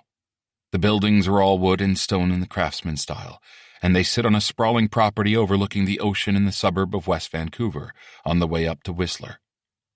Walking paths wind through carefully maintained gardens, and the sound of waves crashing onto the rocks below reaches us as we get out of the rental car. Jamie's mom was able to make a call and get Dad into this place in less than 24 hours. Alexandra Pirelli has been added to my very long list of people who will be receiving extravagant thank you gifts from me. Thinking about Jamie sends a rush of heat through my belly as the memory of last night's video call flashes into my mind. But I push it aside. I need to be fully here for Dad right now. We head toward the main building, Dad shuffling along beside me, looking smaller and older than normal. The tremor in his hands is worse than usual. I'm guessing it's nervousness, as well as whatever symptoms he's experiencing from not having had a drink today. After drinking for 20 years, I doubt his withdrawal is going to be like sleeping off a hangover. But this place has medical staff to help manage the physical effects so he can start working on the emotional stuff. Your mother would be proud of you, you know. His voice is gruff but steady. Proud of both of us, maybe. Finally facing our demons. The words hit me hard. A couple of months ago, I wouldn't have believed Dad was capable of that kind of self-awareness. A few months ago, I was still pretending I could control everything in my life through sheer force of will. But that was before Jamie Pirelli crashed into my life and started knocking down all my carefully constructed walls. Let's get you checked in, I say, squeezing his shoulder as we walk through the automatic doors. The gesture feels foreign. We're not a touchy-feely family, but maybe that's something else that can change. The admissions nurse greets us with practiced warmth and a genuine smile.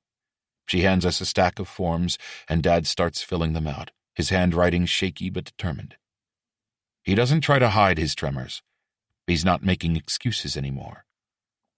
I hope that's a good sign. The intake counselor leads us down a sunlit hallway to what will be his room for the next 90 days.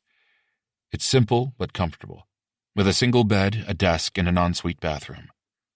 Dad sets his duffel bag down carefully, like he's afraid to disturb the quiet. You can help him unpack if you'd like, the counselor says. Then we'll need to do some initial assessments. Her tone is kind but professional. No judgment, just facts. Jamie's mom sounded the same way when I talked to her about getting Dad in here. We work in silence, folding his clothes and arranging his toiletries. The room slowly transforms from sterile to lived in, although it still feels temporary. Like a kind of way station between who Dad was and who he's trying to be. Rye. His voice catches as he pulls Nick's old junior team hoodie from his bag. The one Mom kept meaning to throw out when he first left for college, but never could. I've been wearing this lately. When I need. He trails off. My throat tightens. That's a good idea. Keep it close to you, I manage. Whatever you need to get through this. He nods, carefully laying the hoodie on his pillow. You should get back to your team. His eyes are clear and focused for the first time in a long time, and there's something new in them when he looks at me. It feels like understanding. Or acceptance. Back to your friend, Jamie. Heat floods my face, but I don't deny it. Yeah, I should probably get going. Tell him. Dad clears his throat. Tell him thanks. For his mother's help. For everything. I'll visit, I say, surprised by how much I want to do it. And when you're allowed, I'll call you. A lot. Dad nods, his shoulders relaxing a little. They said there's family therapy sessions later on in the program. If you want. He lets the invitation hang. Yeah. My voice comes out rough. Yeah, that sounds like a good idea. The intake counselor comes back in, her clipboard in one hand and a cup of coffee in the other. She hands it to Dad with an encouraging smile. Ready for those assessments, Mr. Collings? He squares his shoulders. As I'll ever be. He turns to me. You don't need to stay for this part, son. Something in his tone reminds me of Mom. That gentle firmness she'd get when she knew exactly what we needed. You're sure? I'm sure. He attempts a smile. It's rusty, but real. Besides, you've got a plane to catch. The team needs their captain. I hesitate at the door, watching him settle into the chair across from the counselor. He looks smaller in the institutional lighting, but somehow stronger, too. Like he's finally ready to face everything he's been drowning in whiskey for the past 20 years. I'm proud of you too, Dad, I say quietly. Then, before I can overthink it, I step forward and pull him into a hug. He stiffens for a moment. We haven't hugged each other like this since Mom's funeral, but when his arms come up around me, they're still strong, despite his shakes. We hold on to each other for a while, both of us pretending not to notice the other's damp eyes when we pull apart. And then I slip out before either of us can get more emotional. Once I'm in my rental car, I pull out my phone. 3 texts from Jamie, each one making my heart beat faster. One from Lewis asking for updates, and a missed call from Coach, confirming our practice time tomorrow while also telling me to take as much time as I need to make sure my dad is okay. Real life waiting to resume. But for the first time in forever, I'm not dreading it, not hiding from it. Dad's doing the work to make himself a better person. Maybe it's time I did too. Chapter 23. Jamie. The practice facility's parking lot is deserted when I pull in at 6 a.m., Seattle skyline barely visible through the pre-dawn fog. My hands shake as I punch in the door code. 2 hours early for practice, because sleep was fucking impossible. Not with Rylan coming back today. Every time I close my eyes, I hear those sounds he made during our call. That broken little gasp when he came. Focus, Pirelli. It's been a couple of nights since our video call, and I still don't know what it means. If it means anything. The texts we've exchanged have been carefully professional. They've been mostly about the team, and a couple of updates about his dad, but nothing about us. I need to get my shit together. I've worked too hard rebuilding my reputation here to risk it all going sideways. We only have 1 win in our first 4 games, and that is not good enough. I need to prove I'm an asset, not a liability. One more scandal with my name attached, and all the trust I've earned disappears. Greg, the early morning custodian, waves through the glass as he resurfaces the ice. The familiar sound of the Zamboni should be soothing, but my heart's still racing. The locker room feels different. It's empty without Ryland's precise routine setting our rhythm. His perfectly organized stall sits untouched, just the way he left it, before everything changed. You're early, Pirelli. My whole body goes hot then cold. Ryland stands in the doorway, and fuck, he looks different. Still hot as fuck and business casual instead of his usual suit, but there's something softer about his edges. It's like maybe some of that rigid control has eased a tiny bit. His eyes meet mine for a fraction of a second before darting away, but it's enough to send electricity shooting down my spine. I want to push him against the wall and find out if his lips taste as good as I remember. Want to see if I can make him fall apart in person the way he did over the phone. Hey, he says, his voice neutral. But I notice the little tremble in his hands when he sets down his bag. Welcome back, Cap, Louis says easily, appearing from nowhere like the sneaky bastard he is. How'd it go yesterday with your dad? Better. Ryland's voice is quiet but steady. Got him settled in Vancouver. The facility seems good. I watch him move through his usual pre-practice routine, cataloging tiny differences. His movements are still precise, but less militant somehow, like maybe he's not fighting himself quite so hard. Pirelli. My name in his mouth sends heat flooding through me. You're here early. I needed to see you. I can't stop thinking about you. I want to kiss you until you make those sounds again. Couldn't sleep, I manage, missing the casual tone I was aiming for by about a mile. My gear suddenly needs reorganization, giving me an excuse not to meet his eyes. Charlie bursts in before Ryland can respond, his usual energy cranked to 11. Cap, you're back. He practically bounces across the room for a fist bump. I wanted to surprise you by reorganizing your stole, but they wouldn't let me. Ryland's eyebrows shoot up. You what? Relax, Louis snorts. We held him back. Your precious organization system is still intact. Ryland's lips twitch, the ghost of a real smile, and my stomach flips. The urge to kiss that almost smile hits me so hard I have to turn away. Fuck, I'm in trouble here. This isn't just attraction anymore. This is something else, something terrifying. The door opens again, and Austin appears, freezing mid-step when he sees Ryland. You're back, he says softly, relief evident in his voice. Then his eyes narrow as he notices me. You're here earlier than usual, Pirelli. The protective edge in his voice sets my teeth on edge. I've seen how Austin looks at Ryland when he thinks no one's watching, like Ryland hung the fucking moon. Didn't sleep well, I mutter, focusing on my stall. The last thing I need is Austin figuring out why I couldn't sleep. Seems like everyone's here bright and early this morning. Coach Shaw appears in the doorway, hands on his hips and an easy smile on his face. Just getting settled back in, Ryland says smoothly, but he shifts to put more space between us. Ouch. Can you pop into my office for a sec before you get on the ice? Coach asks. Ryland nods. Yeah, of course. He follows Coach down the hall, and I can't stop myself from watching him go. His posture seems different, less tense than usual, like maybe some of the weight he's been carrying is lifted. Earth to Pirelli, Louis' voice breaks into my thoughts.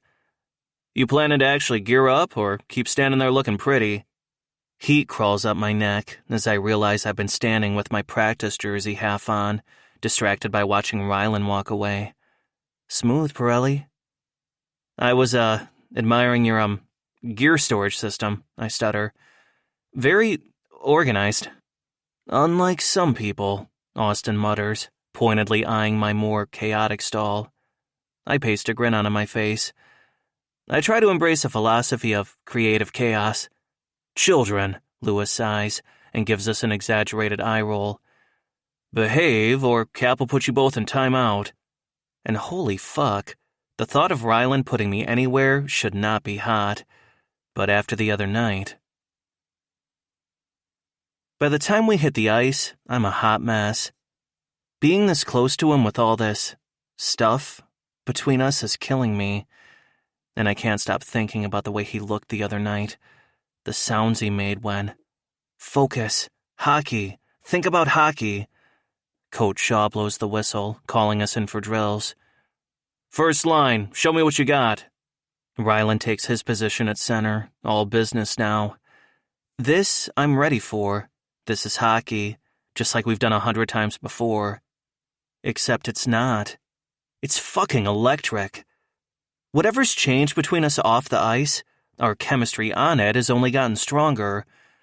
Ryland anticipates my every move like he's reading my mind. Each play develops naturally.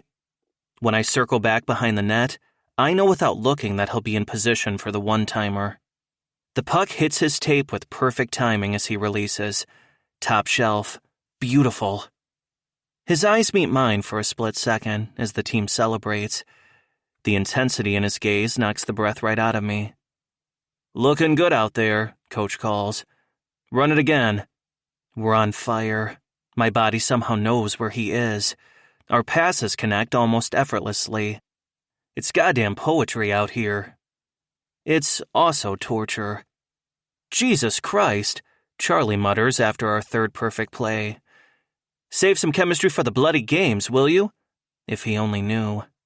My body remembers exactly how perfect our chemistry was in San Diego, how incredible it was when his control finally cracked, how he felt under my hands, the sounds he made when... Focus, damn it! Austin's getting more aggressive with each drill, but never in Ryland's direction.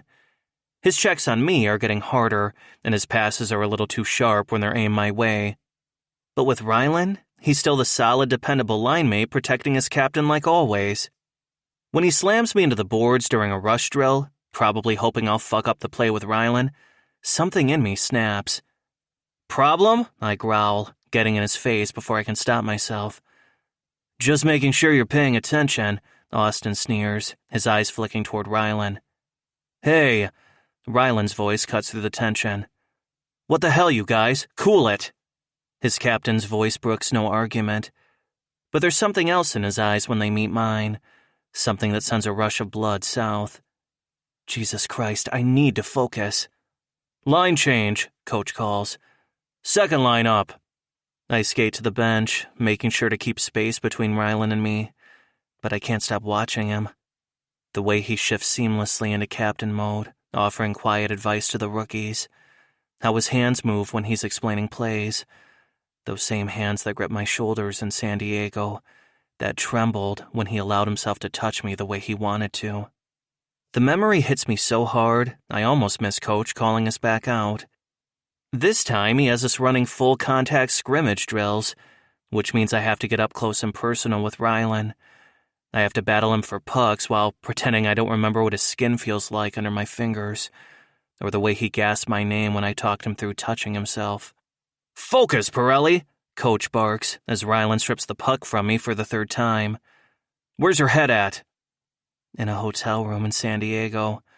On FaceTime 2 nights ago. Everywhere except where it should be. The rest of practice is sweet torture. Every time Rylan and I connect on a play, the electricity between us ratchets higher. And I know I'm not the only one affected. Rylan's breathing gets uneven when we're close, and he keeps unconsciously licking his lips, making me remember how they felt against mine that night. Austin notices too. His protective hovering gets more obvious as practice goes on, always finding ways to put himself between us. But even he can't deny our chemistry when Rylan and I execute a perfect give and go that leaves the defense spinning. "All right, that's enough for today," Coach finally calls. "Hit the showers." Now I'm going to have to navigate the damn locker room without giving away how badly I want to push Rylan against his precisely organized stall and kiss him until he makes those sounds again. Chapter 24. Rylan. A couple of weeks later, the afternoon crowd at Been There, Done That coffee shop fills the air with laptop clicks. From our corner table, the tip of the Space Needle disappears into the low clouds. My phone sits face up beside my Americano, waiting for the weekly update from Dad's rehab facility. "So, he's really doing the work?" Louis asks, stirring another sugar into his coffee. "Like actually participating?" "Yeah. The counselor says he's even volunteering to lead group sessions." Austin shifts in his chair. "That's good, right?" "Yeah, it is. But this sense of hope is weird to me. I can't remember the last time I felt hopeful when thinking about my dad. They say the first 30 days are crucial, but he seems like he's genuinely committed." "When can he have visitors?" Louis asks. After the first month, I take a sip of my coffee. They want him focused on the program right now. No outside contact except for weekly email updates. Louis's phone buzzes. "Charlie wants to know if we're coming for dinner tonight," he says instead, checking the text. "Says he's found some authentic British pub that's proper brilliant, mate." Last night we closed out a 6-game homestand, which means we've been in Seattle for over 2 weeks. We fly out tomorrow for our longest road trip of the season, an East Coast swing that will have us play 6 games in 12 days. Our record is hovering around 500, and Jamie and I are racking up the points. Last night's goal was the latest example. I found him through an impossible gap in Calgary's defense with a pass even I have to admit was a thing of beauty. Jamie responded by burying it top shelf in a goal that will make highlight reels. Off the ice, things are strange. After getting back to Seattle, I dove right back into my typical routine. I guess I'm a true creature of habit. We maintain careful distance, all professional courtesy and measured interactions. But sometimes I catch him watching me with those blue eyes that see too much, and I remember how his voice sounded that night, gentle but firm and confident as he gave me instructions. "Earth to Callings," Louis kicks me under the table. "You okay?" "Yeah, sorry, I gesture vaguely. Got a lot on my mind." That's the damn truth. You gonna do dinner? Lou asks again, his voice softer. Nah, I shake my head. Gonna pack and review some game tape. Lie low. Austin straightens. Want company? No, it's okay. I swallow hard. Probably gonna turn in early. Early morning flights are always a grind. Yeah, no shit. Gets harder every year. Lou rolls his eyes. He's been quietly rehabbing a strained groin muscle for the last couple of weeks. Lou hates not being in top form, but Tanner's been stepping up and doing a great job.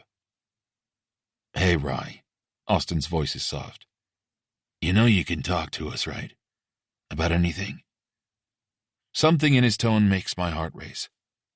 Has he noticed how I can't stop watching Jamie during practice? Has he picked up on the way I avoid being alone with him because I'm terrified of what might happen? Thanks, but I'm good, I reply. Just gonna chill tonight. He gives me a look that says he's not buying it, but he doesn't push. Louie's expression is knowing, but he nods. I'll drop by the pub for a bit, but it'll be an early night. Text if you need anything. Always. As they gather their things to leave, Louie squeezes my shoulder. The gesture carries 20 years of friendship and unconditional acceptance. Sometimes I wonder how he seems to know me almost better than I know myself. Maybe I'm the only one who's still pretending. My condo is way too quiet after the bustling coffee shop. Everything is right where it should be. Throw pillows arranged at perfect angles, kitchen counters gleaming, Nick's old jersey hanging straight in its frame. But somehow the familiar order that usually calms me is only highlighting how empty the space is. I drop my keys in their designated spot, towing off my shoes and setting them on the rack by the door. Tomorrow night, Jamie and I are sharing a room again, and it's all I can think about. The video from last night's game loads on my laptop, but I can't focus. Fuck. I slam the computer closed, but the silence is more oppressive. Outside my window, Seattle's lights blur in the foggy, rainy darkness and rain. Somewhere in Vancouver, my dad's doing the work, facing his demons while I sit here hiding from mine. The weekly update from his counselor said he's doing great. He's learning to talk about Mom and Nick without reaching for a bottle. Meanwhile, I'm still carefully arranging every little aspect of my life, terrified of letting anyone see who I really am. Except I already did that with Jamie, didn't I? I broke myself wide open and let him see straight into me that night. I said things, made sounds that I've never, ever let another soul hear. And then what did I do? Bolted like a fucking coward the first time. And after the FaceTime call, it was the same shit, different day. Maybe I didn't run with my actual legs this time, but I came back to Seattle and went right back to shoring up those walls of mine. Building them back, brick by brick, higher and higher. It's like I'm trapped in this pattern. Even if I wanted to throw the doors open and let Jamie all the way in, I wouldn't have the first fucking clue how to do that. A group text pops up. Pictures from the gathering at the pub. Jamie's in the background of one shot, laughing at something Charlie's saying. He looks relaxed and happy. Everything I'm not right now. My phone buzzes again. Louie. Sure you don't want to join? Charlie's teaching Olivier British drinking songs. Sounds amazing with his French-Canadian accent. Already in bed, I text back. Lies. Rye. 3 dots pop up and disappear a couple of times. Finally, you can't hide forever. The words hit harder than they should, because he's right. I am hiding. From the team, from Jamie, and from myself. The same way I have since Nick died, since I first realized I was different. Another notification pops up. Jamie's liked some comment on the team thread. Just seeing his name makes my stomach clench, remembering how his voice sounded that night. Let me see you, Rye. Wanna watch you feel good. Heat floods my face. This is why I can't be around him right now. Because every time I see him, I remember how it felt to finally let someone in. To be seen. To be wanted. And to let myself want him back. My sock drawer is half open. all my careful organization mocking me. Dad's finding the courage to change. The team's finding its rhythm. Jamie's finding his place here in Seattle. And here I am, stuck, caught between who I've always been and who I could be. If I was just fucking brave enough to try. My perfectly organized apartment feels suffocating.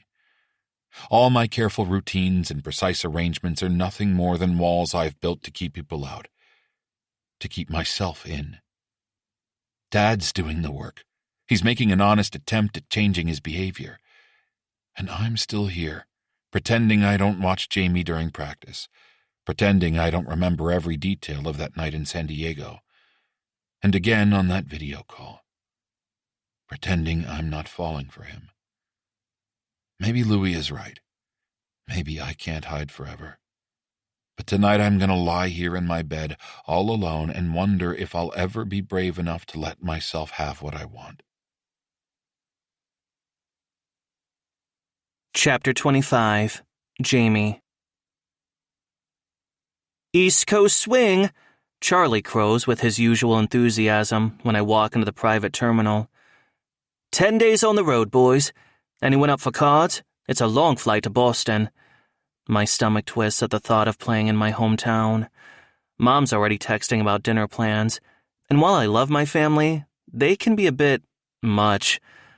I guess it will be nice to see them, but I'm preoccupied as fuck right now. Pirelli? Charlie's voice breaks through my thoughts. Cards? Sure, I manage, risking a glance at Rylan. He's focused on his phone in his hand, but I catch the slight flush creeping up his neck. It's been more than 2 freaking weeks. 2 weeks of watching him rebuild his walls brick by careful brick. 2 weeks of pretending that night on the phone didn't change a thing between us. Oh, he's been perfectly professional. He's all, good work, Pirelli, while he keeps his distance, making sure we're never alone together. On the ice, we're still magic. Off the ice? Well, let's just say I can tell you exactly how many feet he keeps between us at all times. And now we're going to be sharing hotel rooms for the next 12 days. Fuck me sideways. The hotel room door clicks shut behind us. After 6 hours of relentless turbulence, both atmospheric and emotional, everyone agreed to skip dinner and order room service. Even Charlie was too rattled to push for group bonding. Rylan moves through the room with that precise efficiency I've gotten so familiar with. But there's something different about him. He's probably still rattled from the flight. Shit, even I'm rattled, and I'm not a nervous flyer. But his usual perfect control seems frayed. You can shower first, he says, not meeting my eyes as he unpacks his suitcase. His voice is strained, like he's working too hard to keep it steady. Rylan! His name comes out a little more harshly than intended. We have to talk about this. He freezes. About what? You know what? His shoulders tense as I step closer. About how you've barely looked at me since that night on FaceTime? Jamie, he whispers hoarsely. I can't. Can't what? Another step. Can't talk about it? Can't acknowledge that something is going on between us? He spins to face me, and fuck. The look in his eyes nearly knocks me off my feet. Of course something's going on, he says, his voice cracking. That's the whole fucking problem. Why? I move closer, close enough to see his pupils dilate, to feel how his breath catches. Why is it such a problem? Because, he runs a shaking hand through his hair. I can't control it. I can't control myself when you're near me. And I can't. He cuts himself off. Maybe you don't have to fucking control everything. I take another step closer. Maybe sometimes it's okay to just let shit happen. Like that night. His voice drops lower, making heat pool in my gut. When I let myself. You were beautiful. The words are raw. so fucking beautiful, Rye. Letting go for me. Letting me see you. His breath hitches. Jamie, tell me you haven't thought about it. I'm close enough to feel the heat from his body. Tell me you haven't replayed every second of that night like I have. I can't. It comes out broken. I can't stop thinking about it. About you. I'm losing my goddamn mind over it. I don't know what to do anymore. It's okay. I reach toward him slowly, giving him time to pull away, but he doesn't. I brush my thumb across his jaw. It's okay to let yourself want things, Rylan. It's okay to want me. A shudder runs through his body, his eyes fluttering closed. Jamie, please. Please what? I whisper. He trembles, pressing his head into my hand. Tell me what you want, Rylan. Tell me what you need. It's safe. You're safe. I need. He grips my shirt, curling his hands into fists. His eyes are closed, like he can't bear to look at me, but he doesn't push me away. He just holds on to me, like he's afraid I'm going to disappear if he lets go. I need you to make me stop thinking, like you did that night. Like you always do. Yeah? I thread my fingers into his short hair, and when he opens his eyes, his pupils are blown wide. You want me to help you let go again? Want me to help you forget about everything, except how good you feel? A broken sound escapes him. Yes. Please. The last of my control snaps at his broken plea. I surge forward, claiming his mouth in a kiss that's been building for weeks. He opens for me immediately, and holy fuck, he tastes like coffee and mint and pure need. His hands fist tighter in my shirt as I back him up against the wall, slotting our bodies together like puzzle pieces finally finding their match. Jamie, he gasps when I move to his neck, finding that spot below his ear that makes him shake. Oh, God. I've got you. I press closer, sliding my thigh between his legs. The sound he makes goes straight to my cock. I promise I'll take care of you, baby. Let me make you feel good. His hips roll against my thigh, seeking friction. Please. I need. What do you need? I bite gently at his pulse point, feeling his heart race under my lips. Tell me, Rylan. I want to give you everything. You. His voice breaks on the word. Just you. So much. I pull back to meet his eyes. He's so vulnerable right now, so terrified, but he's so goddamn beautiful. And the trust he's placing in me makes me feel like a goddamn king. I'm here. I brush my thumb across his kiss-swollen lips. I've got you. Going to make it so perfect for you, baby. Going to help you let go of everything. He surges forward to kiss me again, deeper this time, more desperate. It's like he's finally allowing himself to reach for what he wants. He slides his hands under my shirt, mapping my skin like he's trying to memorize every inch. Need to feel you, he mumbles against my lips. Need all of it. Yeah? I work his buttons open, revealing more of his perfect skin. Want me to take you apart, Rye? The sound he makes is half moan, half sob, and it nearly undoes me. I get his shirt open, running my hands over his chest, feeling his heart pound against my palm. Bed, I manage between kisses. Need you spread out for me. I want to taste every inch of you. He shudders hard, pupils blown so wide there's barely any color left. Jamie, I've got you. I walk him backward toward the bed. I'm going to take such good care of you, baby. Chapter 26. Rylan. Jamie slides his big hands over my chest, leaving trails of fire across my skin, and something inside me finally breaks. All my careful control shatters under his touch. The backs of my knees hit the mattress, but I can't look away from the raw want in his eyes. "Let me see you," he murmurs, fingers working my buttons open with careful reverence. "Want to memorize every inch of you." He pushes the shirt off my shoulders, and Jesus Christ, the heat of his skin against mine is overwhelming. My breath catches as he traces each muscle with deliberate precision, like he's cataloging every detail. His mouth follows the path of his hands, dropping kisses along my collarbone, making my toes curl. "Jamie," I gasp as he finds that sensitive spot below my ear. "Oh, God." "That's it, baby." His voice is rough with desire. "Let me hear you.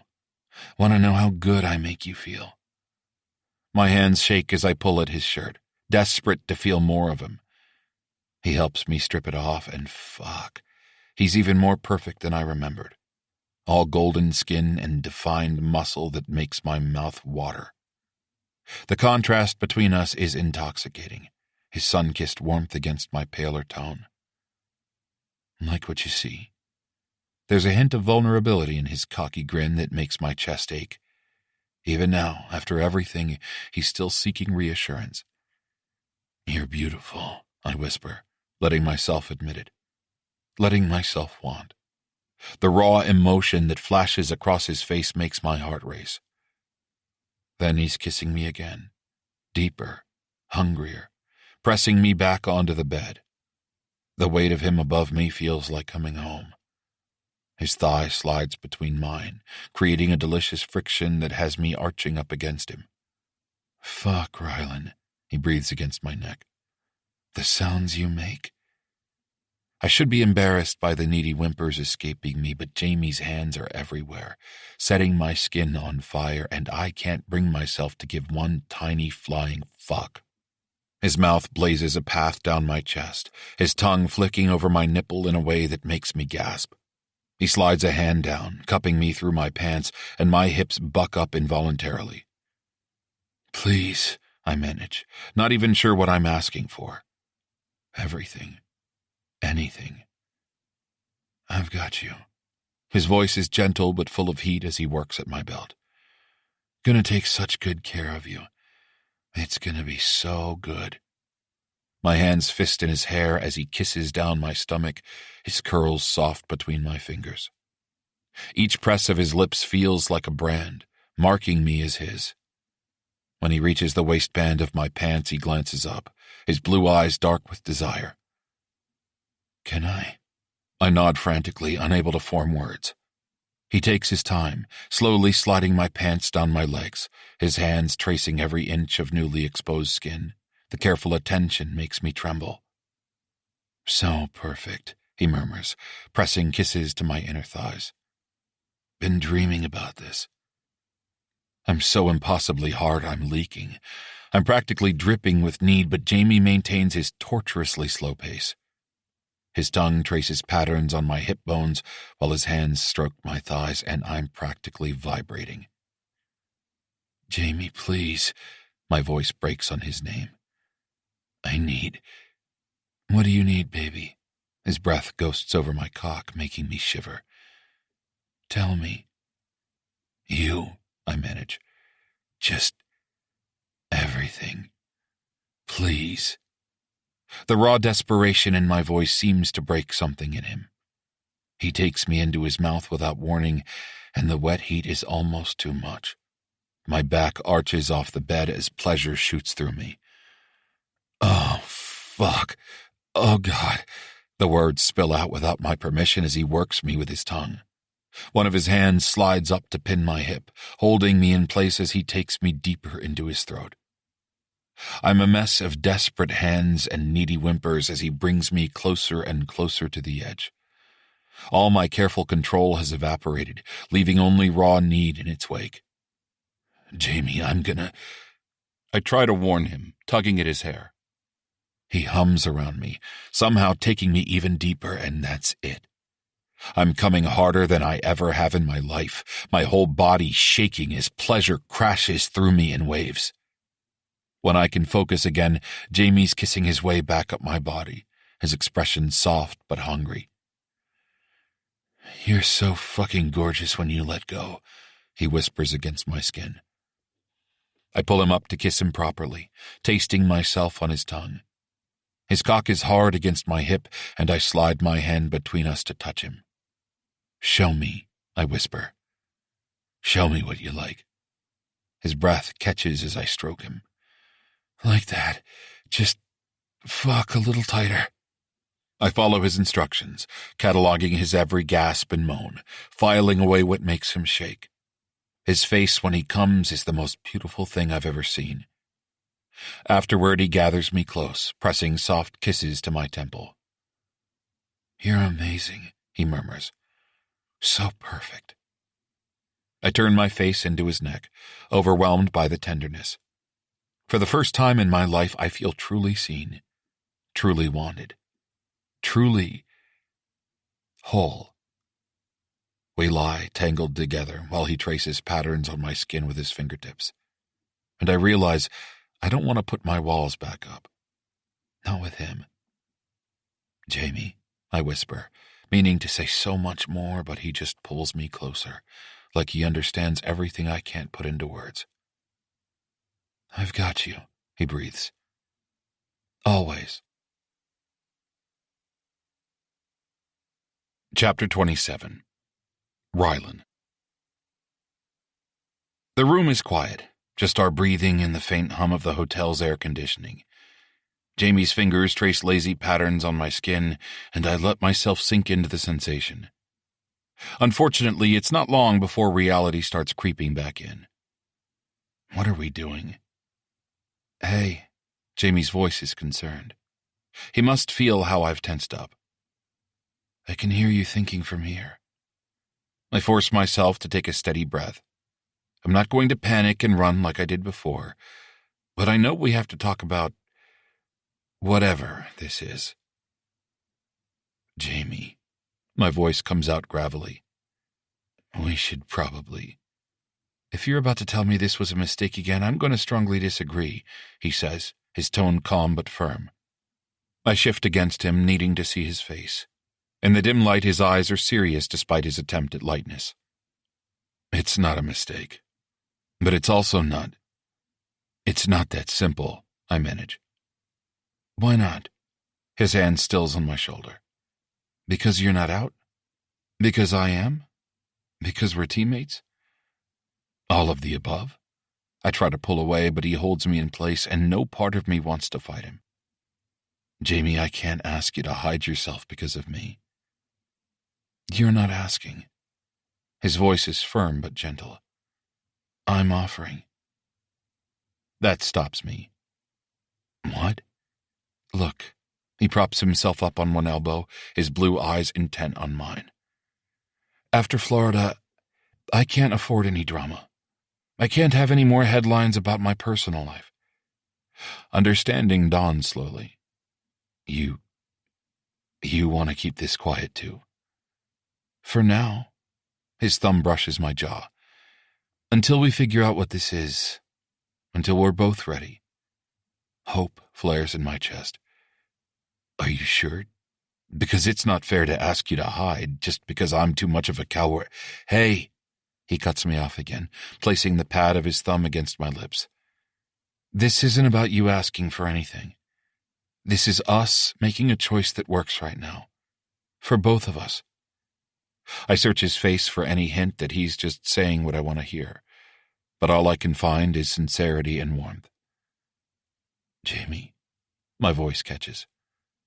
It's not fair to you. I don't want to hurt you. I can decide what's fair to me, he says firmly. And if you don't want to hurt me, Don't run away again. His words are barely a whisper. Let me have this much of you at least. The raw honesty in his voice undoes me. Nick would have had the courage to be open about who he loved. He never let fear hold him back. But I'm not Nick, and Jamie Pirelli deserves better than a half-assed secret quasi-relationship. Still, when I press my forehead to his, I know I can't walk away. Okay, I breathe. Yeah? His smile is hopeful. It kills me. Yeah. I let myself trace the curve of his lips. But only if you're sure. I couldn't stand it if you grew to resent me. I'm sure. He catches my hand, pressing a kiss to my palm. We'll figure it out together. Right now, let's just take it one day at a time. Jamie. I keep my expression carefully hopeful as Rylan settles back against me, but my mind is racing. What am I doing? This is exactly the kind of complicated situation I promised myself I'd avoid after Florida. The last thing I need is more rumors, more speculation, more potential for scandal. But watching Rylan's walls start to come up again, seeing that panic in his eyes, I couldn't let him run. Not again. Not after seeing how fucking perfect he is when he finally lets himself feel, when he leans into what he truly wants, leans into who he is. You're sure about this? He asks again, his voice small in a way that makes my chest ache. Absolutely. It's the truth. I'm sure I want it. What I don't tell him is how terrified I am of falling deeper into this. I don't tell him I can already feel myself caring too much, wanting too much, that I'm afraid I already want so much more than Rylan will ever be able to give. His fingers trace patterns on my chest, and I try, unsuccessfully, not to shiver. It's just, you've worked so hard to be open about who you are, to be a role model, and I'm asking you to go backward. Hey, I tilt his chin up, needing him to believe this. You're not asking anything. This is my choice too. And after everything in Florida, I swallow hard, remembering the nasty headlines and whispers. Privacy sounds pretty good right now. It's not a total lie. The thought of more media scrutiny turns my stomach. But the bigger truth, that I'm already half in love with him and willing to accept whatever he can give me, feels way too dangerous to say out loud. There's no pressure, okay? No expectations. Just this. Just us. Some of the tension leaves his body, and guilt twists in my gut. Because there are expectations, aren't there? Every time he gives me a glimpse of who he really is behind all of his armor, it makes me hope for more. Leads me to imagine a future where we don't have to hide, where I can hold his hand in public, where... Stop it. That's not what this is. We should get some sleep, he murmurs, fitting himself closer to me. Early practice tomorrow. Yeah. I wrap my arm around him, loving how perfectly his body fits with mine. How right this feels, even though I know it's probably going to break my heart.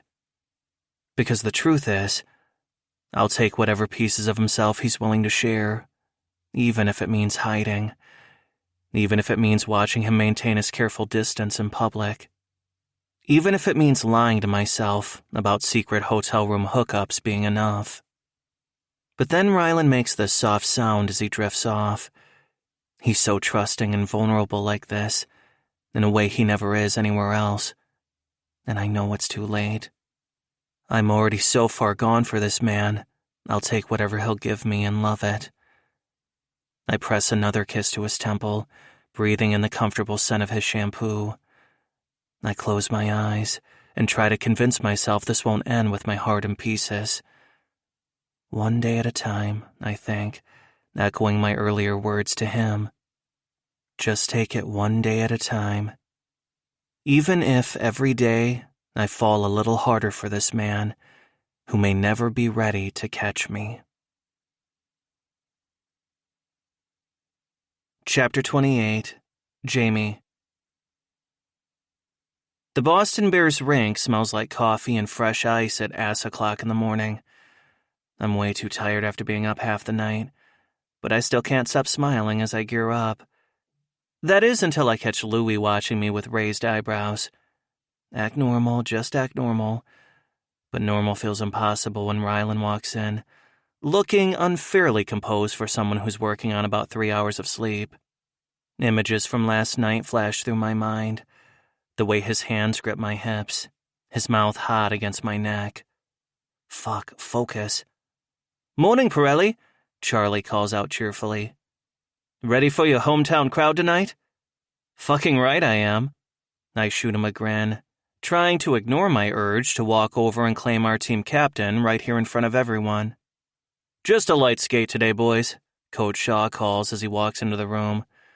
"Just enough to shake off the travel legs. 30 minutes, then video review."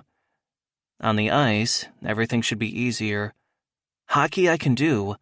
Hockey is safe, familiar territory where Rylan and I just work. But somehow knowing what he sounds like when he comes apart makes even our usual drills feel charged with new meaning. "Nice feed," he says after I hit him with a perfect pass, his voice captain professional. But there's a roughness to it that makes heat pool in my gut. The puck hits my skate because I'm not paying attention. Fuck. Too busy remembering how Rylan's muscles felt under my fingers, how he gasped my name when, "Focus, Pirelli," Austin barks from the blue line. "Sorry," I mutter, retrieving the puck. When I look up, Louie is watching me with an expression that's half amused, half concerned. "You feeling okay?" he asks quietly as we circle back for another drill. "Seem a little distracted." "I'm fine." "Right." Louie's tone is dry. "Just remember, there are a lot of eyes on this team." My heart nearly stops.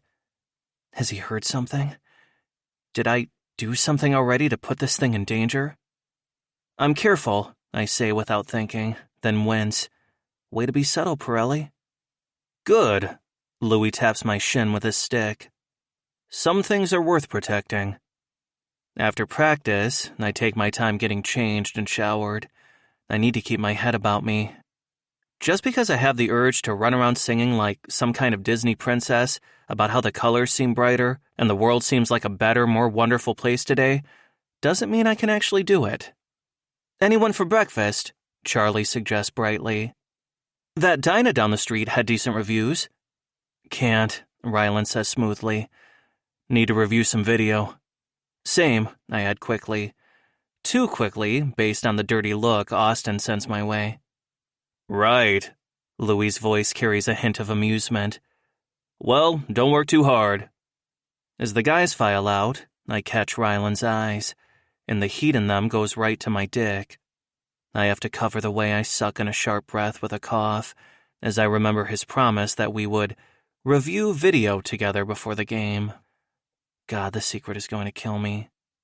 But fuck, watching him calmly go about his usual post-practice routine while we share this delicious secret feels like it's worth it, like he's worth it. Even if I'm already terrible at hiding how much I want him.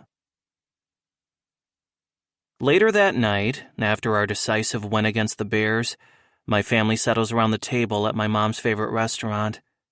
My dad and my brother Adam are already deeply absorbed in discussing some obscure literary theory. Adam, the neurosurgeon, is somehow trying to connect it to his latest research. Don't even ask me how that's possible. I stopped trying a long time ago. Only my family could turn a hockey victory dinner into an academic debate. "So explain again," Lola says, leaning forward with that lawyer's intensity that she never quite turns off. "Why wasn't that last goal actually offside?" I hide my smile behind my water glass. My constitutional lawyer sister trying to understand NHL rules is peak Pirelli family dynamics. I start to explain, but Mom cuts me off. "Never mind the technical details, darling. Tell me about your team. Are they being supportive? That team captain seems very..." She pauses, choosing her words thoughtfully, reminding me she's a psychologist. Intense. I nearly choke on my water. If she only knew exactly how intense Rylan Collings really is. He's a good captain, I manage, aiming for casual. He's good at keeping the team focused. Mom nods.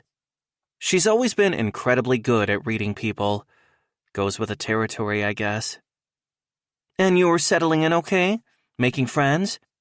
Before I can answer, movement by the door catches my eye. My heart nearly stops. Standing at the front of the restaurant is Rylan, with two guys who must be Alex Warren and Ben Jacobs, the friends he'd mentioned meeting tonight. He told me earlier that Alex used to be the Sasquatch's equipment manager before taking an assistant GM position with the Bears when his partner, a neurosurgeon, got some fancy research job here in Boston. But seeing him here, in one of my family's favorite restaurants, while my psychologist mother is currently analyzing our interesting team dynamic, Jesus Christ. I nearly knock over my water glass as memories of last night crash through my brain. Not thoughts I want to have while sitting next to my highly perceptive mother. Jamie? Mom's voice breaks through my daze. Are you listening, honey? Sorry, just... I tear my eyes away from Rylan. Thought I saw someone I know. But Mom's already turning to look, because of course she is, and her face lights up. Oh, isn't that your captain? We should invite them to join us. There's plenty of room. Mom, no, that's not... But she's already waving. The flash of panic in Rylan's eyes probably mirrors my own, before his mask slides back into place. Well, so much for keeping our distance in public. Chapter 29. Rylan. For fuck's sake, of all the restaurants in Boston. I freeze mid-step, causing Ben to bump into me from behind. Jamie's family takes up the corner table like they own it, radiating that casual confidence that comes from old money and Ivy League degrees.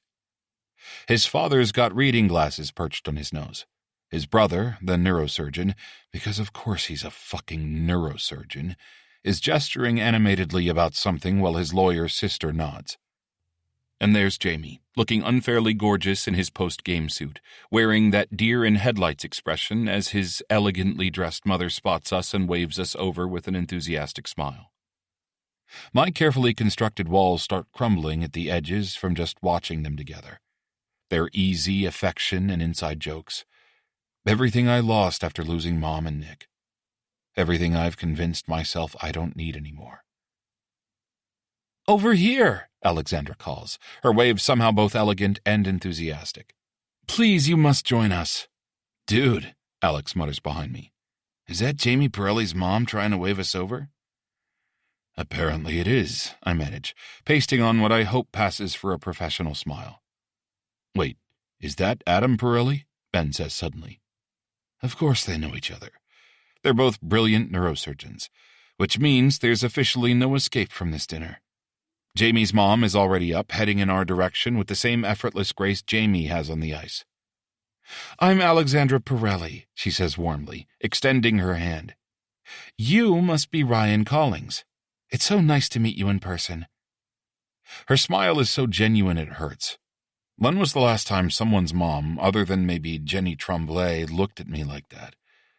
Like I matter beyond my stats and captain's letter. Over her shoulder, Jamie looks like he wants to slide under the table. I know exactly how he feels. It's nice to meet you too, Mrs. Pirelli. Alexandra, please. Her smile reaches her eyes, creating tiny laugh lines. And you must all join us. There's plenty of room. Oh, we wouldn't want to interrupt. Dr. Ben Jacobs? Jamie's brother interrupts, recognition lighting his face. I just read the paper you published. It was brilliant. Dr. Adam Pirelli, Ben grins, extending his hand. Great to see you again. Alexandra's smile widens. Well, this is wonderful. Joseph, dear, make room, please. We need to grab more chairs. Jamie's father smiles up at us. Fair warning, gentlemen, when Alexandra decides you're joining us for dinner, resistance is futile. It's best to surrender gracefully. Before I know it, we're swept into their orbit. The waitstaff appears as if summoned by magic, pushing tables together and producing extra place settings. Somehow I end up beside Jamie. Our knees brush briefly under the table before I can shift away. His mom settles directly across from me, her keen but friendly eyes missing nothing. "They do a butternut squash ravioli here that's amazing," she says, smoothly steering the conversation as Ben and Adam launch into rapid-fire medical talk that might as well be Finnish. "Though Jamie tells me you're quite particular about your pregame meals." I focus on unfolding my napkin with military precision. "Yeah, I try to stick to a routine." "Smart," Jamie's sister Lola chimes in. "I do the same before big court cases, though I doubt my protein bar and triple espresso breakfast would cut it for professional athletes." "You'd be surprised," Jamie says with a grin. "There are guys who survive on nothing but coffee and determination during playoff runs." "Jamie Alexander," Alexandra scolds, but her eyes are twinkling. "Don't be ridiculous." Jamie grins behind his water glass, clearly enjoying pushing his mom's buttons a little. "Jamie tells me you've been helping him adjust to Seattle." "Well, sure. The entire team helps new players settle in," I say carefully. Under the table, Jamie's knee brushes mine again. This time I can't make myself pull away. "Still, it must be nice to have someone looking out for you," she says to Jamie, but her eyes never leave my face. "Especially given your terrible experience in Florida." The protective surge that hits me is instant and overwhelming. "Jamie's been a great addition to the Sasquatch," I say, maybe a little too forcefully. It was Florida's loss when they traded him. I glance over to find Jamie staring at me, a soft expression on his face that makes my chest ache. Alexandra's smile could power the city of Boston. "Well," she says finally, "I'm glad he has such a passionate advocate in his corner." Later, when the server appears beside her, she eyeballs my nearly empty plate. "I know you're conscious about nutrition, but please tell me you'll order dessert." Her eyes twinkle. "Oh, no, I'm fine." I straighten my silverware, avoiding her gentle concern. Jamie wasn't kidding. I watch my intake pretty carefully. She smiles. "There's nothing we can tempt you with? I mean, the rest of us have all stuffed ourselves with pasta. I hate to see you missing out." It's been years since anyone fussed over what I eat, and her simple motherly concern hits me right in the chest. "Mom tends to get a little pushy around food. She claims it's how she shows love," Jamie says, shooting her a raised eyebrow. I know, I'm a caretaker at heart, so it comes from a good place. But I'm sorry if I'm pushing too hard," she says, the smile still on her face. "I think it's partly the Italian in me. Food is a whole thing with us." "She's not kidding about that," Lola chimes in. "It's impossible to be on a diet around my mother." She grins as Alexandra just waves her hand at her daughter. "Diet culture, don't even get me started. That's partly why we have such an issue with obesity in this country," she says. "Speaking about food, though, we're all going to be in Seattle for Thanksgiving in a couple of weeks. What are your plans for the holiday, Rylan?" The question sounds casual, but there's something in her eyes that suggests she already knows what my answer will be. Well, I adjust my water glass so it's in alignment with my plate. "We have a game the night before Thanksgiving, so—" "You'll join us for dinner," she says, so naturally it takes me a moment to process. "It's nothing fancy, just a family dinner at Jamie's apartment." "Oh, I couldn't." "I insist." Her tone is gentle, but brooks no argument. "No one should be alone on Thanksgiving." "You should come," Jamie says from beside me. "Pirelli holiday dinners are always an adventure. My mom will try to analyze everyone's food choices for hidden psychological meaning." "Jamie," but Alexandra's laughing. "You're so ridiculous. I do no such thing." Jamie's expression is so soft my heart flips. Under the table, he slides his hand onto my knee and squeezes gently. My heart stutters in my chest. "Wow, okay then." My throat is tight. "Thank you. I'd like that." Her eyes flick between us, catching something in Jamie's tone or my expression, and she seamlessly shifts topics. But there's a knowing look in her eyes that makes me wonder just how much she sees. The rest of dinner passes in a blur of academic discussions I can barely follow, hockey questions from Jamie's siblings that range from insightful to hilariously confused, and moments where Jamie's leg presses against mine under the table just long enough to make my breath catch. Ben and Alex fit seamlessly into the conversation with Jamie's brother and dad. Meanwhile, I try not to look too obvious as I watch Jamie with his family. The way his whole face lights up when he laughs, and how he unconsciously leans toward his mom when she speaks.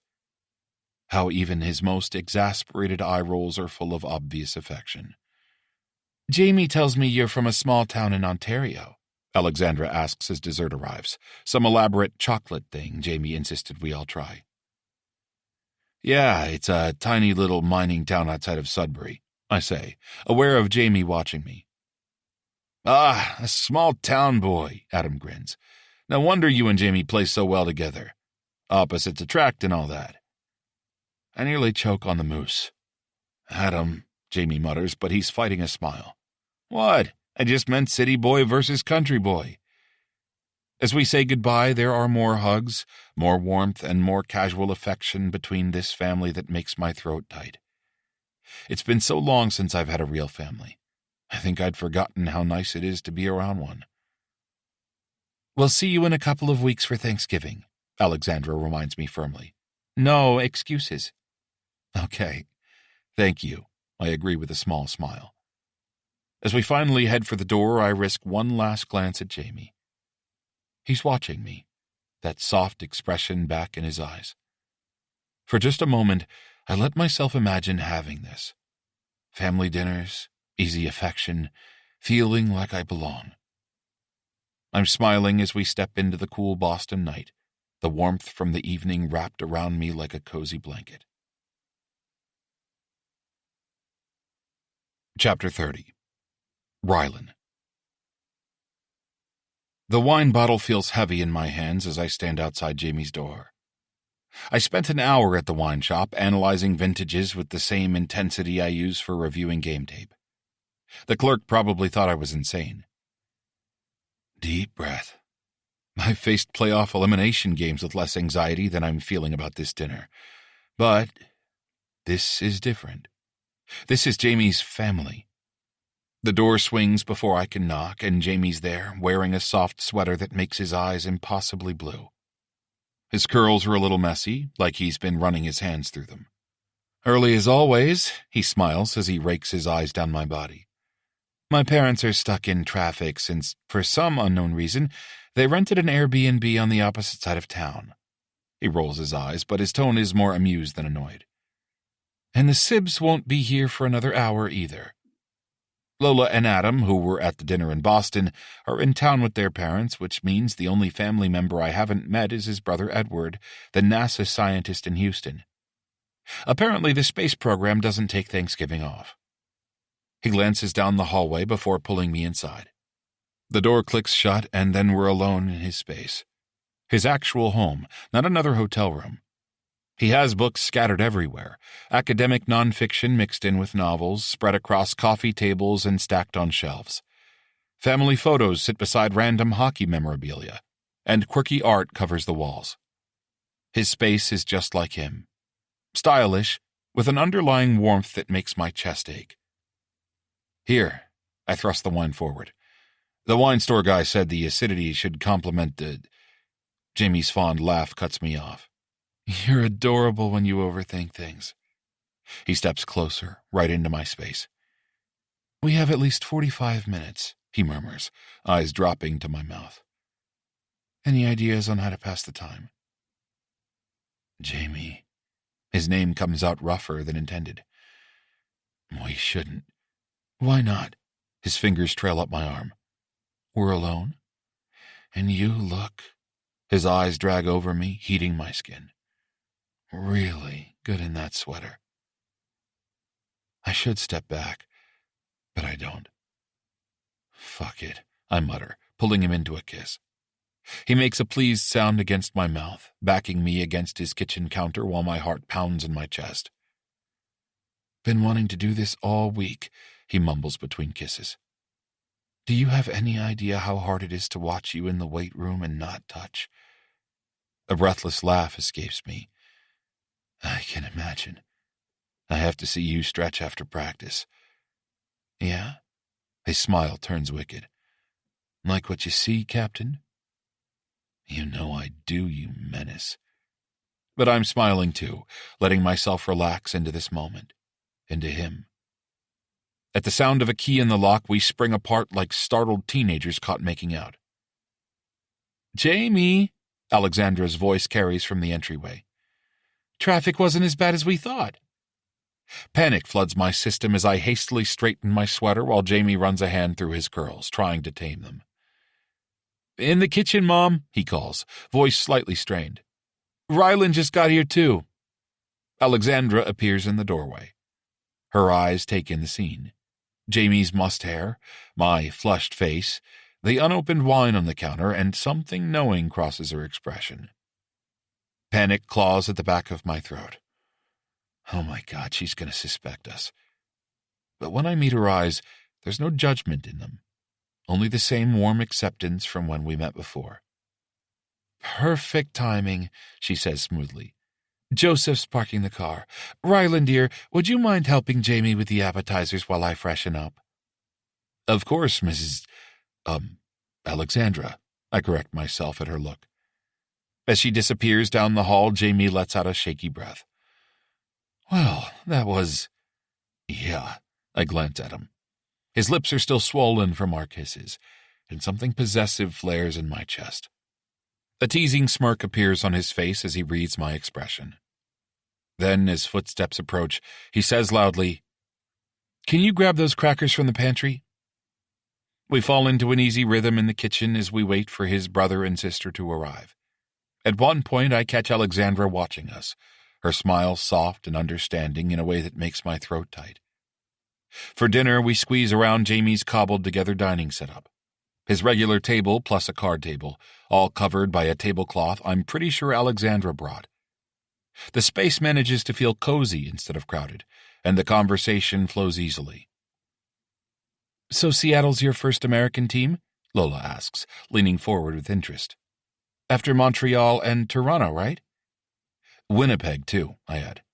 "For a couple of seasons between Montreal and Toronto." "That's quite a journey," Alexandra says. "Spending so much of your time with Canadian teams before coming here. How are you finding life in the U.S.? "Different," I admit. Even after 3 years, some things still catch me off guard. Like Thanksgiving being in November instead of October. Everyone chuckles at that. "Well, we're certainly glad you ended up here," Alexandra says warmly. Under the table, Jamie's foot presses against mine again, grounding me, like he always does.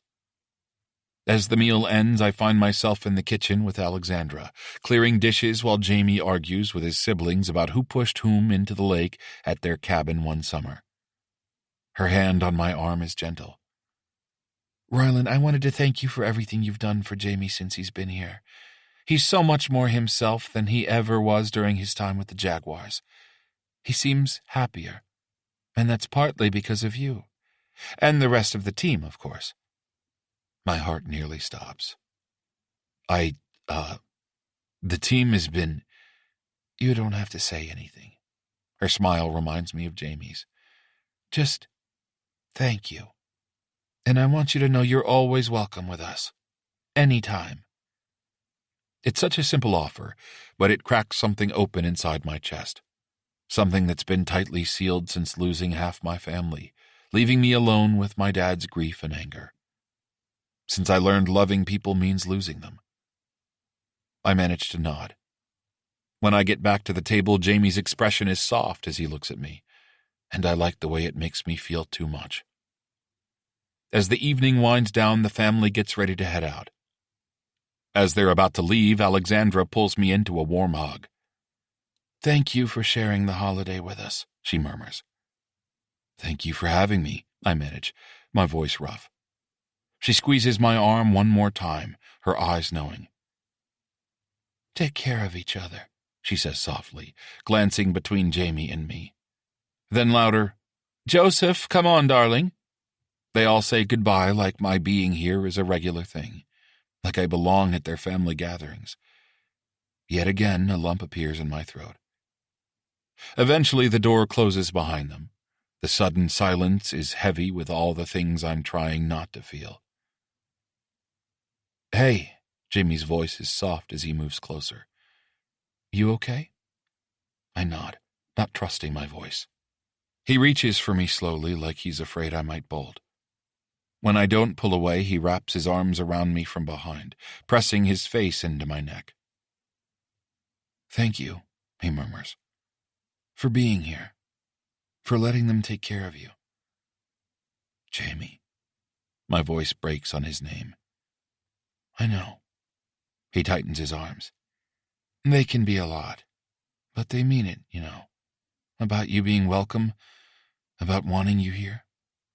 Closing my eyes, I allow myself to lean back into him for a moment, unable to force myself away from his solid, reassuring warmth. Stay. His voice is husky. Please, just stay tonight.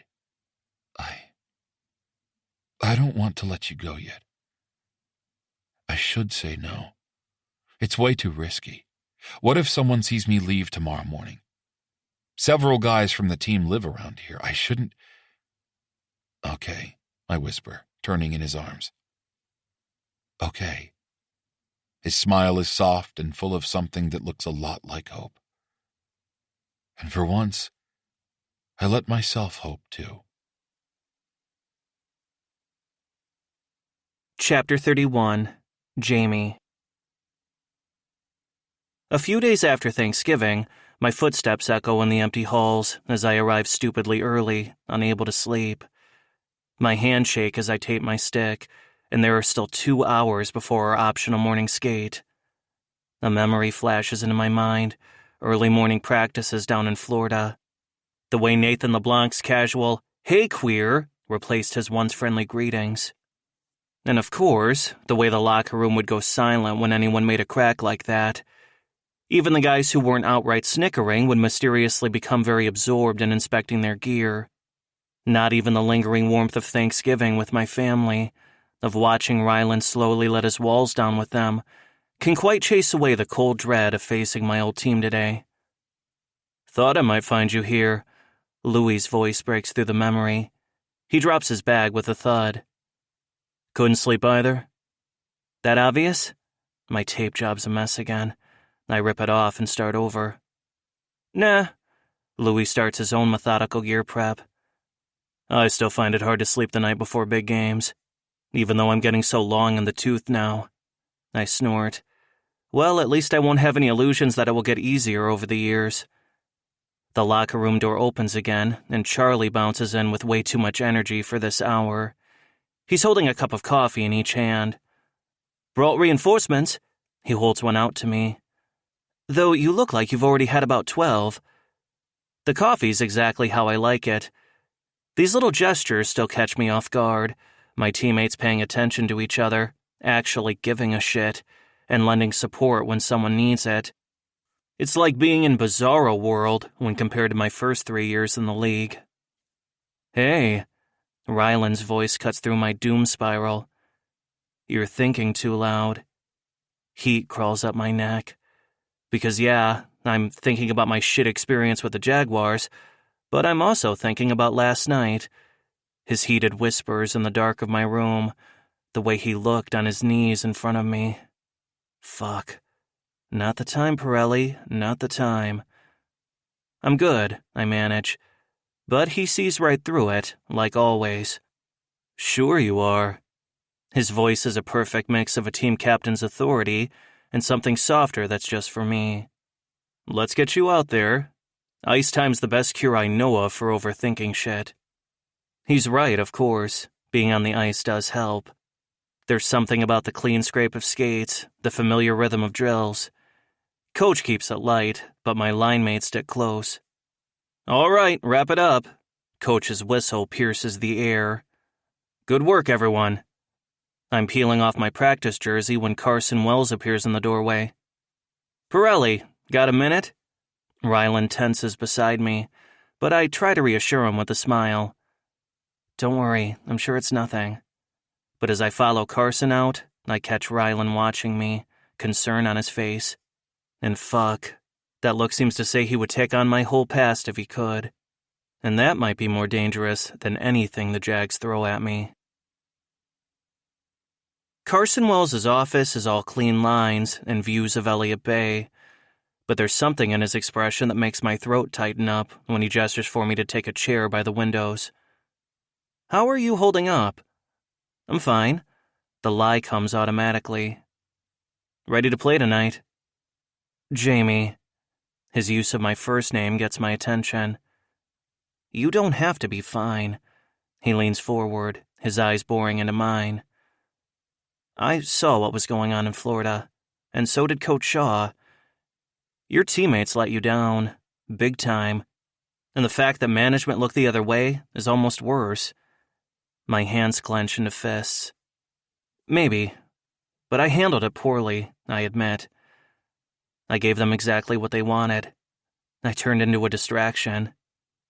"You were barely 20 years old." Carson's voice cuts through my self-recrimination. "And you were trying to deal with harassment from people who should have protected you. But you showed up every night and worked. You managed to put up points and try to connect with teammates who didn't have your back." "Not well enough," I mutter, remembering the headlines. "Well enough to catch my attention." There's something fierce in Carson's tone now. I blink hard, surprised by the emotion in his voice. "This isn't Florida," he continues more gently. "No," I agree quietly. "Down there, one of the first guys to welcome me was Nathan LeBlanc. He made this big show of not caring that I was by. We hung out a lot those first few months. But something changed. I run a hand through my hair, remembering the frustration I felt and how confused I was. Almost overnight. One day we were grabbing coffee, talking about music, normal shit. The next I swallow hard. He started making comments. Little digs at first, then bigger ones. By the end, he was leading the charge to make my life hell. "I'm sorry. That must have been rough," Carson says. "Yeah. That was almost worse than the other stuff. The open harassment was easier to understand. I mean, some people are just assholes. But I never figured out why someone who'd been a friend suddenly hated me. Well, I'm happy things are better now. The entire organization supports you here, and I hope you can feel that. Your teammates value you, and I don't mean just your hockey skills, but you. The way you helped the rookies, the way you embraced our team culture, your work ethic and positive attitude. You've shown us who you are in a short time, Pirelli. You should be proud of yourself. You're a big asset to this team, and I'm happy as hell I took the risk to bring you to the Sasquatch." "Thanks, Carson." My voice comes out rough. He nods once as he gets up from his chair. "Show those fucks what they lost tonight." When I get back to the locker room, Rylan's waiting for me. He's leaning against the wall, all casual-like, but just seeing him settles something inside me. "Everything okay?" he asks quietly. I look at him, really look at him. This man who's become so much more than just a teammate, who makes me believe I deserve more than what I had before. "Yeah," I say with a small smile. "Everything's okay." Chapter 32. Jamie. The familiar pulse of pre-game warm-ups thrums through me as we take the ice. Normally, I love the anticipation, but tonight my stomach is churning unpleasantly. Florida's dark jerseys blur in my peripheral vision because I refuse to give them my attention until I have to, focusing instead on my team. "Don't let them in your head," Louis told me earlier, his usual playful demeanor replaced by fierce protectiveness. "They're just another team now. You're one of us." His words echo as I send another puck top shelf, earning appreciative taps from Charlie and Gino. Even Austin's usual gruff energy feels supportive, like he's daring anyone to mess with me. The team forms a loose circle around me during warm-ups. It's nothing obvious, but I'm never left exposed. Nathan LeBlanc is staring me down from the visitor's bench, his glare like a physical weight on my chest. But I refuse to look his way. Fucker's not worth it. My attention stays where it belongs, on the crisp passes Rylan keeps sending me. We're on the same wavelength tonight, our connection smooth and instinctive, like we've been playing together for years instead of months. The memory of my first NHL goal slams into me. Nate throwing his arm around my shoulders, bellowing proudly, "That's my rookie," while the guys mobbed us both. What should be a fond memory is tainted now, though, poisoned by how fast he turned on me after that. Shit, my head's not in it. An easy pass from Gagnon sails right past me. God damn it. "Hey," Rylan appears beside me, close enough that I can hear him over the crowd noise. "Stay with me." The quiet command in his voice centers me. His eyes hold mine for a moment, and his quiet confidence steadies me. "We're ready," he says as we line up for the opening face-off. When the puck drops, everything else falls away. During the first shift, LeBlanc tries to line me up along the boards, but Santucci, our big grouchy defenseman, appears out of nowhere, a wall of muscle forcing him to pull up. The message is clear. Not here, motherfuckers. Not in our house. We go up 1-0 early on Charlie's wrister from the slot. The crowd roars as we celebrate, and my teammates' bodies form a protective circle around me during the celly. I catch Vladimir Belov sneering from Florida's bench, but his hatred is distant and meaningless now. During the second period, things get chippy. Every hit is harder than necessary, and every scrum ends with an accidental elbow or a borderline high stick. LeBlanc shadows me constantly, muttering taunts just quiet enough the officials can't hear. "Hey, Pirelli, found another straight guy to corrupt, eh?"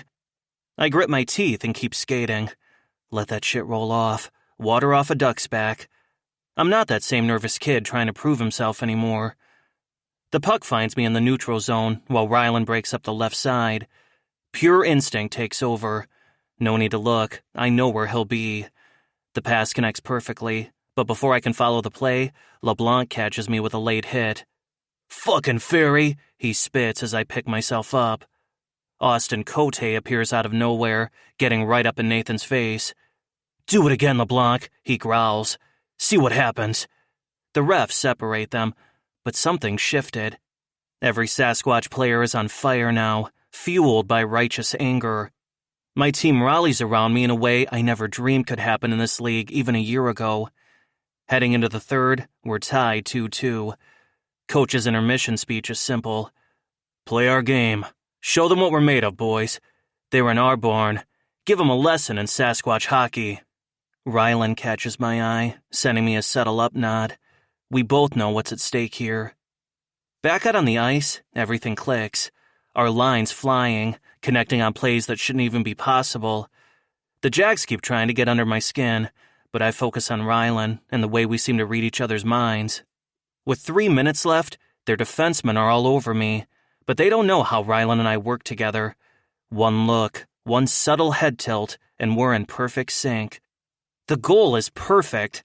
Rylan draws both defenders to him, then slides the puck right to me through a gap that shouldn't exist. I one-time at top shelf right over their goalie's shoulder.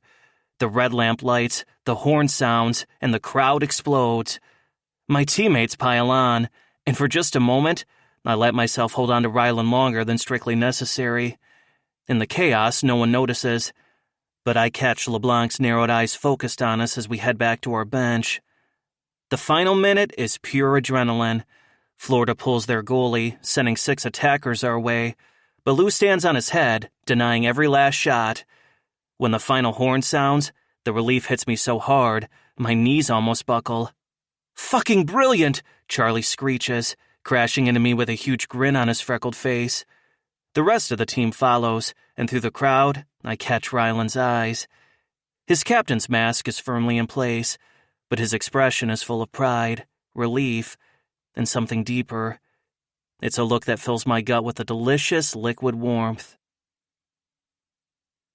The locker room buzzes with victory energy. I can't stop grinning, high on the win and the way we came together as a team.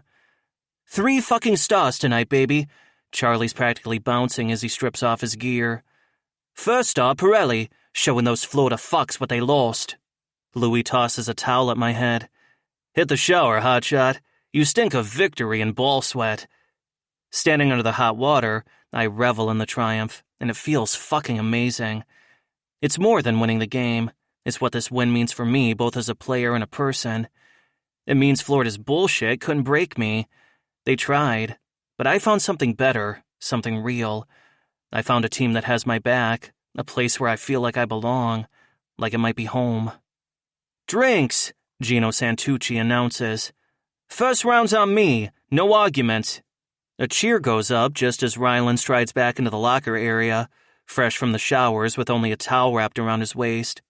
My mouth literally waters as my eyes trace the perfect lines of his shoulders and the way his torso narrows into his trim waist before getting to his perfect, incredible ass. Jesus fucking Christ, I need to be careful. Probably wouldn't be great for anyone if I got caught eye-fucking our captain, but at this moment, riding this high, I can't find a good reason to care. Proper celebration required, Charlie agrees. Those twats can drink alone tonight. I catch Rylan sneaking glances at me as he methodically packs his gear. There's heat in his gaze that has nothing to do with the game. Bigfoot Sin Bin, the new hockey bar by the arena, is packed when we arrive, the victory-drawing Sasquatch fans like moths to flame. Charlie's already commandeered the corner, regaling anyone with an earshot with a play-by-play of my game winner. My skin is buzzing with leftover adrenaline from the win, and from Rylan's proximity on the other side of our table. He's doing that controlled captain thing, one hand wrapped around his beer bottle, nodding at something Santucci's saying.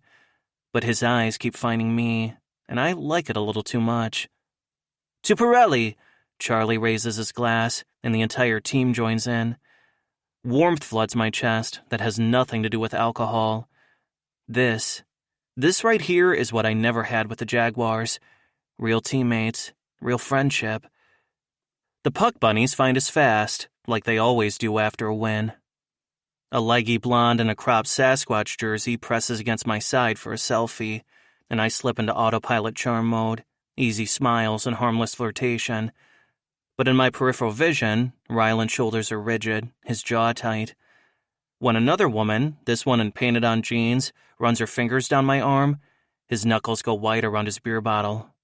Fuck, I should stop. I know I'm playing with fire here, but I'm becoming addicted to seeing that crack in Rylan's careful control, about knowing he wants to stake his claim on me, even if he can't. Such a team player now. LeBlanc's voice cuts through my buzz. He's been lurking over by the bar, his eyes moving between me and Rylan for most of the night, but I've been determined to ignore him. What the hell is he even doing here, hanging out by himself at our victory celebration? It's creepy as fuck. My stomach knots. Louis materializes beside me, radiating his laid-back goalie energy. Hey, LeBlanc. Still bitter about those goals I stole from you? You might want to work on that wrist shot. I was reading you like a kid's book tonight. Nathan's face darkens, but he slinks away. Another round, Charlie announces, already weaving toward the bar. He stumbles, catching himself on Rylan's shoulder. Our captain steadies him with practiced ease, but his eyes find mine across the table. The heat in them makes my breath catch. I should leave, should make an excuse and get out before LeBlanc picks up on anything else. But then Rylan shifts, and his knee brushes mine under the table. The contact is brief, but electricity zings through my whole body. This thing between us is scary as fuck, because Rylan might never be ready to acknowledge us publicly, and I won't be able to hide forever. That's just not who I am. But fuck, when he looks at me like that... The team starts breaking up naturally as midnight approaches. I hang back, letting the others file out first. Rylan does the same, maintaining careful distance. But I feel Nathan watching from his corner, that calculating look still on his face. Outside, everyone splits up, with some guys ordering Ubers while others head toward their cars. I start toward my building, but Rylan catches my arm. His touch is casual, nothing anyone would notice, but it burns through my jacket. "My place," he says quietly, not quite meeting my eyes. It's closer. Holy shit. My heart slams against my ribs. I've never been to Rylan's apartment. He treats it like his fortress of solitude, never inviting anyone over, as far as I know, and I wasn't sure he was ever going to let me behind that wall. "You sure?" I ask, giving him an out. He finally looks at me fully, and holy fuck, the raw want in his eyes makes me forget about Nathan LeBlanc, about being careful, about everything except getting him alone, right fucking now. "Yeah," he says roughly. "I'm sure." Chapter 33. Rylan. My hands shake as I unlock my door. I don't bring people here. Ever. This space is mine alone.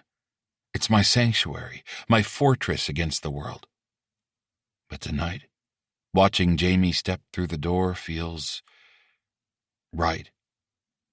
He moves through my carefully ordered space like a force of nature, all golden curls and casual grace. His presence fills up the emptiness I've never let myself acknowledge, making everything feel more alive. "So, this is Captain Colling's lair." A hint of fond amusement colors his voice as he takes in the precise alignment of my shoes and the methodically arranged hockey memorabilia. "It's very... you." The soft laugh that escapes him makes my chest tight. I should feel exposed and uncomfortable having him here. Instead, for some reason, I have an intense need to show him everything. I swallow hard, stepping closer. "Jamie." My voice comes out rough and his eyes flicker up, a spark of heat in their blue depths. "Yeah?" He takes the final step that closes the distance between us, and the warmth of his body sends a shiver down my spine. His fingers brush my jaw, and the gentle touch burns through all my control. "I don't..." The words stick in my throat. I've never been good at asking for what I want. But Jamie waits, patient and steady, his thumb tracing slow circles on my skin.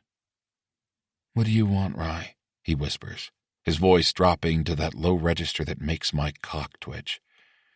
I trail my hands up his chest, feeling the steady beat of his heart under my palms. "I don't want to hide anymore. Not with you." His intake of breath is sharp. "Show me," he urges, and then his mouth is on mine. It's different from our previous encounters. This is slower, deeper, like he's trying to memorize every breath, every touch. My back hits the wall and I groan, pulling him flush against me. Every curve of his body molds to mine, and fuck, I'm already hard, already aching for him. His lips move to my neck, his teeth grazing my pulse point. "Been thinking about this all night," he murmurs. "The way you looked after scoring that goal. Fuck, Rye. Wanted to take you right there in the locker room." My brain won't form a response, so I just tangle my hands in his hair, holding him close. His thigh slides between mine, making me buck my hips involuntarily as I seek more friction. "Bedroom," I manage. "Now." He pulls back just enough to meet my eyes, and Christ, the heat in his gaze steals my breath. "You sure?" Instead of answering, I grab his hand and drag him down the hall. When we reach my bedroom, the glow from the streetlights filters through the blinds, casting Jamie in a warm light that makes his curls look like a halo. He looks almost otherworldly, and for a moment I forget how to breathe. His hands slip under my shirt and I gasp at the contact. His palms are hot against my skin, leaving trails of fire as they map every muscle. God, you're gorgeous, he breathes, pushing my shirt up. Been driving me crazy all night, watching you move on the ice. I lift my arms, letting him strip off my shirt. For once, the careful way I usually fold my clothes doesn't even cross my mind. Not with Jamie's mouth trailing down my neck, his teeth scraping lightly over my collarbone. His stubble rasps against my sensitive skin, sending sparks of pleasure straight to my cock. Jamie, I gasp when his tongue finds my nipple. I fist my hands in his curls, torn between pulling him closer and pushing him away. It's too much, but not enough. It's everything at once. Love the sounds you make, he murmurs against my skin. His teeth graze my nipple and my hips buck involuntarily. Love watching you lose control. He slides his big hands down to grip my ass, pulling me against him. The friction makes me whimper. You like that? Let me hear you, baby. The pet name does something to my chest, making me feel both vulnerable and cherished. I tug at his shirt, suddenly desperate to feel his skin against mine. Off. I need to feel you. He strips his shirt off in one fluid motion, and fuck, he's beautiful. I've seen him shirtless countless times in the locker room, but this is different. This is mine. My hands shake as I trace the defined muscles of his chest, following the trail of golden hair that disappears into his jeans. See something you like? His voice is pure sin, and when I look up, his blue eyes are dark with desire. He catches my wandering hands, bringing them to his lips to kiss my palms. Tell me what you want, Rye. Want to hear you say it. My careful control splinters. You. Want you inside me. The words come out desperate and needy. Please, Jamie. Fuck, baby. He captures my mouth in a searing kiss, walking me backward until my knees hit the bed. Love when you beg for me. His weight presses me into the mattress, and Christ, the feeling of skin on skin is overwhelming. He kisses down my chest, taking his time, like he's mapping every inch of me. When he reaches the waistband of my jeans, he looks up through those curls, and the sight nearly makes me come right there. These need to go, he growls, making quick work of the button and zipper. My hips lift automatically as he strips off my jeans and boxers together. Usually I'd fold them, but right now I don't care if they end up wrinkled on the floor. Not when Jamie's looking at me like he wants to devour me. Gorgeous, he breathes, pressing open-mouthed kisses along my inner thighs. His stubble leaves a burning trail on my sensitive skin. So fucking perfect for me. His tongue traces the crease where my thigh meets my hip, deliberately avoiding where I need him most. I writhe under him, forgetting all about control, about maintaining composure. Jamie, please. Please what? His breath ghosts over my cock, making me shudder. Tell me what you need, baby. I want to hear you say it. The words tear from my throat, raw and desperate. Your mouth. Please, Jamie, I need... Yeah? He grins up at me, wicked and playful. Like this? His tongue drags up the length of my cock, and my back arches off the bed. Fuck! I fist the sheets, my perfectly made bed becoming as disheveled as my thoughts. God, look at you, he murmurs, wrapping one big hand around my base. Always so controlled, so put together. Love seeing you fall apart for me. When he finally takes me into his mouth, my world narrows to pure sensation. The wet heat of his mouth, the slight scrape of his teeth, the vibration of his moan around me. His curls are like silk between my fingers as I fight not to thrust up. Jamie, I can't. The words dissolve into desperate sounds as he swallows me deeper. He pulls off with an obscene pop. I want to be inside you when you come, he says, his voice rough. Want to feel you fall apart around me. Where's your lube, baby? Bedside drawer, I manage. Left side. Everything's organized by... My words cut off in a gasp as he nips at my inner thigh. Of course it is, he chuckles. I would expect nothing less. Jamie. The soft laugh that escapes him at my teasing makes my heart clench. Even now, flushed and desperate beneath me, he's meticulously organized. I find the lube exactly where he said, along with several boxes of condoms, arranged by brand. Jesus Christ, he's going to be the death of me. Been thinking about this in San Diego, I murmur, coating my fingers. The way you looked that night, letting go for me.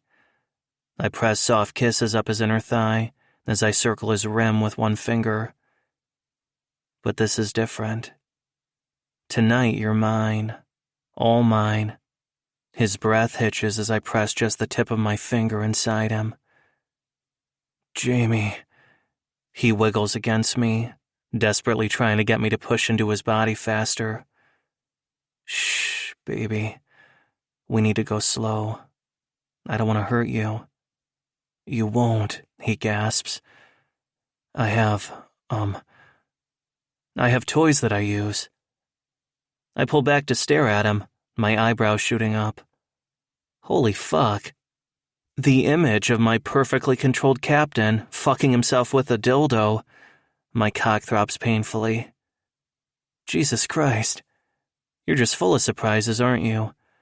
A flush spreads down his chest, but the glint in his eye makes my mouth water. You have no idea. Fuck, baby, I groan, pressing my finger deeper. Tell me about these toys. Do you think about me when you use them? His breath hitches as I work him open. Yes, he admits. And Christ, the way he blushes even as he pushes back against my hand. Ever since San Diego.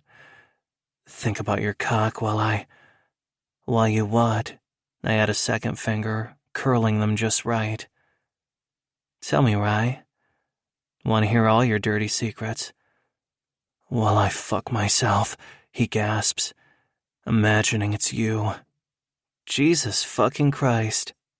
This perfectly controlled, buttoned-up man has been fucking himself thinking about me. I press my forehead against his thigh, trying to maintain some control of my own.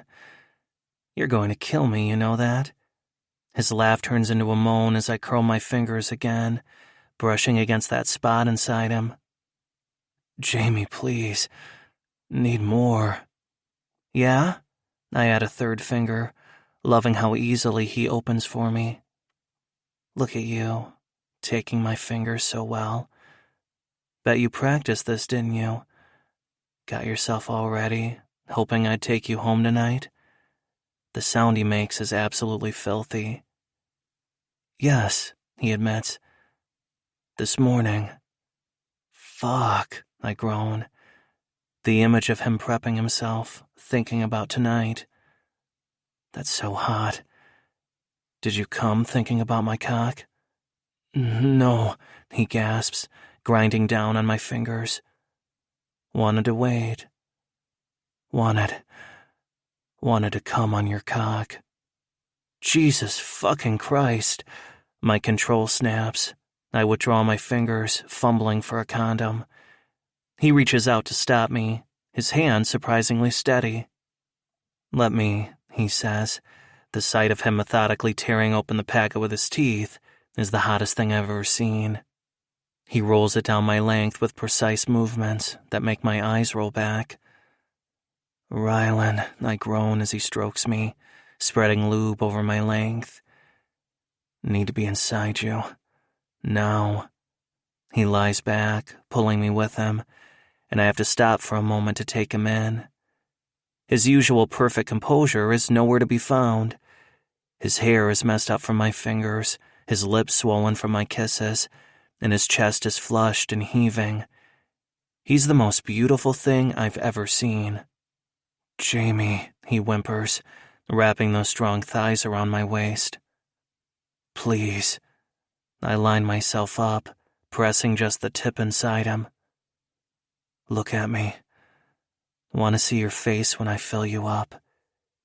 His eyes lock with mine as I push in slowly. Fuck, he gasps, his fingers digging into my shoulders. So big.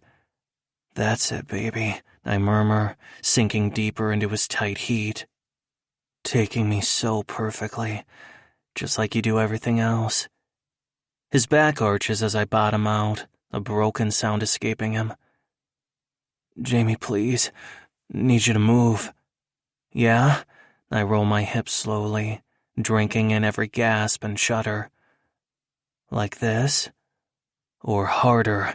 I snap my hips forward, making him cry out. Tell me what you need. I want to make it so good for you. Harder, he begs, his usual measured tone completely gone. Want to feel you tomorrow. Want to remember this every time I move. Fuck, I grab his hips, adjusting the angle until I find the spot that makes him see stars. Like this? Want everyone to know you're mine? That their perfect captain lets me wreck him? Yes, he moans, meeting every thrust. Yours. Only yours. His confession drives me wild. I lean down to capture his mouth, swallowing his desperate sounds as I fuck into him harder. One of his hands tangles in my curls, while the other claws at my back, and the sting pushes me closer to the edge. Touch yourself for me, baby, I pant against his mouth. Want to watch you fall apart. His hand shakes as he wraps it around himself, and holy fuck, the sight of him stroking himself while I'm buried deep inside him. Jamie, I'm close. Yeah? I slow my thrusts, making them deeper, harder. You gonna come for me? Show me how good I make you feel? He nods frantically, his rhythm faltering as he gets closer. His other hand is still twisted in my curls, and the way he pulls makes electricity shoot down my spine. Come on, Rylan, I urge, angling my hips to hit that perfect spot. Let go for me. Want to feel you come around my cock. His whole body tenses, his back arching beautifully.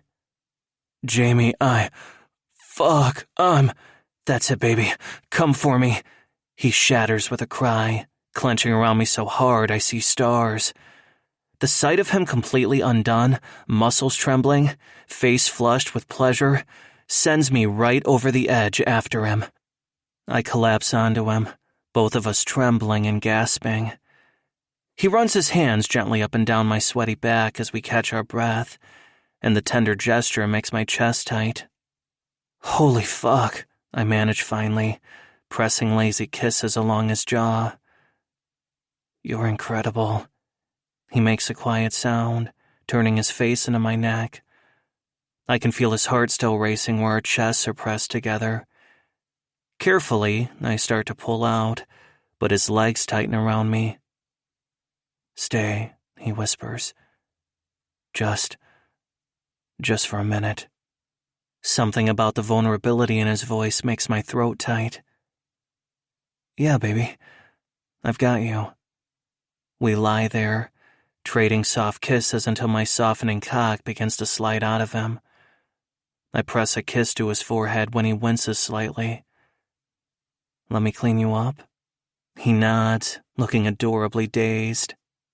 When I get back with a warm washcloth, he's fighting to keep his eyes open. He's completely blissed out, and knowing I did that to him causes something possessive to unfurl in my chest. I clean him up carefully, unable to resist pressing soft kisses to the marks I left on his thighs. You good?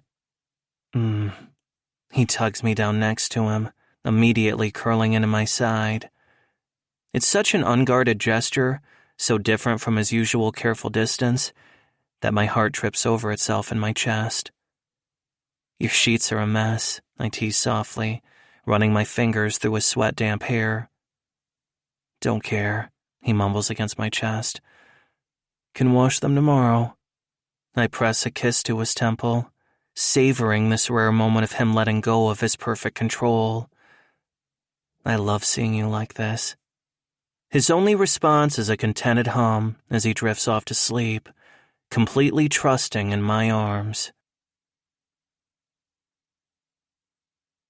Chapter 34. Rylan. Early morning sunlight filters through my bedroom windows, catching on Jamie's blonde hair where his head rests on my chest. Everything feels soft and hazy with the afterglow. His mouth was so perfect on me just minutes ago, and I'm still floating in that space where nothing exists except us. "Stop thinking so loud," Jamie mumbles against my skin, pressing a lazy kiss to my collarbone. "It's too early for your brain to be working this hard."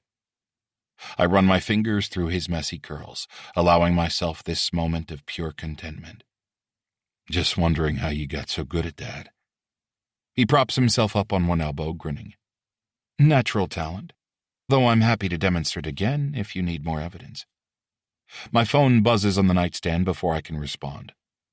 I reach for it automatically, the habit left over from when I was constantly worrying about my dad. But I freeze when I see the caller ID. "Declan Summers." Jamie reads it upside down, his playful expression shifting to concern. "What does he want this early?"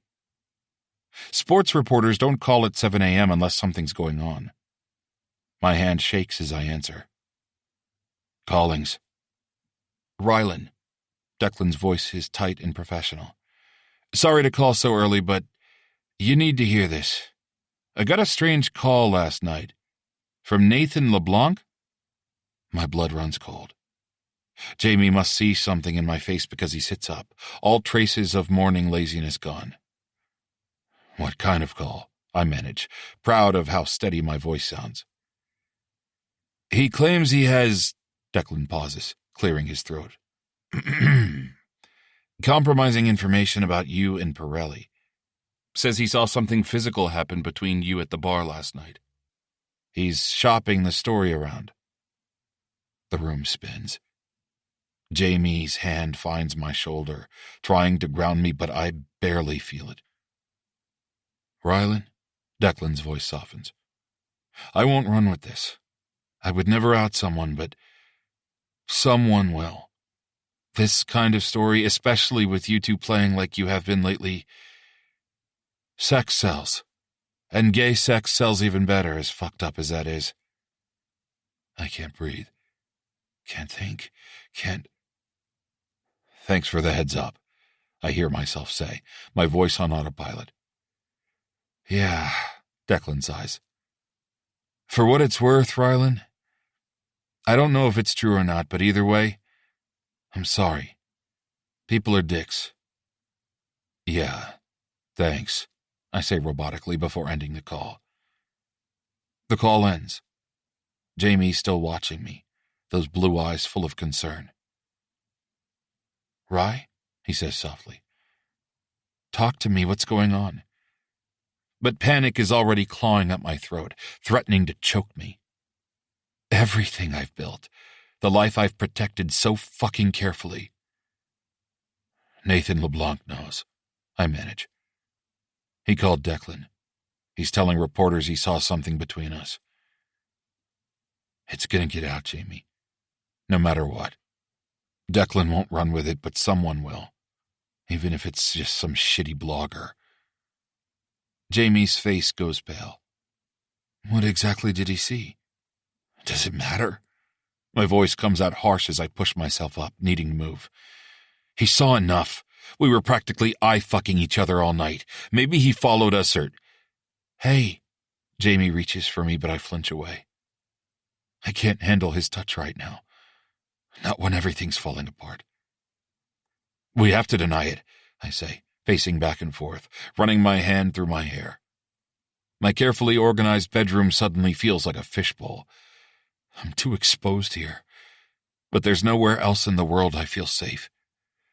"We have to say it's just a dirty rumor. We're just teammates, and they're targeting you because you're one of the few out players in the league." "Rylan," Jamie's voice is so gentle it hurts. Maybe this isn't the worst thing. Maybe it's time to..." "Time to what?" I spin to face him. Time to destroy everything I've built? Time to let my father find out from some trashy website that his only remaining family member is... I cut myself off, unable to even say the fucking word. God, I'm a pathetic piece of shit. What a fucking coward. That's not... You don't understand. My hands are shaking so hard I have to clench them into fists to stop. You're already out. You've dealt with this, but I'm the team captain. I have responsibilities. I can't... I'll deny it, Jamie cuts in quietly. If that's what you want. I'll say Nathan's lying, that there's nothing between us. His simple offer breaks something inside me. Because of course he would do that. Of course he'd offer to go back into the closet for me. He's volunteering to hide himself so I can protect my carefully constructed life, even though it's hurting him. Jamie. My voice cracks. Hey. He stands, moving toward me slowly like I'm a spooked animal. Whatever you need, we'll handle this however you want. But I can see what it costs him to make that offer. The hurt in his eyes is unmistakable. I can't... My breath is coming too fast, and the room is spinning. I need to think. Okay, it's going to be okay. He steps back. What do you need from me? You, I want to say. Just you. Always you. But the words stick in my throat. I collapse onto my bed, hunched over with my elbows on my knees, holding my head in my hands. Fuck, I need air. I need to be alone. I can't. Understanding floods his face, followed quickly by a flash of raw pain before his expression closes off, his lips forming into a thin line.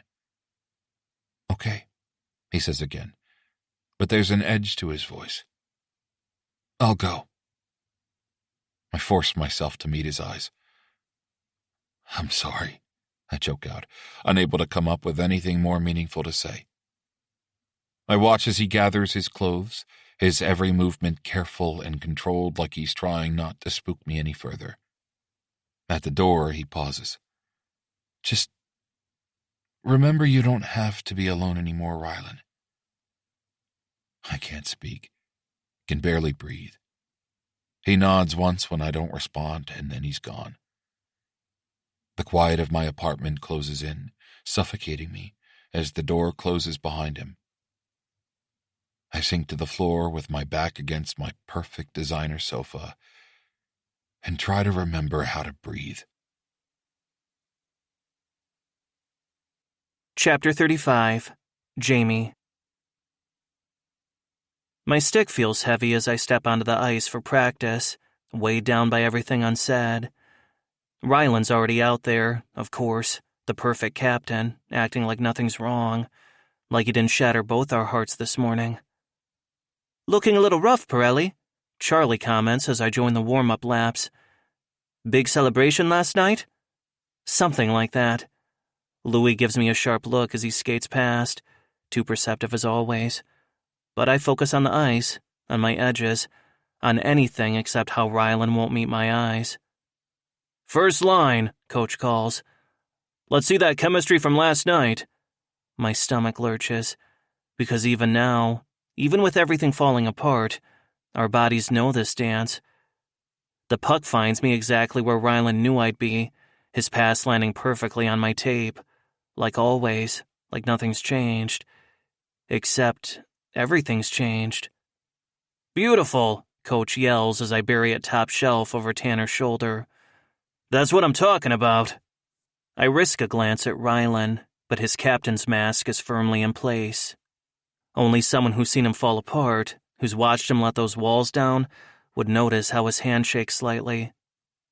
Again, Coach demands. We run the play over and over, each perfect connection feeling like a fresh wound. Pirelli! Austin's sharp voice breaks through my spiral. Head in the game! I've missed a pass, the first time that's happened in months.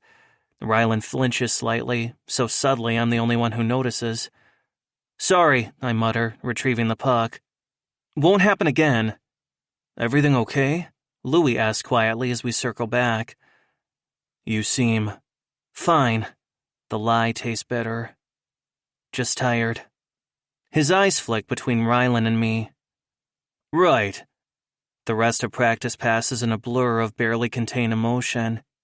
Every time Rylan and I connect on a play, which is often, the rest of the team exchange looks. They can tell something's off, even if they don't know what. Good work, Coach calls finally. Hit the showers. My stomach drops. Rylan's shoulders tense almost imperceptibly. In the locker room, the silence between Rylan and me feels deafening. We move through our usual routines, carefully maintaining our distance, but I can't stop stealing glances. Can't stop remembering how different this was yesterday, when everything felt possible. Jamie. Louis' voice is low as he appears beside me. Whatever's going on, don't. My voice cracks slightly. Please. He squeezes my shoulder once, understanding. Heads up, guys. Riley appears in the doorway, a confused look on her face. Media's getting pushy. They're asking about some weird rumor some blogger started. I'll handle it, Rylan cuts in smoothly, his captain's voice perfect and controlled, like he didn't whisper my name as he came only a few hours ago. They're specifically asking for both you and Pirelli, Riley says carefully. My eyes meet Rylan's across the room. For just a second, I see everything he's trying to hide, the fear, the pain, the desperate need to protect himself. Then his walls slam back up. Let's get this over with, he says professionally. As we head toward the media scrum, I remember his words from this morning. We have to deny it. My heart cracks a little more with each step. The reporters descend before we even make it down the hallway. Their questions overlap, aggressive and hungry. Rylan, care to comment on rumors about your relationship with Pirelli? Jamie, is this similar to situations in Florida? How long has this been going on? Sources suggest inappropriate conduct between teammates. Do you have any comment? My stomach churns, but I keep my media smile firmly in place. Next to me, Rylan is perfectly composed, of course, every inch the responsible team captain, as always.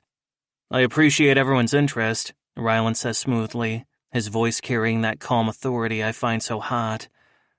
But these rumors are completely unfounded. Pirelli is a talented hockey player and a valued teammate, nothing more. The words hit like body checks. Nothing more. Nothing more. Nothing more. But witnesses report seeing you two in compromised positions. My relationship with Pirelli is purely professional. Rylan's tone could freeze hell.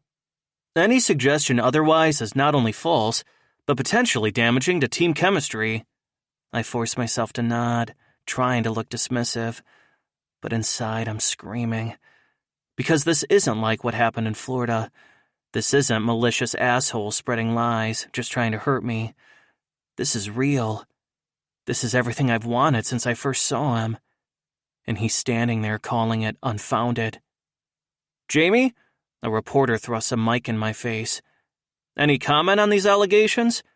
I open my mouth, but no sound comes out. Because what can I say? That watching Rylan deny us is killing me? That I understand why he's doing it, but it still feels like having my heart ripped out? I think we've addressed this sufficiently, Rylan cuts in, his captain's authority brooking no argument. Now, if you'll excuse us, we have team obligations. As we turn to leave, I catch his expression cracking for just a fraction of a second. The pain in his eyes matches the ache in my chest. But then his walls slam back up, and he's striding away from me, his every movement precise and controlled, like he didn't just deny everything we could have been, like he didn't just break both our hearts. Chapter 36. Rylan. My bedroom is too goddamn quiet. The old digital clock on my bedside table glows 2:47 a.m., its red numbers accusing. I can't stop seeing Jamie's face during that press conference. The flash of raw hurt in his eyes before he locked it away, covering it with a carefully blank expression when I said we were nothing more than teammates. It was the same hurt I saw this morning when he offered to deny everything, to protect me, even though it would hurt him. Sleep is impossible. Every time I close my eyes, I can see him in this same bed, golden and perfect in the morning light, telling me I didn't have to be alone anymore. Except I made sure I was alone, didn't I? Did exactly what I always do. I push away anything that threatens my control, my carefully constructed life that's designed to make me feel safe. Only it's never felt quite so empty before. Fuck. I throw off the covers and head into my great room. My perfectly organized apartment is suffocating. Every precise angle, every carefully curated space feels like a distorted funhouse reflection of me. It's all fake, this perfect control. Under this calm surface, I'm a fucking mess. A chaotic, ugly, cowardly mess. My keys are in my hand before I make a conscious decision. Greg, the night custodian at the practice rink, knows me. It won't be the first time I've taken refuge on the ice in the middle of the night, and it probably won't be the last. The drive to the practice rink is automatic, muscle memory taking over while my mind spins. I'm haunted by the look on Jamie's face. The way he just stood there and let me deny everything we could have been because he knew that's what I needed. The building is dark except for the security lights, but my access card still works. Once I get to the Sasquatch rink, the familiar smell of ice and rubber flooring settles in my chest. This, at least, makes sense. This I understand. Greg barely looks up from his cleaning cart, just gives me a small nod. He's used to my late-night visits by now. Understands sometimes a player just needs ice time to think. The locker room feels different at night. Like the ghosts of past games linger in here, both the celebrations and the anger and disappointment. My footsteps echo as I head to my stall, the familiar motions of lacing up my skates providing small comfort. Every movement is precise and controlled. But it's never been so obvious that the control is only an illusion. The ice gleams under the dimmed lights as I step out. Just me and this sheet of ice that's been my refuge for as long as I can remember. Nick and my dad taught me on our backyard rink and our small-town arena. But ice is ice. It doesn't matter where you are, or what's surrounding it, or even what's going on in my head. The sound of ice meeting metal when my skate blades make contact is always the same. It's like the soundtrack of my life. I don't know what the fuck I'm doing, Nick, I mutter under my breath. What am I supposed to do? My skates cut clean lines across the fresh ice. No real pattern, just feeling the edge of my blades, the familiar resistance. The thing about my brother was that even though he was young when he died, he was wise as hell. My mom used to say he was an old soul. He never ran from anything, even when he was scared. And he never tried to be anyone other than who he was. You can't control everything, Rye. I can almost hear his voice. Sometimes you have to let go. A sound that's half laugh, half sob escapes me as I pick up speed. The cold air feels good in my lungs. Bit late for practice, isn't it? I nearly wipe out at Carson's voice. He's standing at the boards, coffee mug in his hand, watching me. Holy shit, you scared me, I say, forcing out a laugh. Mind if I join you for a bit? He says with a wry smile. Sure, of course, I say. Guess I don't have a monopoly on being unable to sleep. Give me a minute, Carson says, disappearing into the equipment room. He returns with a pair of well-worn CCMs. I watch as he laces up with practiced efficiency. Not the precise movements of a pro, but the muscle memory is there. Played Division III in college, he offers, catching my look as he steps onto the ice. I was never good enough for the show, but he takes a few experimental strides. Some things you don't forget. We skate in lazy circles for a while. The only sound is our skate blades cutting through fresh ice. It should feel strange, the GM joining my middle-of-the-night crisis skate, but somehow it doesn't. He doesn't seem compelled to make small talk, and I'm grateful. I guess the fact that we're both here in the middle of the damn night means we're past that. Used to do this in college, Carson says after a few laps. Late nights when my head got too loud. He trails off, doing a passable backward crossover. Makes it easier to think, or maybe to stop thinking. I catch the puck he slides my way, muscle memory taking over. We pass it back and forth. Nothing fancy, just the hypnotic rhythm of tape to tape. You know, Carson says after a few quiet passes, I used to think doing what was expected was the same as doing what was right. Be the good son, follow the expected path. College hockey, business degree, suitable marriage. He trails off, his smile turning wistful. Turns out there's a difference between living your life and going through the motions. My stick stills on the ice as I look up at him. Where's he going with this? All I'm saying is, he sends another puck my way. Sometimes we spend so much time being who everyone needs us to be, we forget to figure out who we actually are. Those words hit close to home. Isn't that what I've been doing for my whole damn life? Being the perfect captain, the responsible son, the steady teammate. But where has it gotten me? It's not that simple, I manage. No, it's not, he agrees quietly. But you know what's harder? Spending the rest of your life wondering what might have been. Something in his tone makes me look up sharply. For just a second, there's a shadow of old pain in his eyes, but he blinks and it's gone. Hockey careers end, Rylan, he continues softly. Whether it's in 2 years or 10, someday you'll take those skates off for the last time. But living authentically, to be truly happy, that shit lasts forever. The puck slides between us.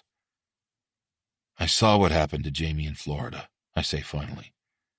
The media circus, the pressure. And you think that was worse than living a lie?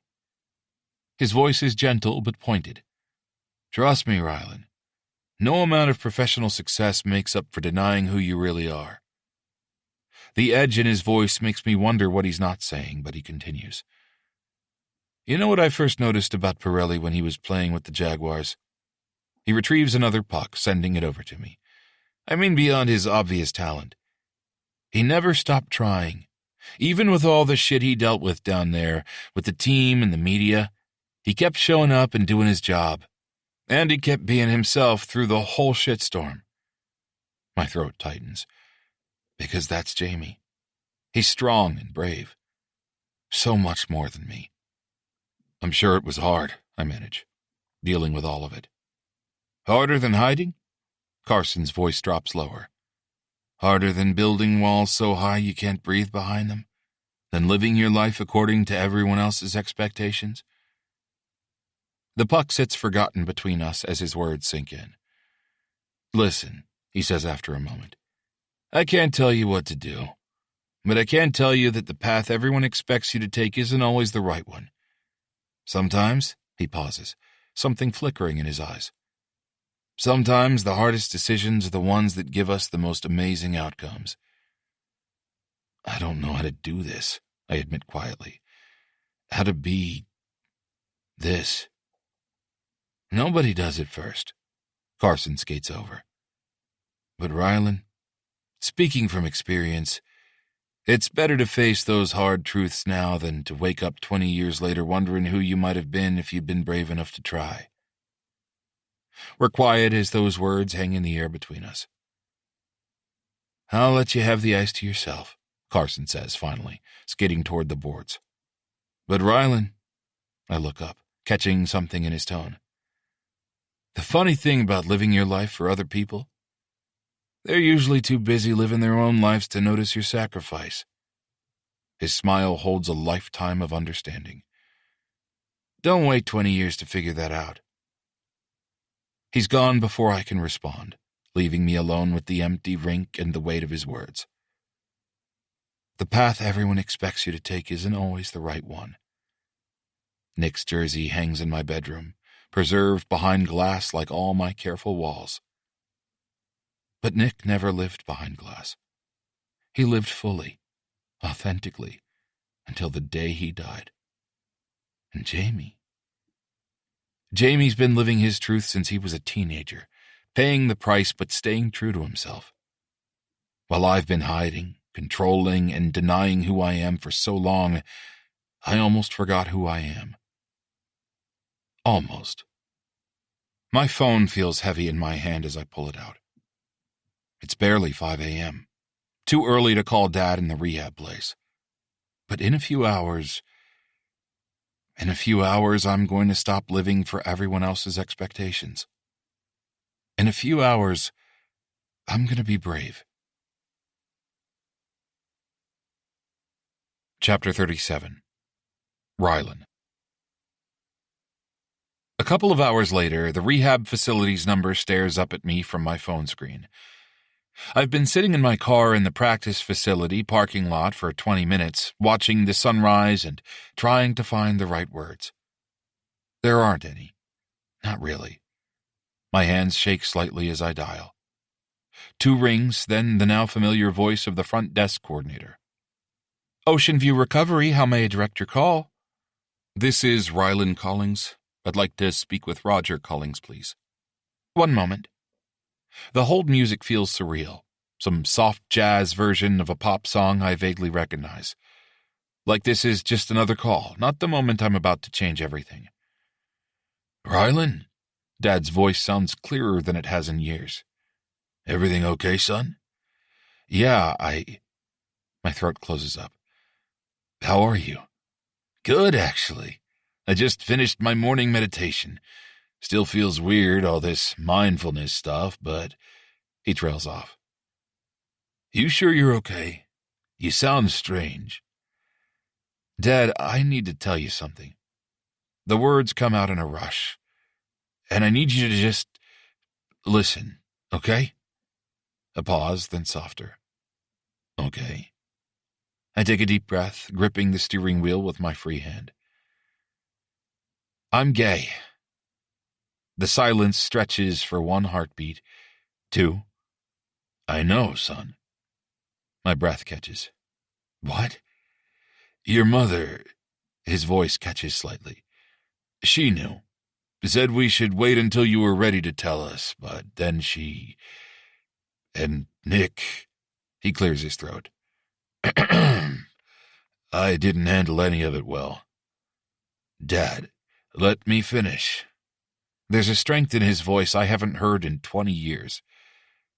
I failed you, Rylan. After we lost them, I was so caught up in my own grief, my own guilt, I couldn't be what you needed. Couldn't create a safe space for you to be yourself. Tears burn behind my eyes. It's not your fault. Some of it is. He sighs heavily. But I'm trying to make amends now. Part of this recovery process is facing hard truths, and the truth is, I've known for a while that you were gay. Just didn't know how to talk about it. Shit, I haven't been able to talk about anything real for as long as I can remember. How long? My voice is barely more than a whisper. How long have you known? You remember that summer after Nick died? When you stopped dating that girl? A soft exhale. The way you looked when people asked about her. It was the same look your mother used to get when she was trying to protect someone she loved. My chest feels too tight. Why didn't you ever say anything? Christ, Rylan, I could barely say anything about anything back then. His laugh holds no humor. And then your mother. He stops and clears his throat. Well, let's just say alcohol became a very effective way to avoid conversations I didn't know how to have. Dad, no, listen, please. There's an urgency in his voice now. I need to say this while I'm clear-headed enough to say it right. Your mother, she was so much better at this stuff. She knew how to create space for people to be themselves. After we lost her, I failed you, son. Failed you both. Both. Nick and me. The acknowledgement of that dual loss makes my eyes burn. Is there? He pauses, and I can hear him choosing his words carefully. Is there someone who makes you happy? Jamie's face flashes through my mind. His sunny smile, his patient understanding, the hurt in his eyes at yesterday's press conference. Yeah, I manage. But I might have screwed it up. By trying to protect everyone else? His voice is knowing. By being the responsible one, like always. A sound escapes me that's half laugh, half sob. Something like that. You know what I'm learning in here? The rustling suggests he's settling into a chair. We think we're protecting people when we hide parts of ourselves, but really, we're just... What did my counselor say? We're rejecting ourselves before others can. Sounds expensive, I joke weakly. Worth every penny if it helps me connect with my son. The raw honesty in his voice makes my throat tight. Rylan, I know I haven't given you much reason to believe this, but I love you. All of you. Even the parts you've been afraid to show me. I hope you can forgive me, and I hope you won't be afraid to be yourself with me anymore. I sit in my car long after the call ends, watching the sun climb higher in the sky. Something fundamental has shifted. I can feel it. The walls I've built, the perfect control I've maintained. They don't feel like protection anymore. They feel like prison bars. In a few hours, I have to face the team. Have to decide if I'm ready to be as brave as Jamie and as authentic as Nick. As accepting of myself as my father is trying to be. And for the first time in my life, the answer feels simple. Chapter 38. Rylan. Coach Shaw's voice fades in and out as he goes over our power play strategy.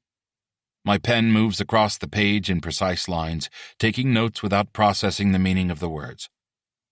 15 minutes left in the meeting. 14. 13. Jamie's sitting in the back row. He hasn't looked at me once, but there are dark rings under his eyes. Because of me.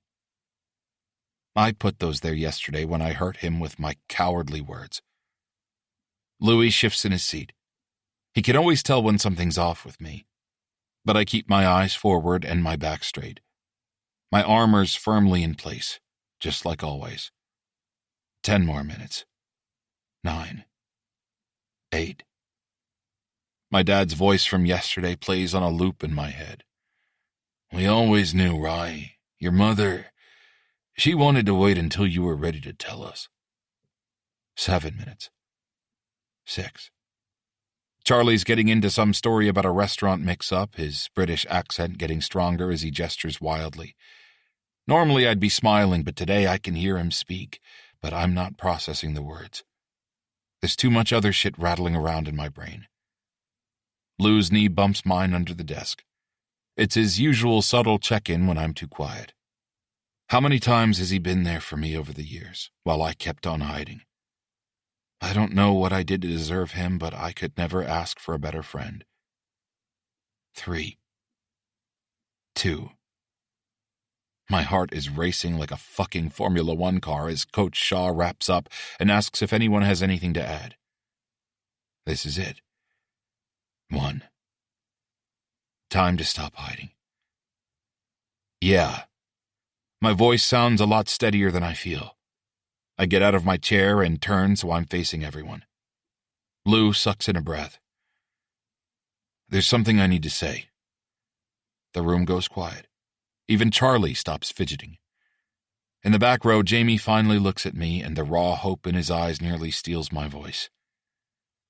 I clear my throat. I've been your captain for 3.5 years. My tone is neutral. It's like I'm talking about line changes or killing power plays, not making a life-altering announcement. And in that time, I've asked you for your trust, your respect, and your honesty. I suck in a deep breath. But I haven't done the same for you. And it's time that changes. The silence in the room thickens. Someone, Santucci maybe, shifts in their chair. I'm gay. Jamie. Ryland's words hang in the air like smoke after a fireworks show. After yesterday's press conference, I convinced myself that I've been imagining everything between us, thinking I somehow read too much in every touch, every night together, every moment with Ryland over the last couple of months. But now, the room is so quiet I can hear the hum of the fluorescent lights. Ryland stands perfectly still at the front of the room. His face is pale, probably from nerves, but he keeps his head up and his gray-blue eyes look like steel. He's ready and braced for whatever hits he might have to take. Charlie's first to break the silence.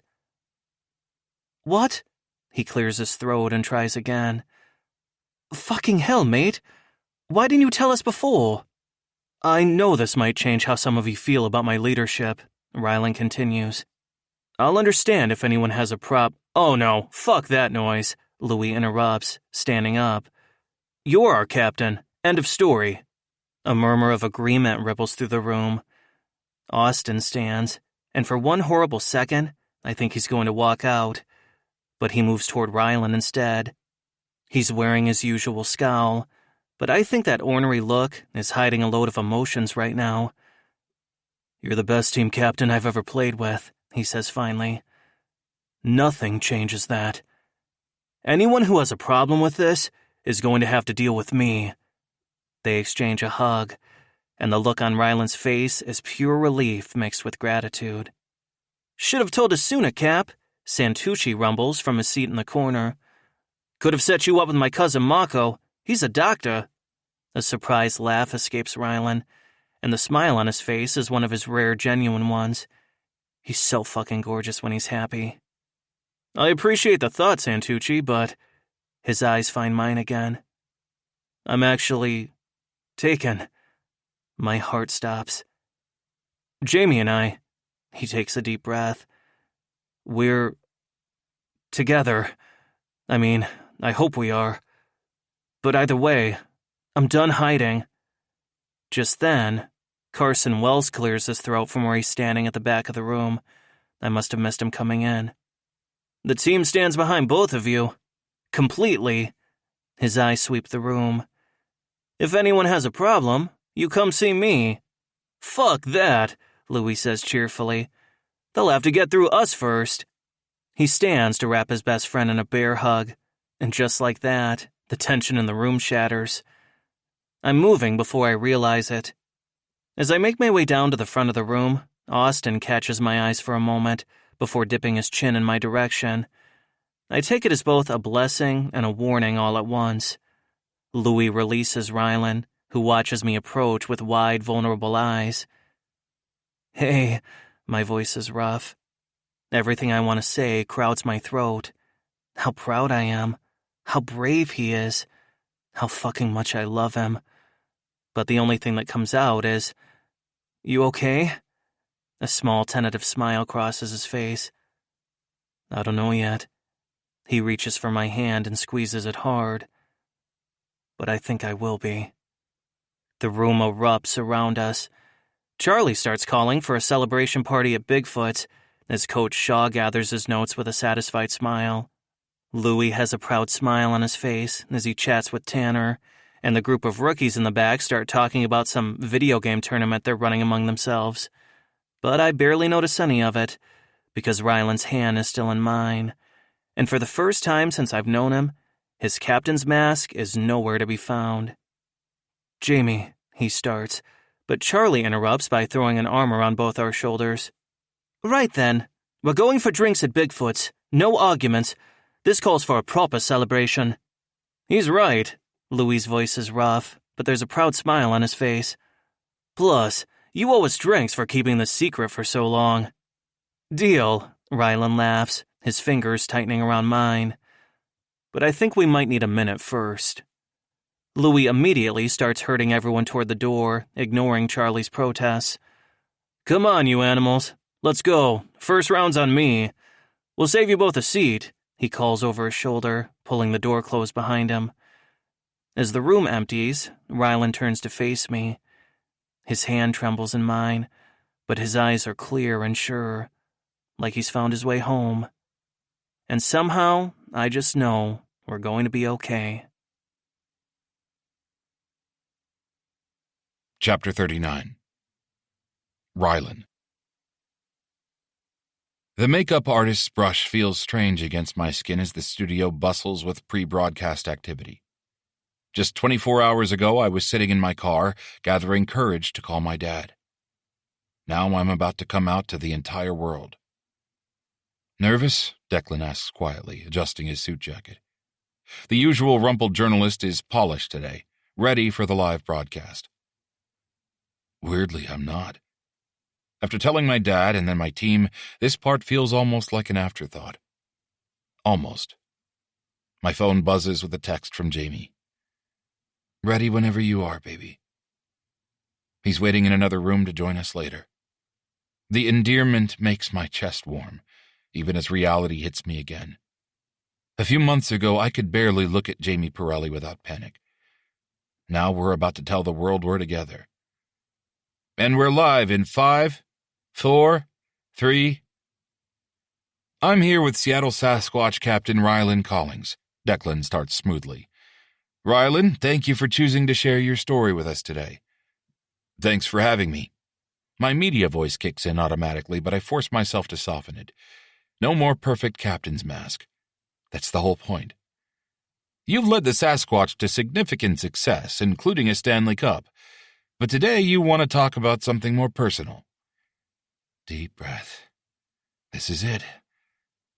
That's right. I've spent my entire life hiding an important part of who I am. There have been some changes recently that have made me realize it's time to stop hiding. My hands grip my knees under the desk, my knuckles white.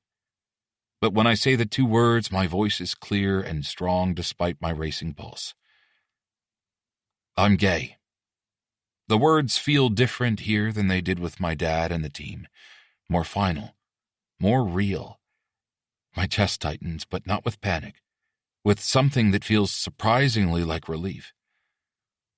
"That's not an easy thing to share in pro sports," Declan says matter-of-factly. "Why now?" I think about Jamie's smile this morning, about my dad's acceptance, and about Nick's old jersey hanging on my wall. It's time. The league's done a lot to show they're welcoming, but we all know locker rooms aren't always the most accepting places. I lean forward slightly. I'm tired of hiding. "Before we continue, I'd like to acknowledge something," Declan says carefully. "You've given me permission to talk about your brother Nick, whom many hockey fans might remember as one of the most promising prospects of his generation before his tragic death in a car accident almost 20 years ago." My chest tightens at hearing Nick discussed so publicly, but I nod. This is part of why I'm here. Yeah, Nick was incredible. Not just as a player. Everyone talked about him being the next Gretzky, but he was so much more than that. He was my big brother. "Your brother Nick knew about your sexuality, didn't he?" Declan asked gently. My throat tightens, but in a good way. Yeah, he was incredible about it. I was still pretty young, and I was just figuring things out the last summer we spent together. I swallow hard, as memories of that last summer with Nick wash over me. But I talked to him about it one night, before he left for college. Looking back, I think he might have known even before I did. Nick always saw right through my walls. That must have had a profound impact on you. Nick was always completely himself, never afraid to be exactly who he was. After we lost him, and then my mom a year later, it was easier to focus on anything other than the pain. Hockey helped me push it all away. I meet Declan's eyes. But that's not really living, is it? No, he agrees. It's not. My father's in recovery now, I continue. the words flowing easier. He's facing hard truths about himself. And watching him do that work, I realized I need to do the same. Jamie Pirelli joined the team this season. Did that influence your decision? My heart races at Jamie's name, and I can't stop a small laugh. Yeah, it did. Actually, I take a deep breath, ready to share something I've never said aloud before. Jamie reminds me of Nick sometimes. Not just on the ice, though they share that incredible hockey sense. It's the way he lives so authentically. The way he makes everyone around him feel safe to be themselves. I swallow hard. Nick would have loved him. And I think Nick would be proud of me. I'm finally following his example, being brave enough to be myself. Jamie Pirelli made history as the first openly bisexual player drafted into the NHL, and I understand he's waiting to join us. I can't stop my smile. Yeah, he is. Before we bring him out, what was your initial reaction when he was traded to Seattle? Another laugh escapes. Honestly, I was terrified. Not because of his reputation. I was scared because from the moment he walked in, I knew he was going to change everything.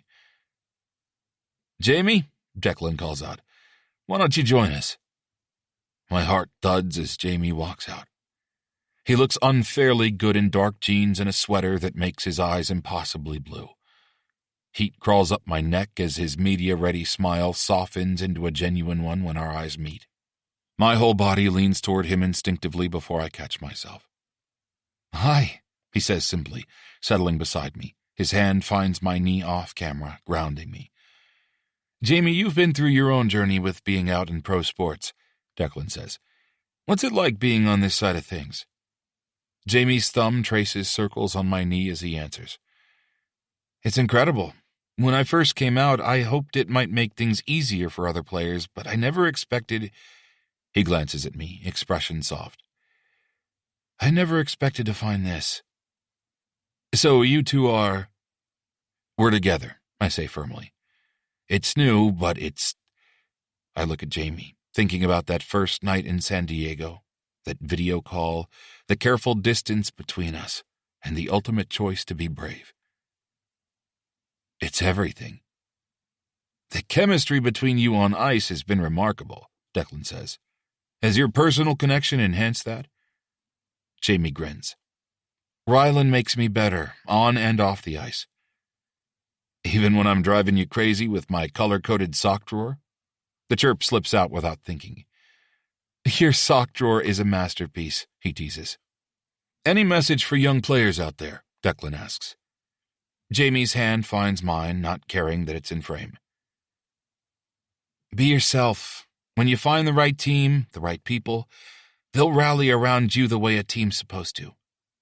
No one will care who you love as long as that person makes you happy. It's worth it, I add softly. Being authentic, being brave. It's terrifying, but it's worth it. Any final thoughts? I look at Jamie, seeing how far we've come right there in his eyes. I'm grateful. To the organization, our teammates, the fans who've been so supportive, but mostly, I squeeze his hand and clear my throat. Mostly I'm grateful I don't have to choose between the game I love and the person I love. Jamie's breath catches as I realize what I just said. To the entire world. My heart pounds so hard the microphones must pick it up. Heat floods my face as the words echo in my head. The person I love. And we're clear. The energy shifts as crew members move around, but I'm frozen in place, the words echoing. The person I love. Well, Declan stands with a knowing smile. I think that went well. The studio's booked for another hour. Take your time. Then he's gone, herding the crew out with surprising efficiency. The moment we're alone, Jamie turns to me. Did you mean it? My media-polished vocabulary fails me when faced with his hopeful blue eyes. I didn't plan to tell you like that, on camera. But, yeah, Yeah, I meant it. His smile could light up the whole damn city. Good, because I love you too. Even with my color-coded sock drawer, I try teasing, but my voice is rough. Especially with your color-coded sock drawer, he leans in, pressing his forehead to mine. I love every ridiculously organized, perfectly controlled, surprisingly soft part of you, Rylan Collings. Jamie, not only did you just come out, you also casually dropped the L word in front of the entire world, he whispers. How are you still standing? A laugh escapes me. I'm pretty sure I'm a mess, but maybe, I squeeze his hand. Maybe that's okay sometimes. His blue eyes sparkle. It's very much okay.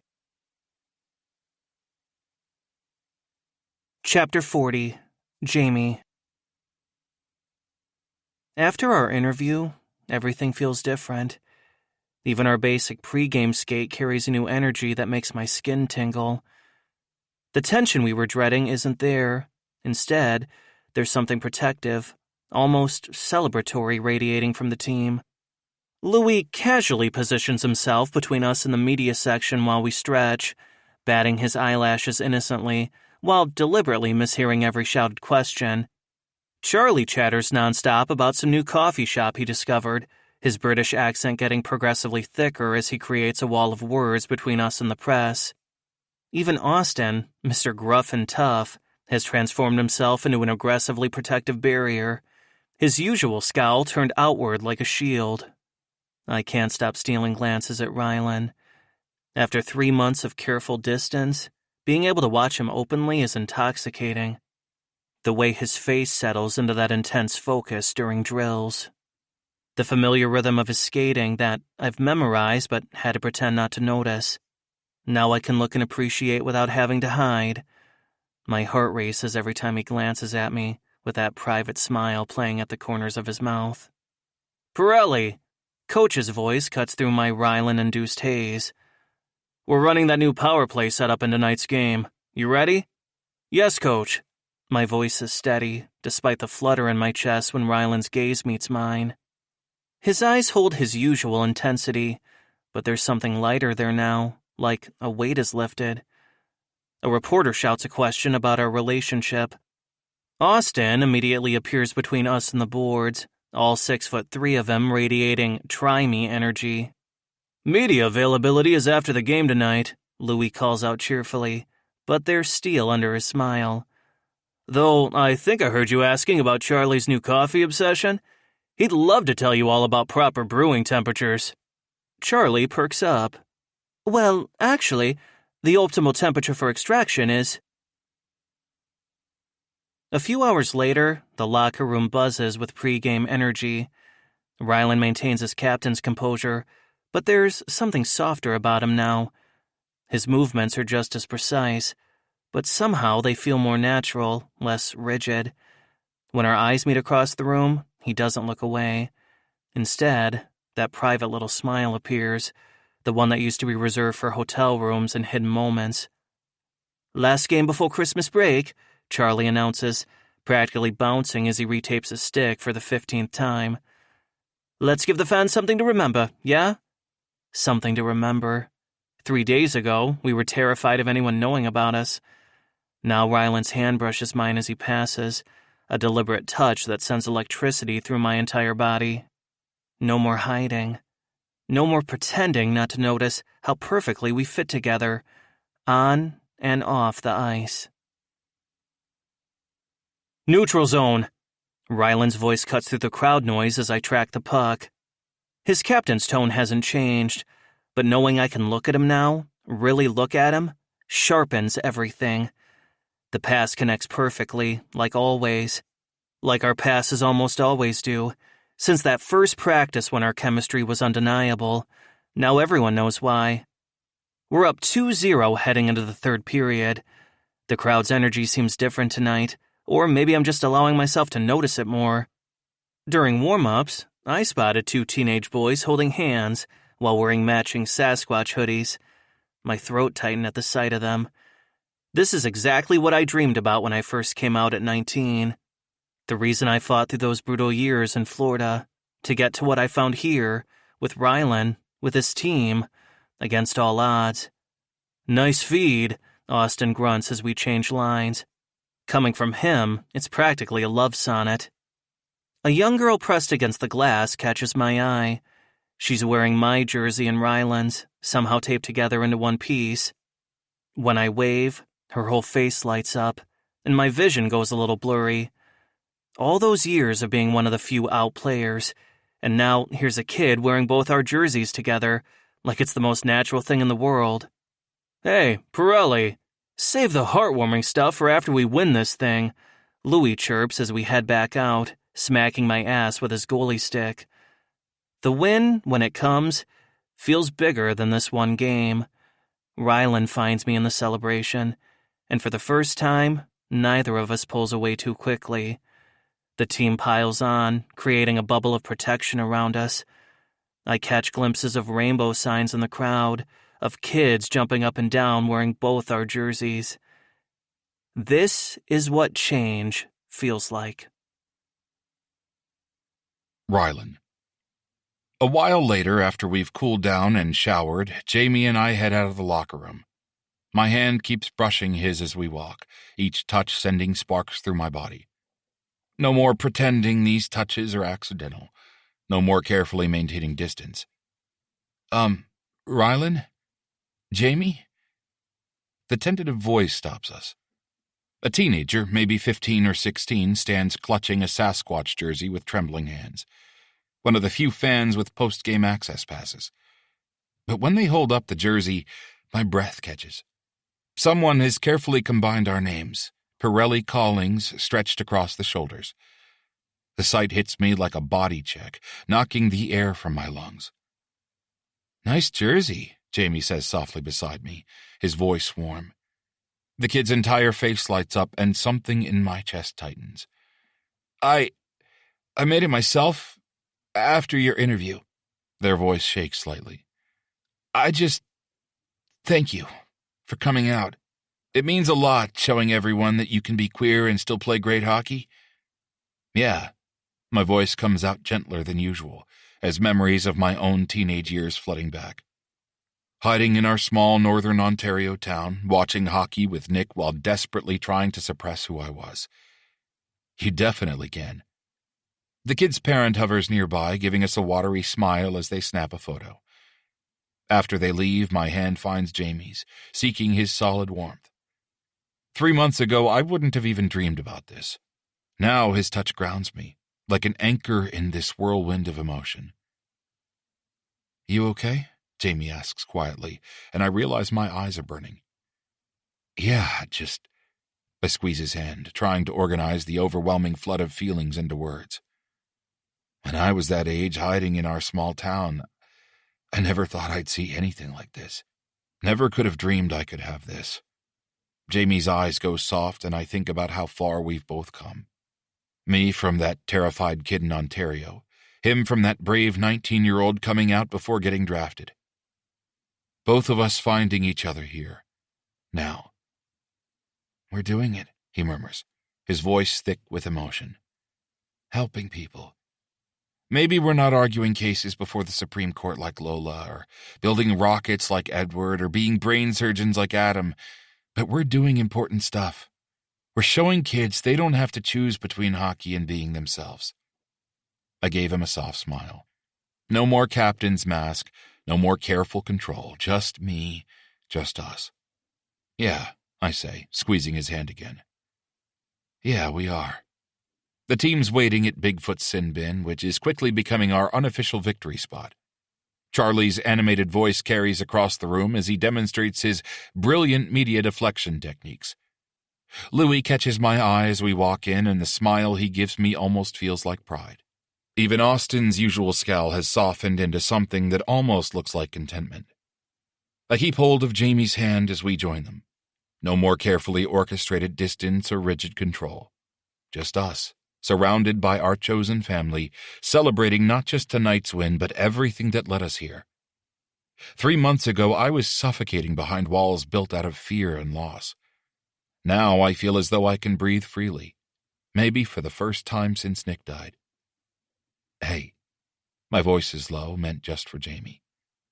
When he looks at me, the love in his eyes makes my heart race. Come home with me tonight? The word home feels different now. It's not just my meticulously organized apartment. It's somewhere we both belong. Jamie leans closer, giving me a filthy smile that's full of promise. It's enough to make me forget about everyone around us. Always, he whispers. What we've found is more than acceptance or visibility or even love. We've found home. In each other, in this team, in this city that's embraced us both. And maybe that's the biggest win of all. Epilogue. 2 months later. Rylan. The rehab clinic looks like a cozy cluster of cottages in the winter sunlight, with snow dusting the evergreens surrounding the like powdered sugar. The crisp mountain air reminds me of early morning practices back home, but without the crushing weight of expectations that used to sit on my chest. Everything looks different now, cleaner and brighter. Or maybe it's just Dad who looks different. He's clear-eyed and present in a way I haven't seen since before we lost Nick, his shoulders relaxed instead of hunched over with guilt. The team's playing well, Dad says, pushing a coffee across the table with steady hands. Hands that don't shake anymore. Been watching all the games.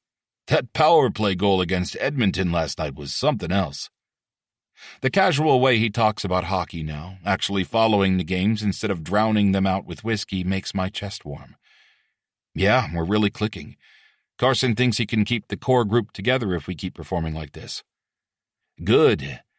Though, Dad's expression turns knowing, reminding me so much of how he used to look when he coached minor hockey. Lou seemed a bit off in the third. Tremblay usually makes those glove saves look easy. I blink, surprised by his observation. A year ago, he wouldn't have noticed anything beyond his own grief. But he's right. Lou's been favoring his right side lately, though he keeps insisting he's fine. Maybe. He's, probably just tired. Dad nods, not pushing. That's another change. He's learning when to let things breathe. So, his smile turns slightly nervous, like Nick's used to before big games. Jamie's coming up with you next time, right? My heart does that weird flippy thing it always does when someone mentions Jamie. If you're sure you're ready, we can wait. No, I want to meet him properly. Dad's voice is firm and steady. He pulls a book from beside his chair, handling it like something precious. Alexandra's been... He pauses, choosing his words carefully, which is another new habit. She's been so kind. Sent me some resources and said I could call her any time. Even suggested some support groups in Vancouver for when I finish the program. I catch the title, Supporting Your LGBTQ+ Child, a Guide for Parents. The post-it notes sticking out of various pages are covered in Alexandra's distinctive handwriting. Through the clear plastic of the sleeve, I can see one note that reads, Remember, progress isn't linear, but love is constant. She's not... I search for the right words, protective of this fragile new peace between us. She's not overwhelming you? Dad's laugh is genuine, a sound I'd almost forgotten existed. No, she's good at reading people. Knows when to push and when to step back. He looks down at the book, running his fingers along the spine. Actually, I've been thinking.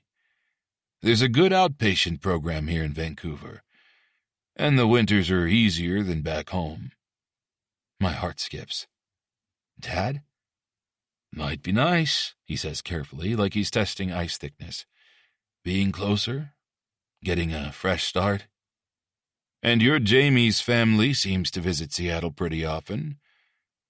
They'd love having you closer, I say softly, thinking of how Alexandra lights up whenever she talks about chosen family. We all would. His eyes get misty, but they're clear, not glazed with alcohol or grief.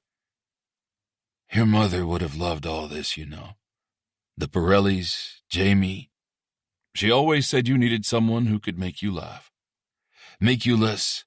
He gestures vaguely at me, a hint of teasing in his voice. Rigid. Yeah. Something in my chest loosens at hearing him talk about Mom without immediately reaching for a drink.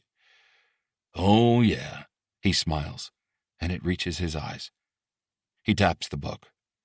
"Alexandra said something about Jamie wanting to reorganize your kitchen?" I groan, but I'm smiling too. "He says my organizational system suffocates the space. Can you believe that? My perfectly labeled storage containers might benefit from a little chaos." Dad's eyes twinkle. "Smart boy, that Jamie." "Dad," I roll my eyes, loving this teasing side of him I haven't seen since I was a kid. I know. He reaches across the table, his hand steady and warm as it covers mine. I'm glad you found someone who sees you.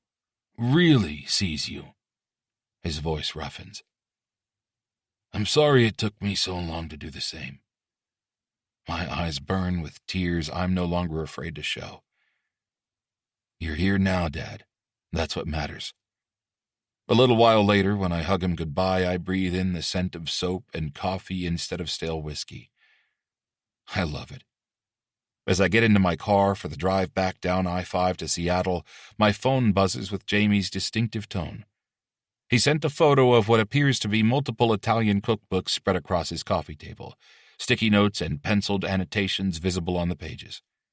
The caption reads, "Deciding on some treats to make for your dad.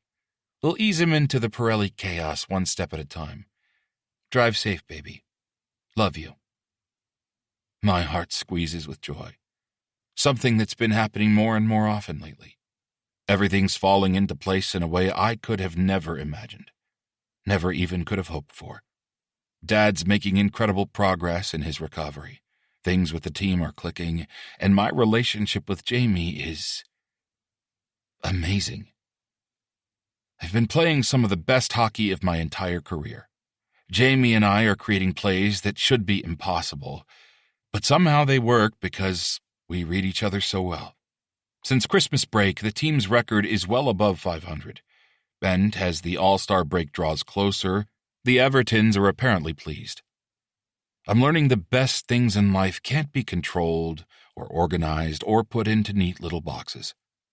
Jamie's brand of chaos and sunshine makes me feel alive, and for the first time since Nick and my mom died, I feel steady, anchored. Those walls I spent years building, thinking they were protecting me. They were just keeping all the good stuff out. It's still early, but Jamie and I are building something good together. I know deep down in my gut that no matter what life throws at us next, we'll get through it. Together. This has been Rylan, Seattle Sasquatch Hockey Book 1. Written by Harper Robson. Narrated by Declan Winters and Kevin Earlywine. Copyright 2025 by Harper Robson. Production copyright by Harper Robson.